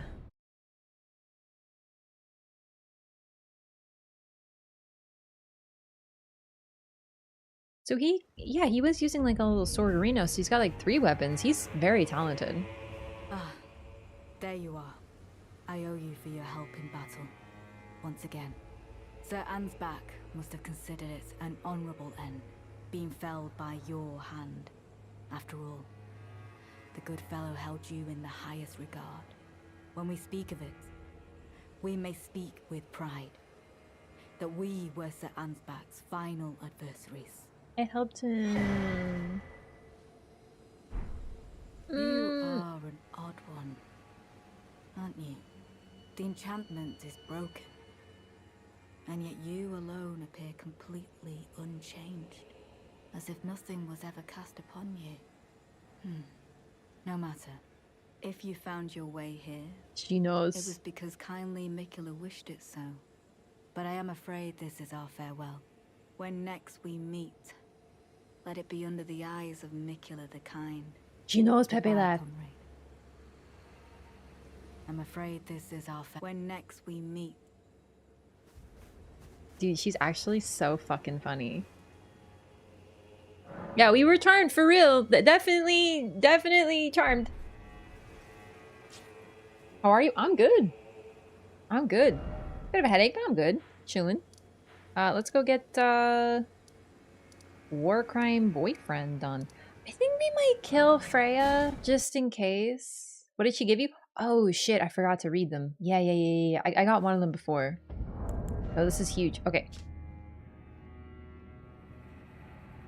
Oh, same lore. Kind of a pity. Enhances attacks executed after rolling or backstepping. Is that a talisman?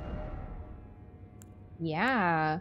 Enhances dash attacks, enhances attacks executed after rolling or backstepping. Oh, damn. This would have been really good for the whip run.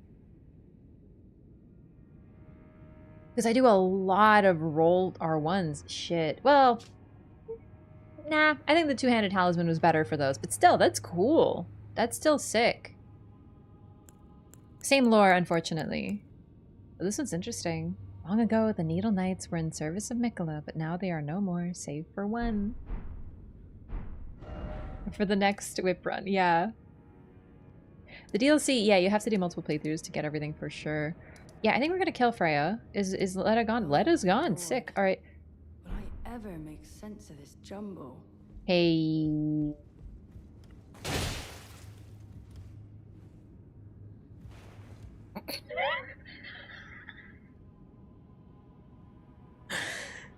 She really just turned.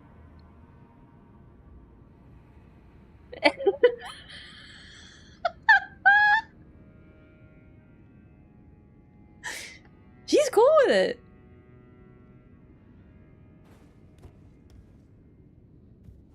Looking for a fight, are you? Oh shit. Fine by me.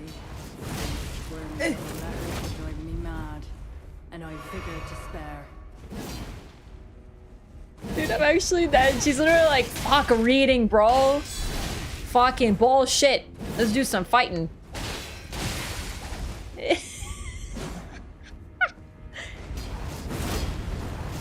Oh, I forgot it can do a double. Cuba.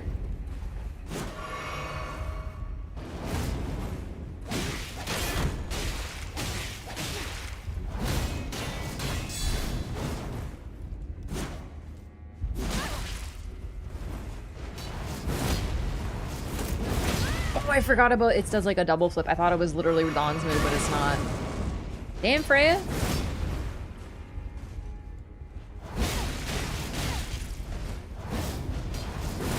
Oh my god, I rolled. Oh my god! Actually, wait, I wanted to die. Any fight might be your last. Okay, that's actually totally fine. I forgot I needed to die. That would have been really bad, actually. She straight up true comboed me, dude. I got freaking true combo. Oh shit, but at least I know how to read!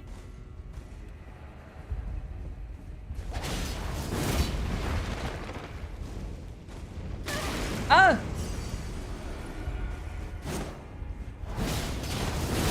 Okay, so she can just hyper armor spinning fucking slash? Okay. Alright. Okay, alright. Alright, Freya. Okay, you might be able to L2 a little harder than I can.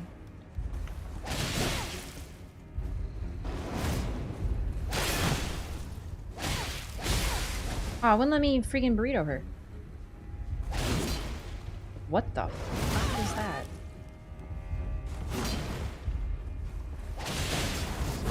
I'm a little scared of the Savage Lion's Claw. I might have to respect it a little. Ow. What's the matter with you? Lady Letta, beware. It's okay, Letta knows. Actually, I totally meant to do that. No, it's actually seriously good, because that would have been really bad if I died without getting the dialogue, but like... Yeah, I did goof for real. Oh my god, I thought that's where I jumped. My bad.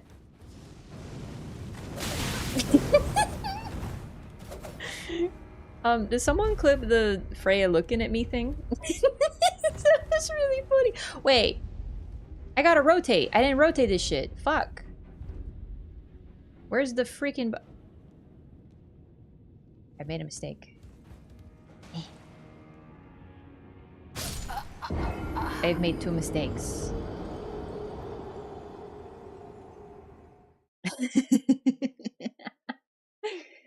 Multiple ways to get Moore's armor. How did you get it? Well, the first playthrough by killing him during the gank fight because he was there. My second playthrough by finding his body after I told him to be sad forever. And my third playthrough, I didn't because I saved his life. And this playthrough, he's going to be in the gank fight, so we're getting it from that.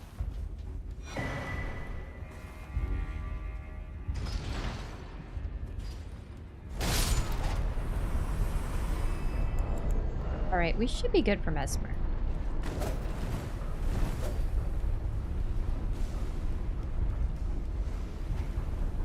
Oh wow, that's a good quote. I stand by that quote.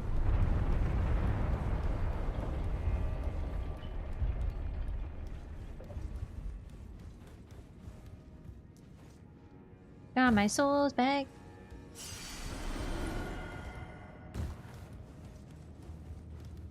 We might want to get the Opaline tier 2. Talisman, I mean. Which I think we can get here shortly. Any difference in PS5 to PC? Performance is a little worse on PC. Also, playing on PC makes my camera lag, so it drops FPS for some reason, and I kind of have to, like... It just happens. I'm gonna try to fix it. It might be an OBS thing.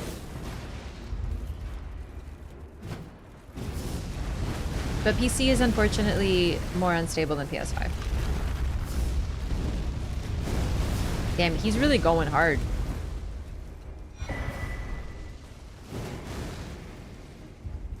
Good job protecting Mesmer. Nicely done. Oh damn, I'm about to eat my words.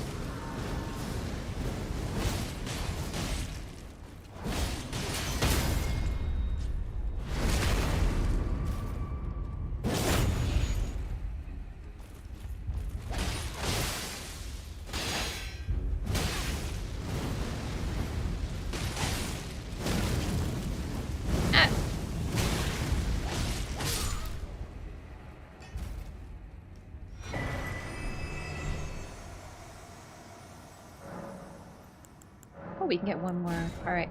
I'm gonna get Pearlescent just in case I want to use it.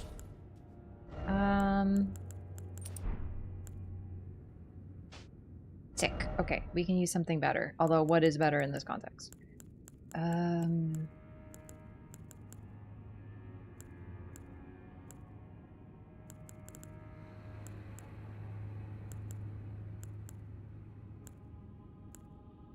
don't really have that many right now.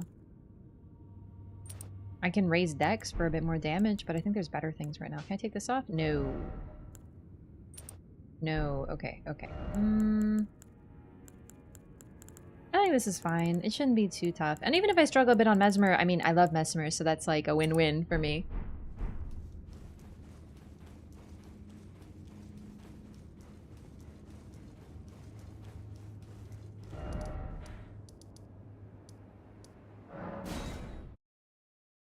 Founding Reigns of Star Sorcery got buffed? You know what? That's a great question. Did they adjust... Oh, this is the wrong place. Did they adjust anything from base game versus DLC? Like any of the patches? Have they touched anything? Steam Deck Linux is better than Windows right now? That makes sense. I just don't understand what... You know, I'm not a Linux gamer. That's a little too... Wow, I almost overshot it. Holy, I thought I would... thought I died there.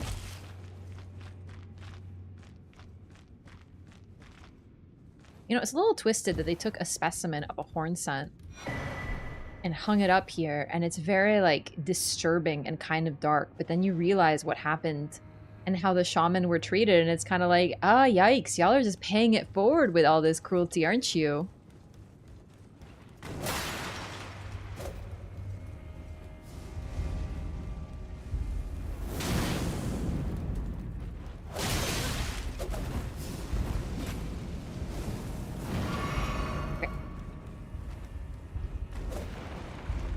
Played the PS4 version on PS5, now that's all I play? Everything else feels bad. Really? Like the PS5 version feels bad too?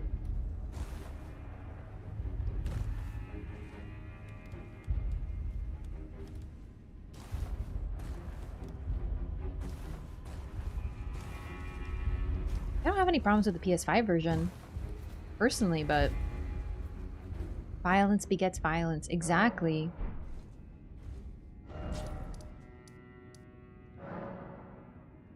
Okay, I think we're ready. Alright. Flame Reduction Talisman. We might try Pearlescent instead. Let's go for it. Not gonna be doing too many jump attacks probably, but we'll see. More lore and try out voice acting sometime, new viewer? Hey, I'll keep that in mind. Oh my god, I love this cutscene. We're watching it. Thanks for the clip. Mongrel intruder. Right, thank you so much for the $2 super chat. I appreciate that so much. I can't move my freaking cursor right now. Tarnished. Appreciate the support. Cute snake. I want to smooch its forehead. Wouldst thou truly lordship sanction in one so bereft of light? So look how far away that snake is. He's like peeking at you. So does that suggest, it could just be for the cutscene, but doesn't that suggest he can like conjure his snakes forward? My purpose standeth unchanged. Love how his voice changes once he realizes you're tarnished. The subtleness in his voice. Stripped of the grace of gold shall all meet death.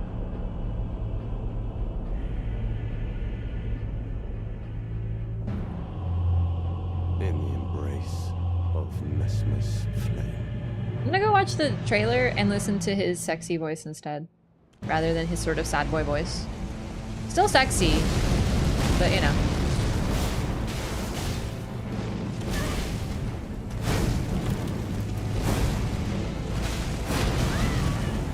That's a very long hitbox, that one.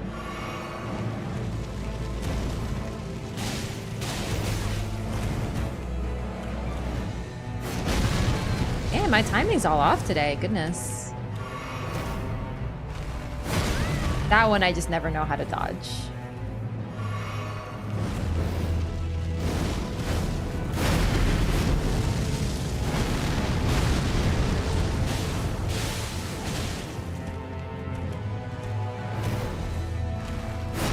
Oh, I did it!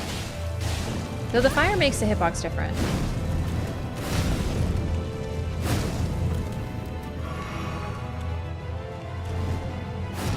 You know, now that I hear the Radahn fight theme in it, like I actually do hear it, it makes me so sad, dude. Like, fuck Radahn.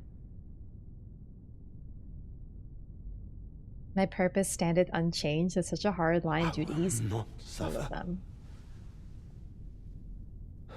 Our Lord, Some people have daddy issues and anger problems. Don't forget the mommy issues.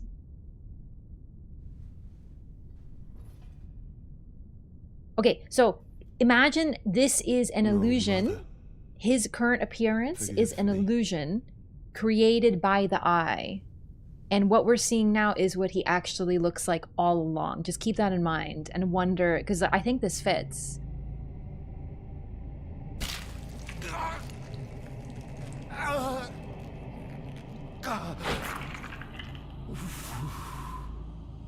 It works as a seal, but it changes what he looks like too. And the spell remains until it's cracked. It's Marika's theme. I think Marika's theme is the main menu song, or the Shaman Village, or a bit of both. Now that I've heard them both side by side. Yeah, the moment it's cracked, this is what he actually looks like.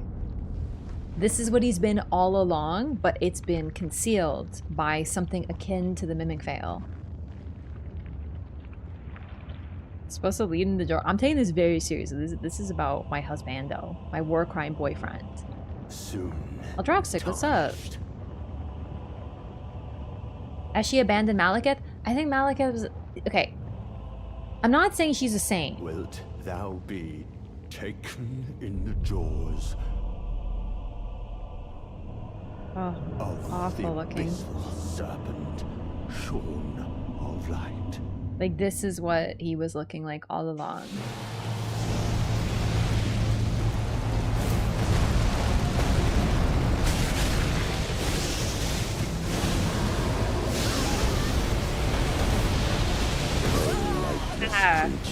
Those hitboxes aren't... Like, they can be a bit bigger, so I, like, waited till the last second. I waited too long. No, what was I saying?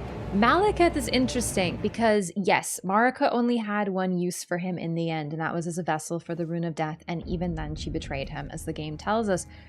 But Also, she trusted him to defeat the Glomide Queen, and she... What happened in Bonnie Village? I wonder if there's an idea that maybe she, like... The wolves helped her?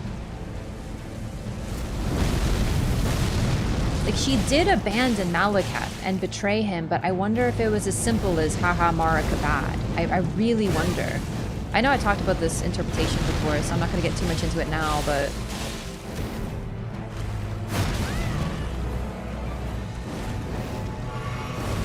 I think Malakath wasn't necessarily abandoned, she just couldn't speak to him anymore. I think she was cut off from him, and it's just like abandonment.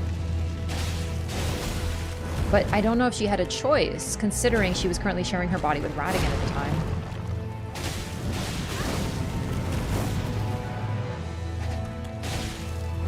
Which is why she had to betray him. Because she told him, keep the Rune of Death safe. Do not let anyone take it from you.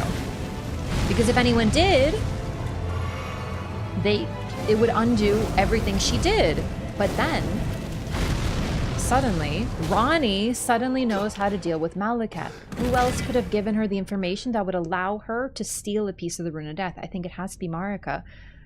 But we know now that Marika didn't want to keep the Rune of Death sealed anymore. She wanted to break the Golden Order. But it was too late. She couldn't talk to Malakath anymore, so she had to help Ranni. Oh wow, I just missed that. So by the time that she wanted to shatter the Elden Ring, she needed to work up to it, and I don't think she had an opportunity to speak to Malakath. This might also explain why she wasn't able... She was a caged divinity. She was no longer in control of what she was doing. So the worst thing about this abandonment is it may not have been her choice, but that doesn't really matter. Okay, I know it's a weird analogy, but let's say there's a mother leaves her children. Tragic, heartbreaking, causes trauma. It's horrifying and very, very upsetting for everyone involved. But what if a mother left one day to get milk and then got kidnapped? Her children think she abandoned them, but she didn't. Like, what if this is something closer to the second one? What if she was no longer in control of her movements and her behavior anymore, despite being a god of the land? So it makes it a little bit more morally complex. Like, she created her own prison, and she walked into it, and she locked the door, but she's still in prison. She can't choose what she does with it anymore. So we can't know for sure. I just think that what's so fascinating about her is we don't know what the fuck she was doing for a long time. And the lore of the game is so ambiguous. But we now know, with the DLC at least, that there's no way she was just evil for the sake of it, ever. This was never true, but now we have complete, undeniable confirmation of this.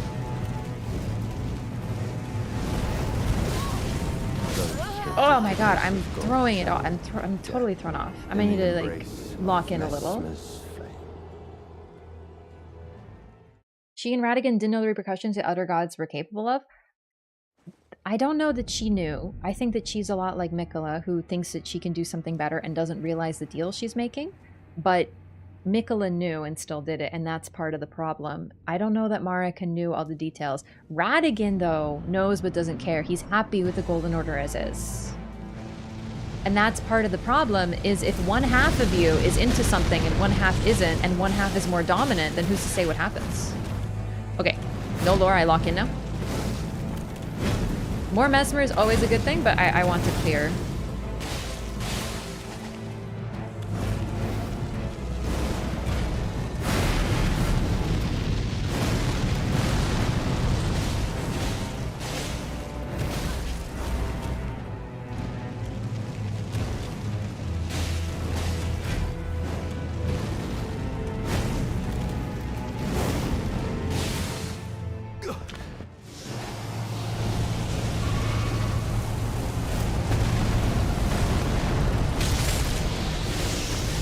God, I love that Bloodborne snake sound.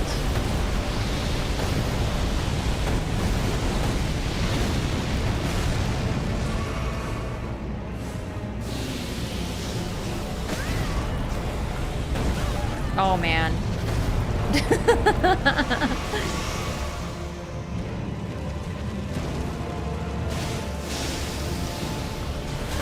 Oh, man, I thought that was snake time. You're throwing me off, Mesmer. I love it.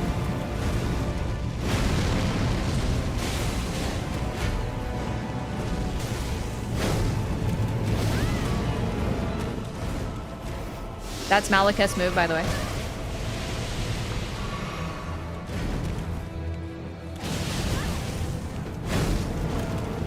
I did not mean to roll back, by the way. Good night, Mesmer. Marika, a curse upon thee.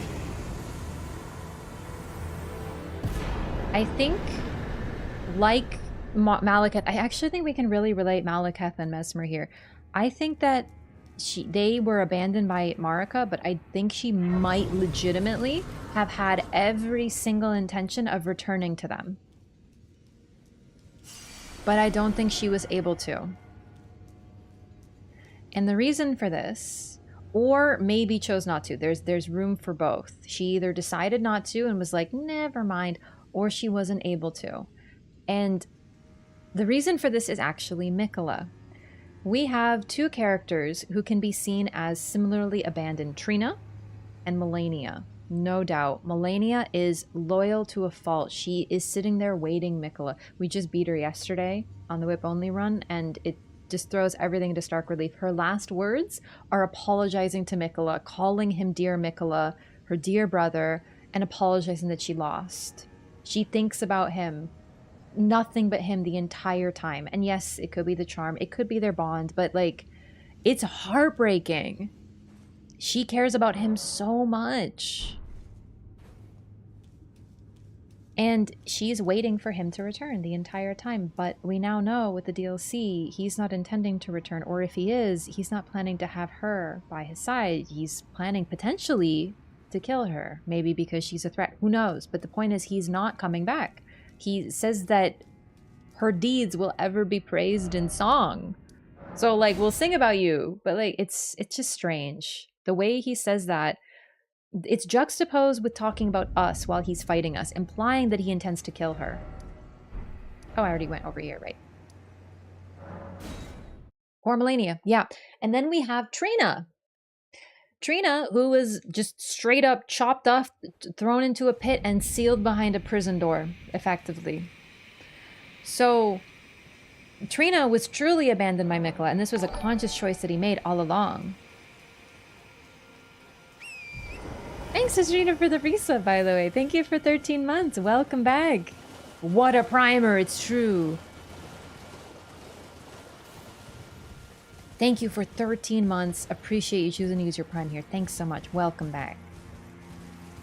Miquella, wait for me. Melania, okay. Yeah. So, what I'm saying with Marika is, I think now with Miquella, I know it seems weird to look at a character and look back on the lore, but the fact is these characters are linked together, and there's a lot of repeating themes in the series. So, the fact that Miquella, we can kind of use him to look at Marika, and vice versa. So the fact that Marika, or Miquella, did he lie to Melania? Did he never intend to return? Or was it like a change of plan? What happened? Was it something in the Land of Shadow? He was like, never mind. Or was he always like, yeah, wait here, Melania. I'll be back, sure. Hey, thanks, Sistrina. It is a dress, you called it. So Radahn put Miquella up to everything. Radahn has always wanted to be Elden Lord. You know what's really interesting is you're the first person who said that, actually. You're the first person that said that the cutscene suggests that Radahn was the mastermind here. And I love that, because it's been a mix. Some people were like, it shows that Miquella is delusional and Radahn wasn't even involved. And I think that it was a mutual vow as sort of straight up face value. But you're suggesting that Radahn pushed it, and I think it could be a mix of everything. I love that. Because I agree. I think Radahn wanted this for sure. Like, no doubt. He wants to be Elden Lord. He gets a way to be it. He wants to be Godfrey. He gets a way to do that. Easy. What does it mean to be a caged divinity? A god in prison. So, a god, but unable to, like, imprisoned. Kind of like Marika. Kind of like Miquella will eventually be. He's beholden to something. Marika created the Golden Order, and then for some reason she wanted to shatter it. Why? Because it wasn't what she wanted it to be. And she thought that breaking everything that she created was more worthwhile than keeping it as is. And, sorry, someone asked about how was she able to do that? We don't really know, but likely it involved some struggle and some subterfuge. So, you know, it's like a trope that a character's possessed, but every once in a while, if they struggle really hard, they can fight through.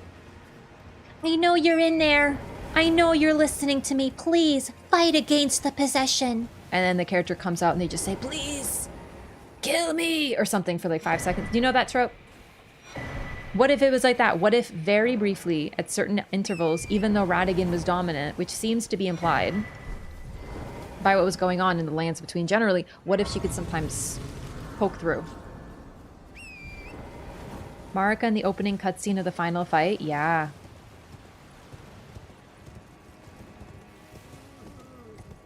If you think that Radahn played an active part of the vow and plan, then think about Miquella's memory cutscene.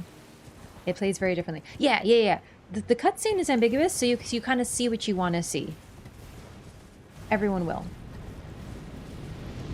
Is this first playthrough? No, this is about my 4th already. But the full first playthrough is up on my lives, my past lives. I think I put them all in a playthrough. A playlist, I mean, for YouTube.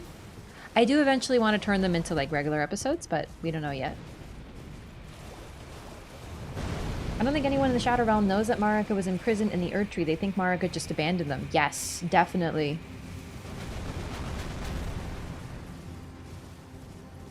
Also, it would be really, really painfully ironic. Mesmer made himself a villain to protect Marika. He says, you know, hate me, resent me, blame me for all of this. But what if there's an argument to be made that Marika similarly did what she did knowing that she would be seen as the villain? That everyone would think that she abandoned them. Because she could never see them again. I think Radahn was an ambitious megalomaniac who was on the Night of the Black Knives, so I'll happily take that reading. Damn, really? You must think he's real fucking smart. I like that, though. What did I just walk into? You know, normally people ask that. I'm talking about some weird shit. I think I'm actually being pretty normal today. Like, this is, like, really tame.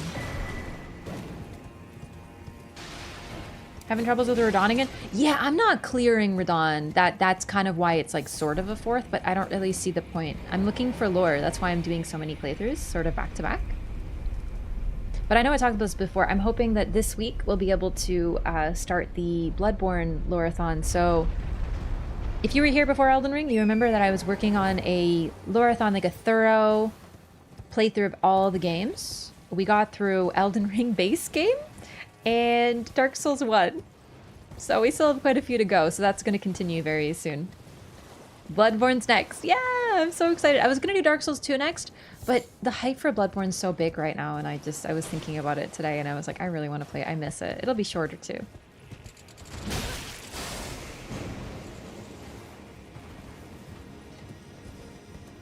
You existed before Elden Ring? I mean, I existed when I started playing Dark Souls 2. That's by your standard. When I did the co-op playthrough.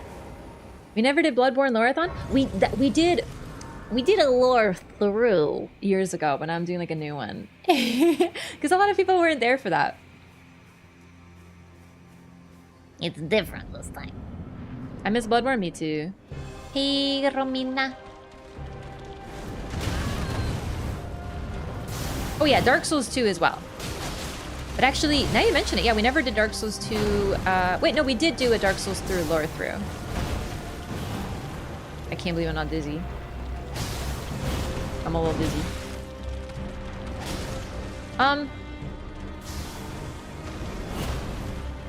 These jump attacks really aren't hitting, huh?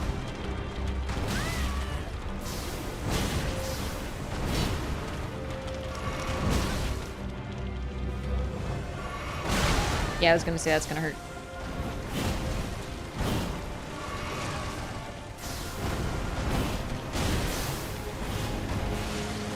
Romina, I love you, but can you like chill just a little bit? I feel like the performance is horrendous right now. PC, man.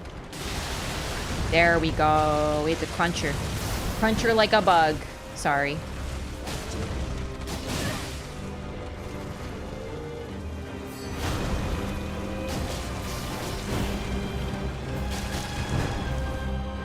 Does she bleed?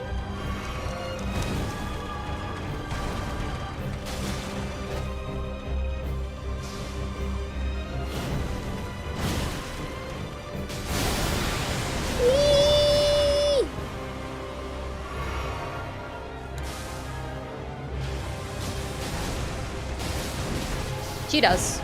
Answer my own question, Poggy.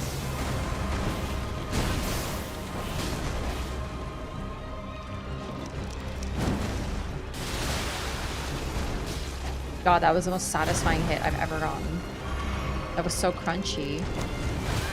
I don't know how to avoid that anymore. Her blood is a weird color. Could it be pink? Holy shit. Oh my god. I didn't mean to drink that. Why do I have 2 flasks of blue? Have I had that this whole time? I don't use blue on this build. Oh boy. Your blood isn't pink? I wish, bro. My blood's blue. I'm royalty. That's not true. I'm a royal pain in the ass, I guess. There's an argument to be made. I don't know. Oh, I'm on PC now. Just for today, yeah.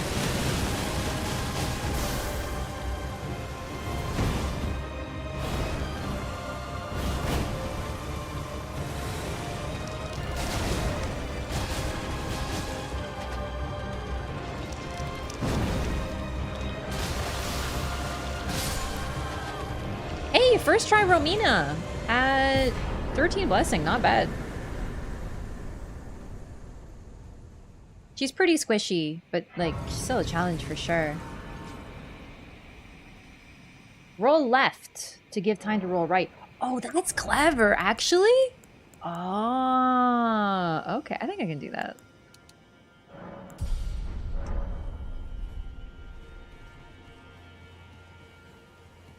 Yeah, roll left and right. Oh, that's so easy. I can't believe I didn't think of that. I even think of doing that for Radahn.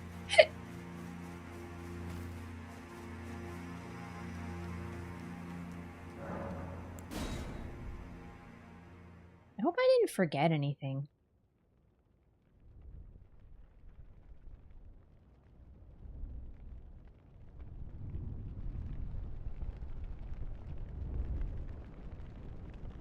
Feel like a dance unlike so many other Elden Ring bosses? Very true.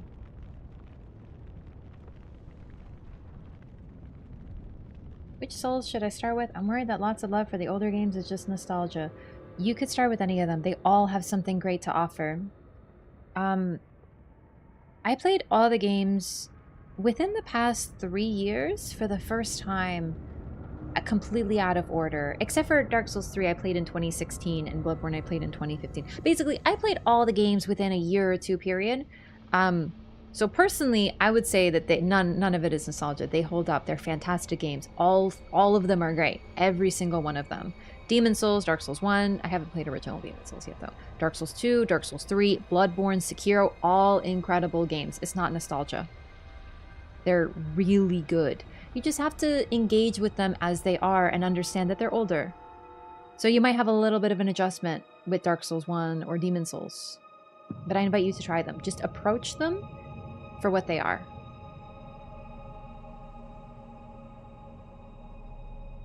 Yeah, Dark Souls 1 is 13 years old. It came out the same time as Skyrim. Skyrim's just been re-released literally a billion times. So seriously. I don't remember Demon Souls being good, really? Might be one of the weakest, admittedly, but it's still really good.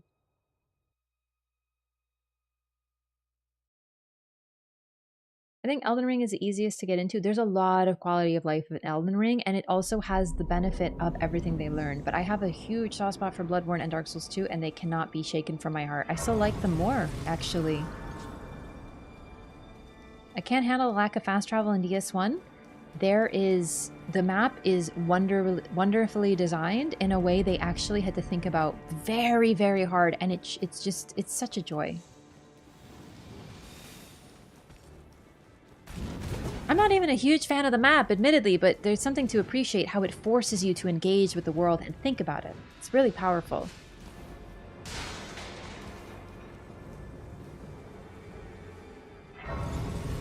I love all the games. I'm the most biased individual on the planet, but at least I can confirm it's not nostalgia. I'm nostalgic for Oblivion, I'm nostalgic for Skyrim.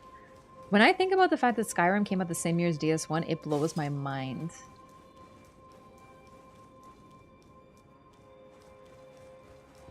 I went the wrong way.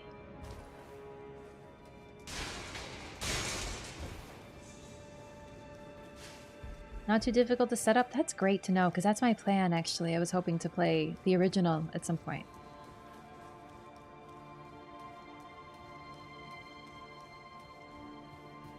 Any lore connection between Romina and Melania? Melania was born with rot against her will. Romina summoned the rot because it was cut off and became its home by choice. Her rot feels more contained and not out of control. It's actually interesting to compare, but other than that, I mean, you can make some thematic links, but it's more about contrast lore rather than, you know, direct. Some trees here are shamans, but the tower walls and stuff consist of horn set. Oh, is this the type of stuff you gotta like zoom in real good to see? That's neat.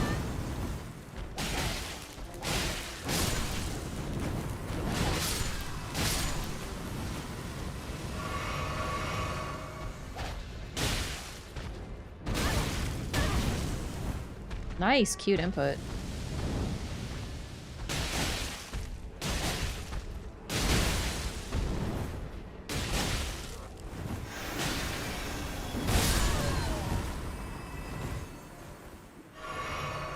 I think she's holding looks to be the same shape as Romina's spear.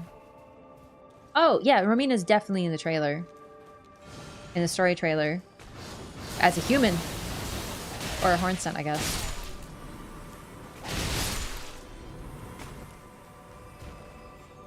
Really like Skyrim? I love Skyrim. Same. Huge fan.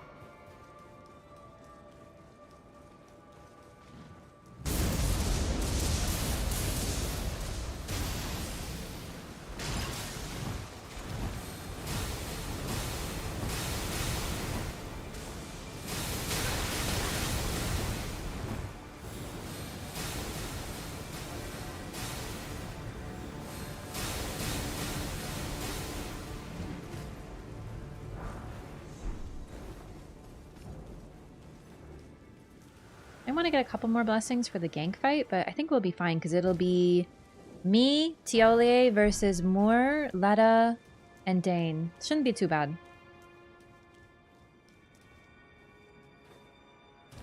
Admittedly, Moore is a bit of a hassle.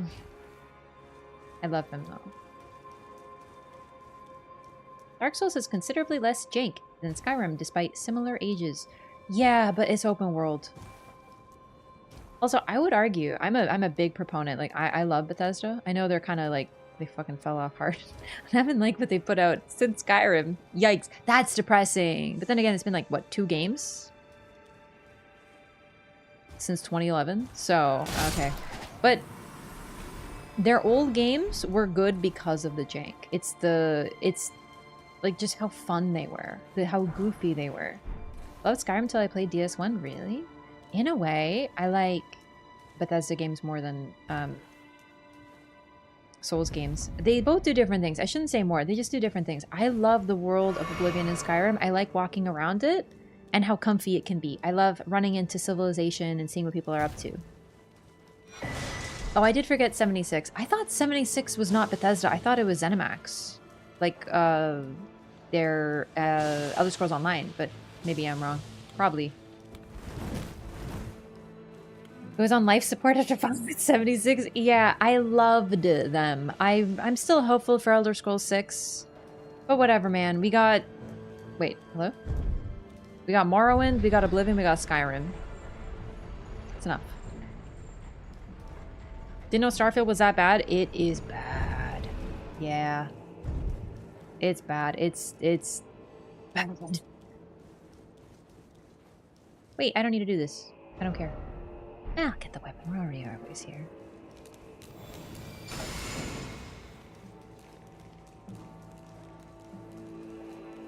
So I've started listening to Skyrim and Oblivion music while on my walks. I go for walks like pretty much every day.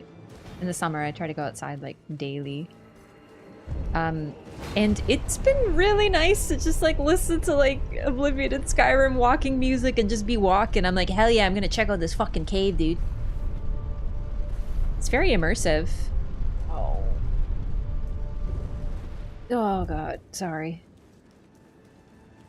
Good hair day number 2. Hey, thanks. It's unfortunate. I didn't use, so I did something different with my hair. I used less curl holding products, so unfortunately the curls didn't hold as long, but they're really nice. I think I can adjust. I'm still learning, trying to figure out what's perfect.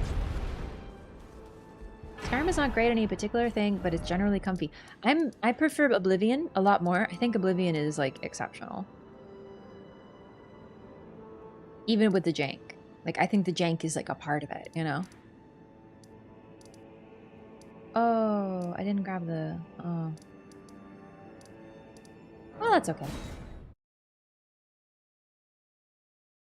Going on IRL lore runs and side quests to good music? Exactly. Rather play Starfield on PS5? Isn't it on PS5? Is it?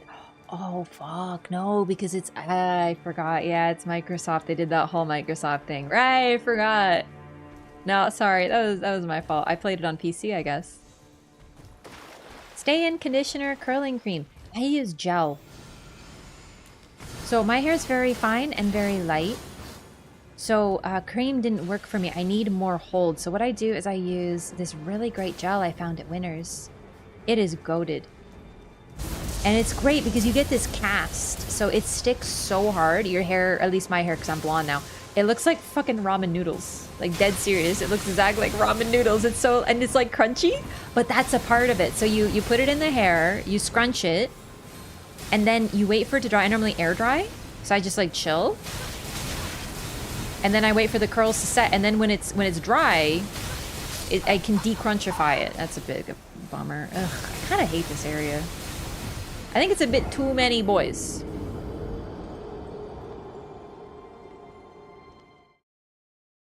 Frostbite, Lion Knight, or Castle Soul Elite Banish Knight. Literally, these guys, all of them, they suck. Ramen noodle hair? Yeah, a little. But it's like long ramen noodles.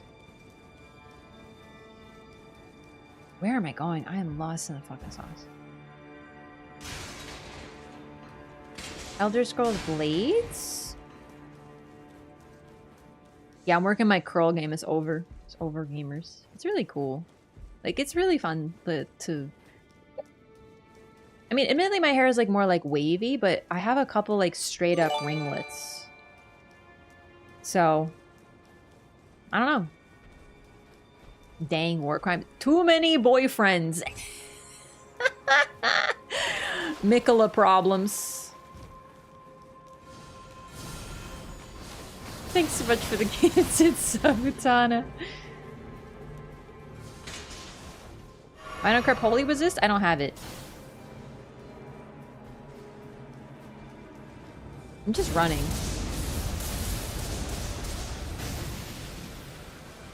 It really isn't that bad. It's just this one staircase. It feels like it's 10,000 kilometers away from anything else. Stop. Okay. That one might be necessary. Whew.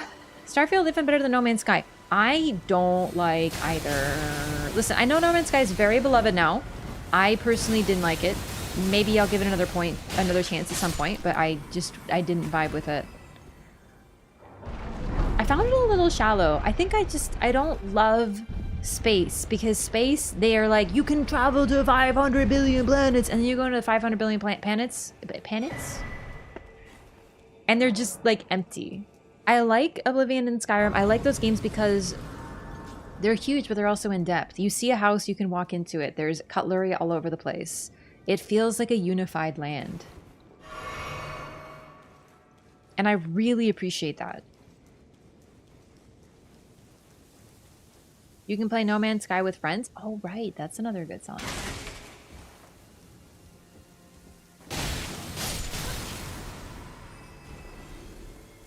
I might lose these souls, so I think I'm going to spend them real quick, actually. Better now than launch, but it's a live service? Wait, what do you mean live service? But no, I played No Man's Sky more recently after its redemption arc.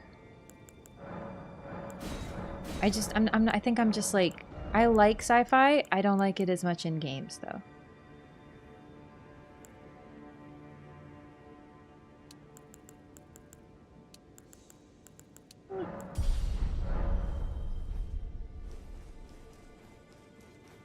Yeah, I don't remember it being a live service. Same top armor as me? You mean the chest piece? I really like it because of the jump attacks. I'm using it intentionally. I'd rather have like the dress, but it works really well.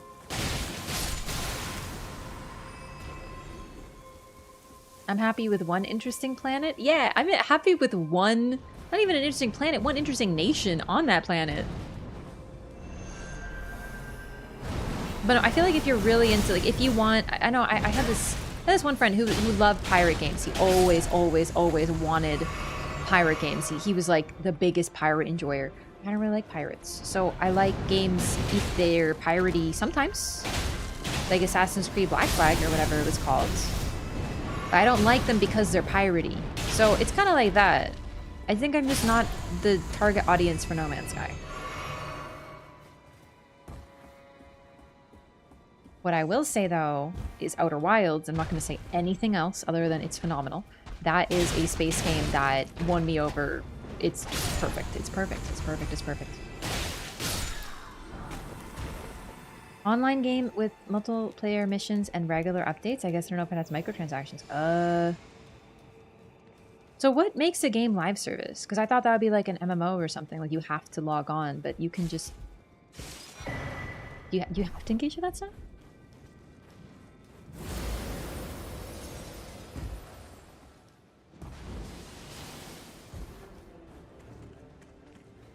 How about Dead Space? Dead Space is more a horror game, so I'd put it in a different genre. It's still sci-fi, but I wouldn't compare it to a game like Starfield or No Man's Sky, which are more based around traditional space exploration. Dead Space is a horror game that happens to be set in space. And is phenomenal, by the way. I've only played the recent remake, though, so maybe I'm not allowed to say that.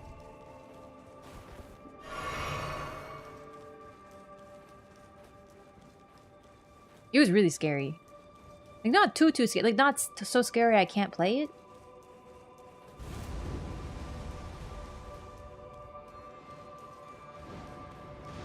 But no, dude, Starfield was so boring. Like, I felt terrible because I really did want it to be good. Like, I didn't... Fuck! I got true combo by your true ass! Gameplay genre that Outer Wilds is in? What genre would you describe it as? I'm actually curious. I don't know how I would make Outer Wilds a genre. Seriously, it feels so genre breaking. Outer Worlds? A very common mistake. Outer Worlds and Outer Wilds are very different. Do not look up anything about Outer Wilds, by the way. Play it. Just play it. Trust me, it is... It's... If you don't like it, you're not based. Sorry.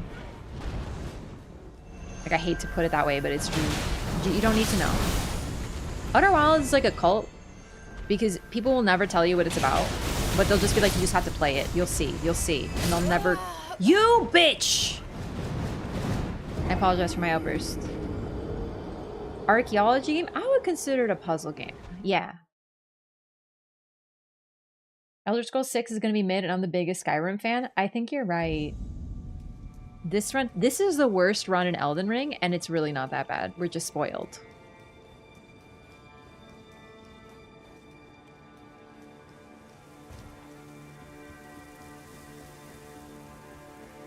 Yeah, I agree with that assessment, Jake. So live service is an online game that if the servers go offline, it's done. And like it's no longer active. And I don't think that's No Man's Sky. But I could be wrong. I played it for a couple hours. Maybe 6. I really tried. I hated building.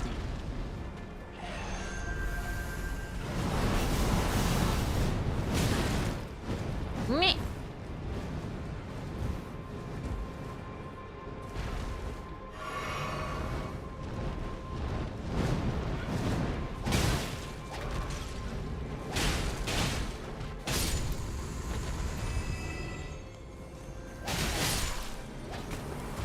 Like, how big are you? Nani?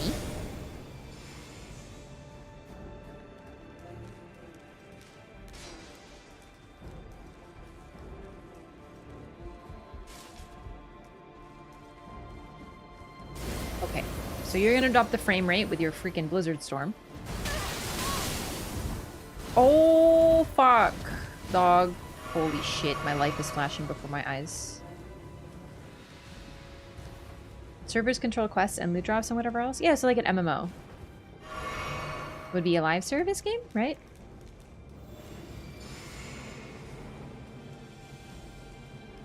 Asking Ollie? Oh, I missed that.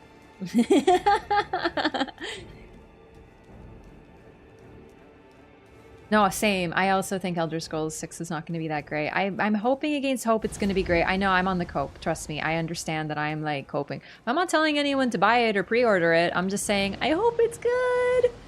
So I might pre-order it. I hate you.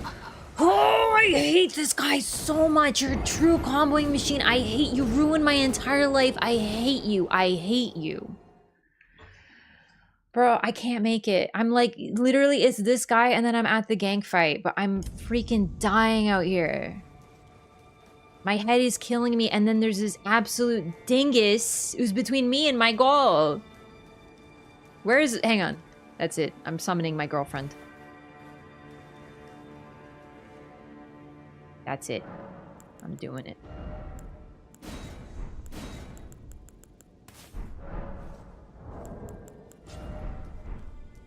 She didn't help last time, but I'm doing it. Why do I not watch more? Raph has good insight. I know I do. I was just talking about how I'm like high insight from Bloodborne. That's why I can't talk so good.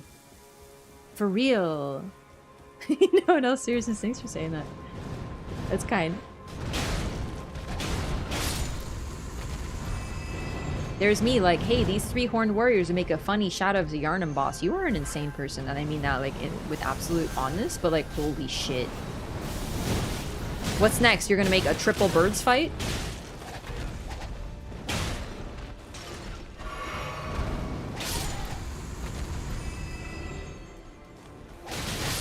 Oh, I think Follow Age broke, unfortunately, a long time ago.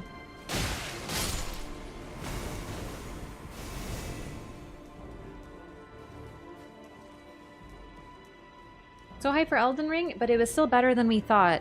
I don't think it's the hype that's going to be the problem. I think it's the developer precedent. So in this case, Bethesda has been... They haven't made a good game since 2011. Now, some people may like Fallout 76, some people may like Starfield, some people may like Fallout 4. I'm happy for you, but like... Fuck, dude. I sure don't. They are... I really wanted to like all of them. Fallout 4 just... I actually can't believe I just stopped playing it one day. Bro, Skyrim was so good. I fucked up on my exams because I was playing it so much. Like, I was so fucking hooked. It was bad. I actually can't think of the last time I was that hooked on a game. The main reason I don't get hooked on Souls games as much is I need breaks when I play them. They're stressful. It's a good thing, but they're still freaking scary. Oh shit. Forgot. Okay. Distract him.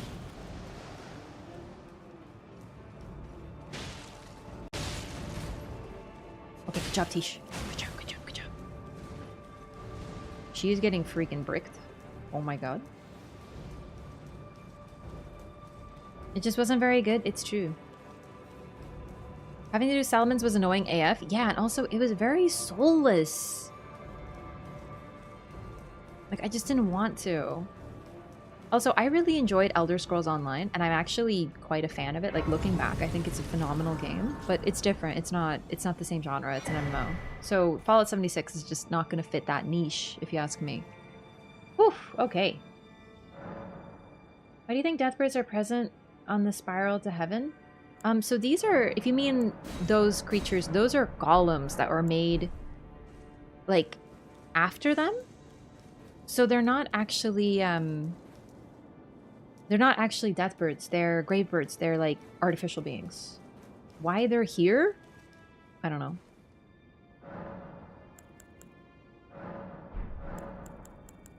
Aren't they there to like calm the dead or something? What am I doing? Flasks. Should have done this at the start of the run. Natural wavy curls too. Nice! That's awesome. I'm trying to bring the curls out, but it's really hard. I'm fighting my own water because I have hard water around here. But like, oh my god, I've always thought curls are beautiful. Always. Wavy hair, curly hair. I spent so much time trying to curl my hair, my old straight hair, and then one day I tried curling it and it has its own curl pattern now. It's crazy. My hair just changed at some point. I don't even know when.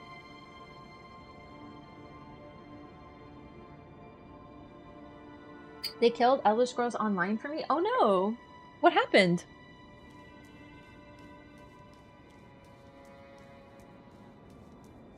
Okay. New stuff. We're gonna get dialogue with Thollier and more, so we have to get them to fight. And that's it. Trying doing this fight on your own yet? Yes, I did it with the whip only run. It was pretty easy, but admittedly I only had 3 rivals. So that you might ascend to lordship. One time I'd like to fight all of them alone. I think it'd be really fun, actually. Perhaps the Erdtree desired all along. The clashing of the favored lords. Such that Layered because wavy hair looks cooler that way. Nice. I love that. If you insist upon I legitimately, like, I discovered my hair has waves about 2 months ago, and I'm trying to figure out how to deal with them now. So it's been a process. And I still curl it. So basically what I do now, I know you can like refresh your waves, but it scares me still because I don't trust it yet. So I wait for my hair to sort of like lose the form and then I curl.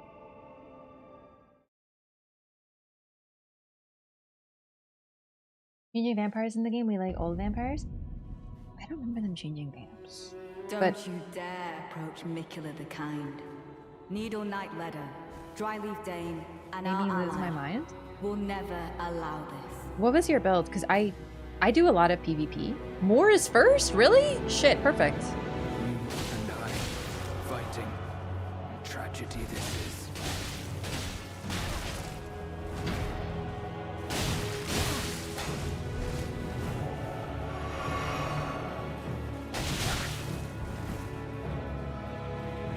We have to die to more, by the way. That's another permutation. So I had to be really careful that no one else gets hit.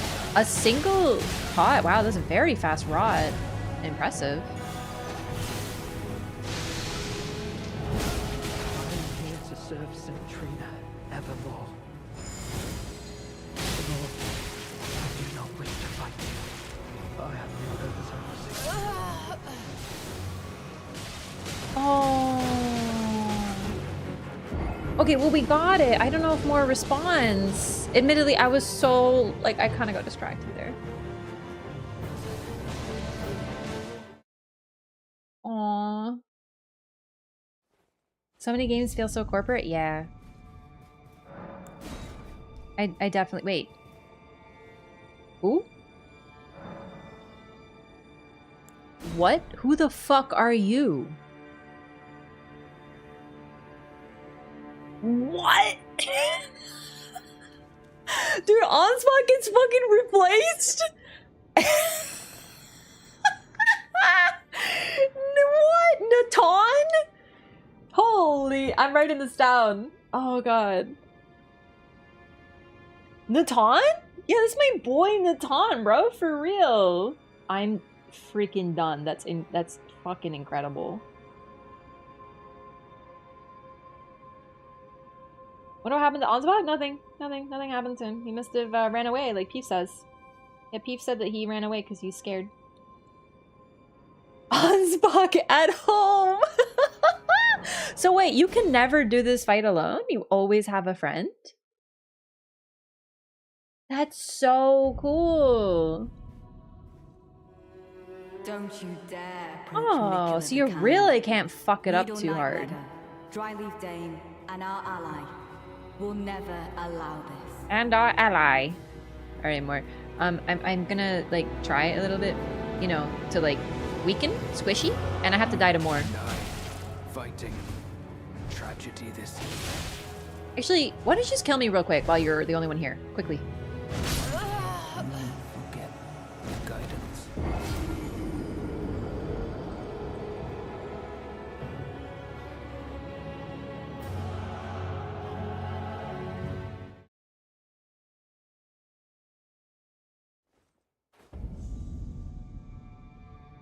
Is he tarnished?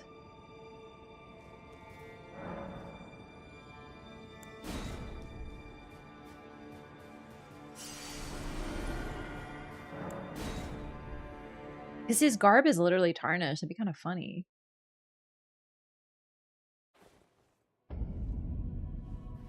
Yeah, that was really... I didn't expect him to hit that hard. Approach Miquella the Kind.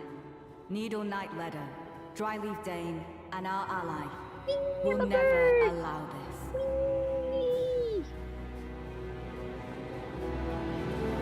And I, fighting. Tragedy this is.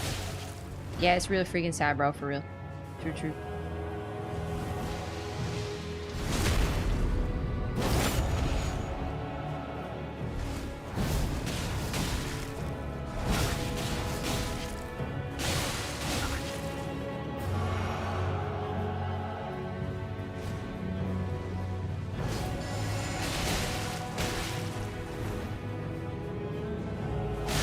Ah, I didn't see that coming.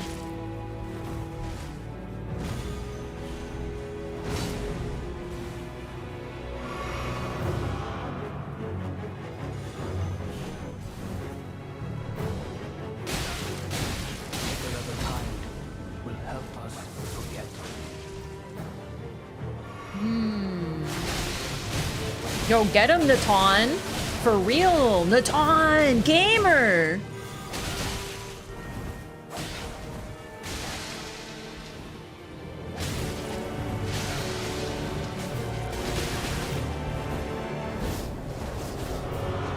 Oh, that was clever, little guy.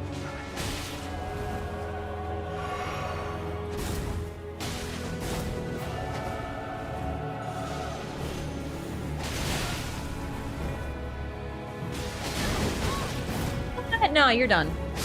Thanks. Oh, where's Tio? I just wanted to see what was up with this boy.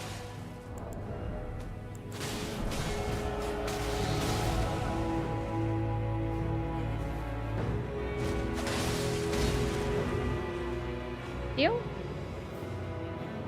We might need to take one more death at least. Come on, let all play.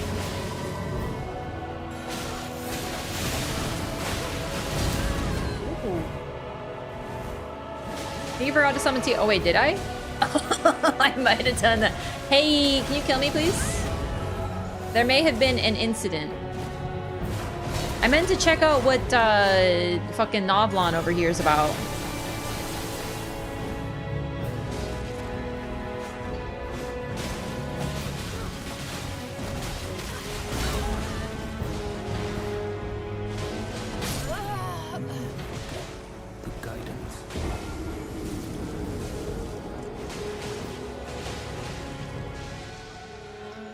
Haven't we both killed each other at the same time? I have. I think she's just saying Radahn. She's...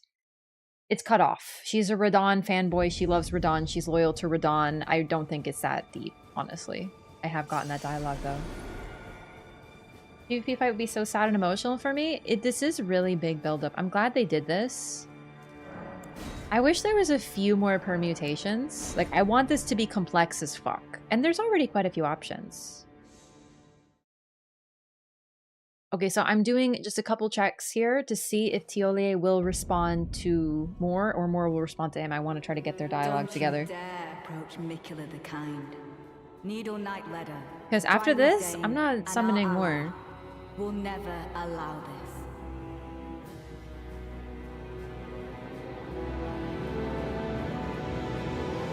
You and I fighting. Tragedy this is.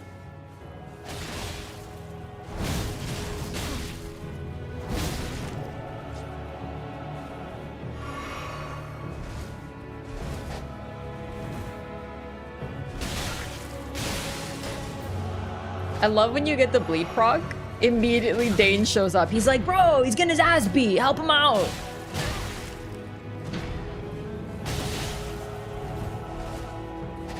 Oh, Dane!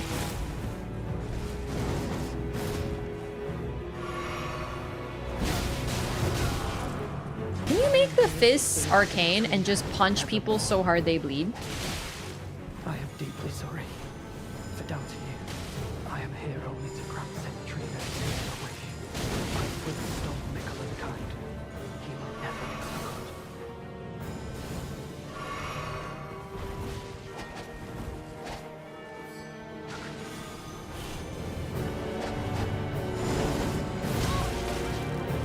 Damn it, Dane, let me fucking hit you, you rolling ass bitch.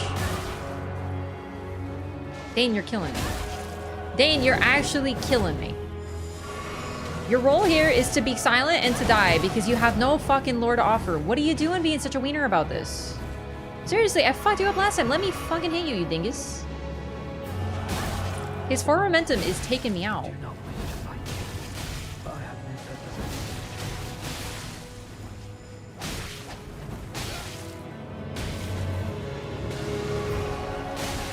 Really?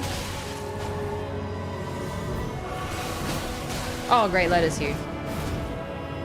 Coming in like a blue. Dude, we are fucking struggling today.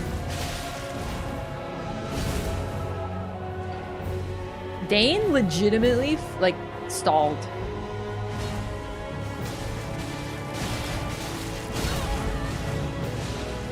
Alright, Tio, you're doing great. Thank you.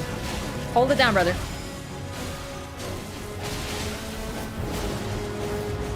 He was having a bad time. Time to go more. Sorry. Sad. Forever. Okay. You have no understanding.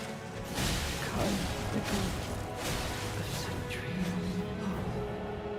I think I'm actually gonna lose. Dane fucked me up.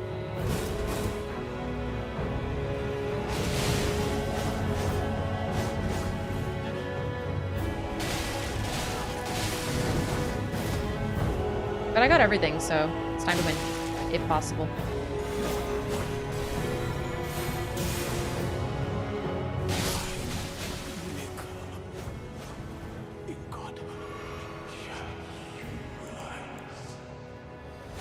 I shouldn't have done that. I don't get anything from that. Shit. Ah! Okay, now she fucked me up. It's an honor to face a worthy lord. Tio didn't say his line. Oh, what line is it? To Letta? Maybe he has to kill someone. Oof. I mean, I guess I could work with that. Thollier not hugged by Miquella? Thollier is loyal to Trina first, was loyal to Miquella second, was charmed, and then forgot Trina, but then remembered after the charm broke. We might actually have to bring Novlon over here. I don't want to spoil the line. Okay, that's fair. Okay, I think I'm gonna have to call it here for tonight. I really wanted to continue, but my headache is unfortunately getting bad. I need to turn off the lights.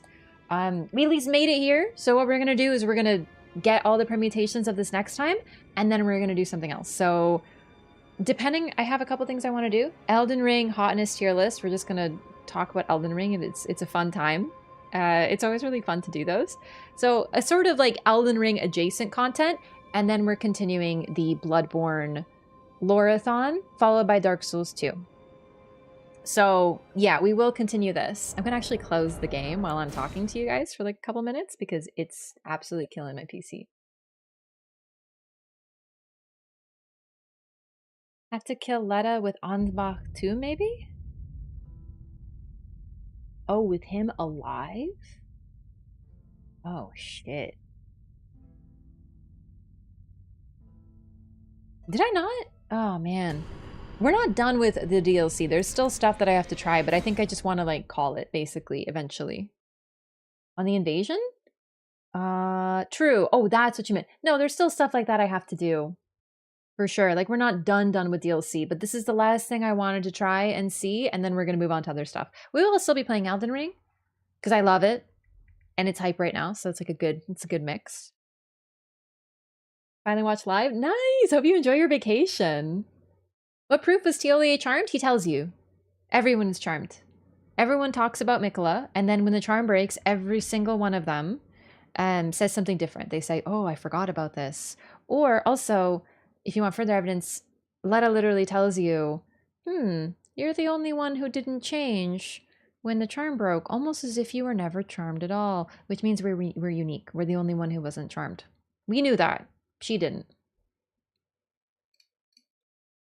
So that's sort of the evidence there. Anyway, thank you so much for watching. I really appreciate it. I hope you had fun today. I sure did. I really love doing this DLC stuff. It's fun to get an opportunity to try these little things.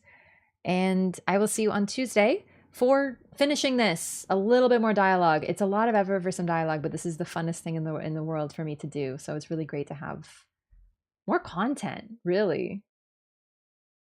Either way, I think I'm just going to call it for tonight. So I'll see you Tuesday as discussed. Have a good night. Go say hi to someone. And for St. Trina still, he was always loyal to him. Oh, to her, sorry. Tia was always Trina first, Miquella second. Like and subscribe, hell yeah. Like and subscribe, BB. See you Tuesday. Yeah, we're going to be doing the Elden Ring hotness tier list, which is going to be really fun. So that's going to turn into a YouTube video, but if you want to be here to give your opinion, this is your time. Good night, everyone. Thanks so much again. See you next time.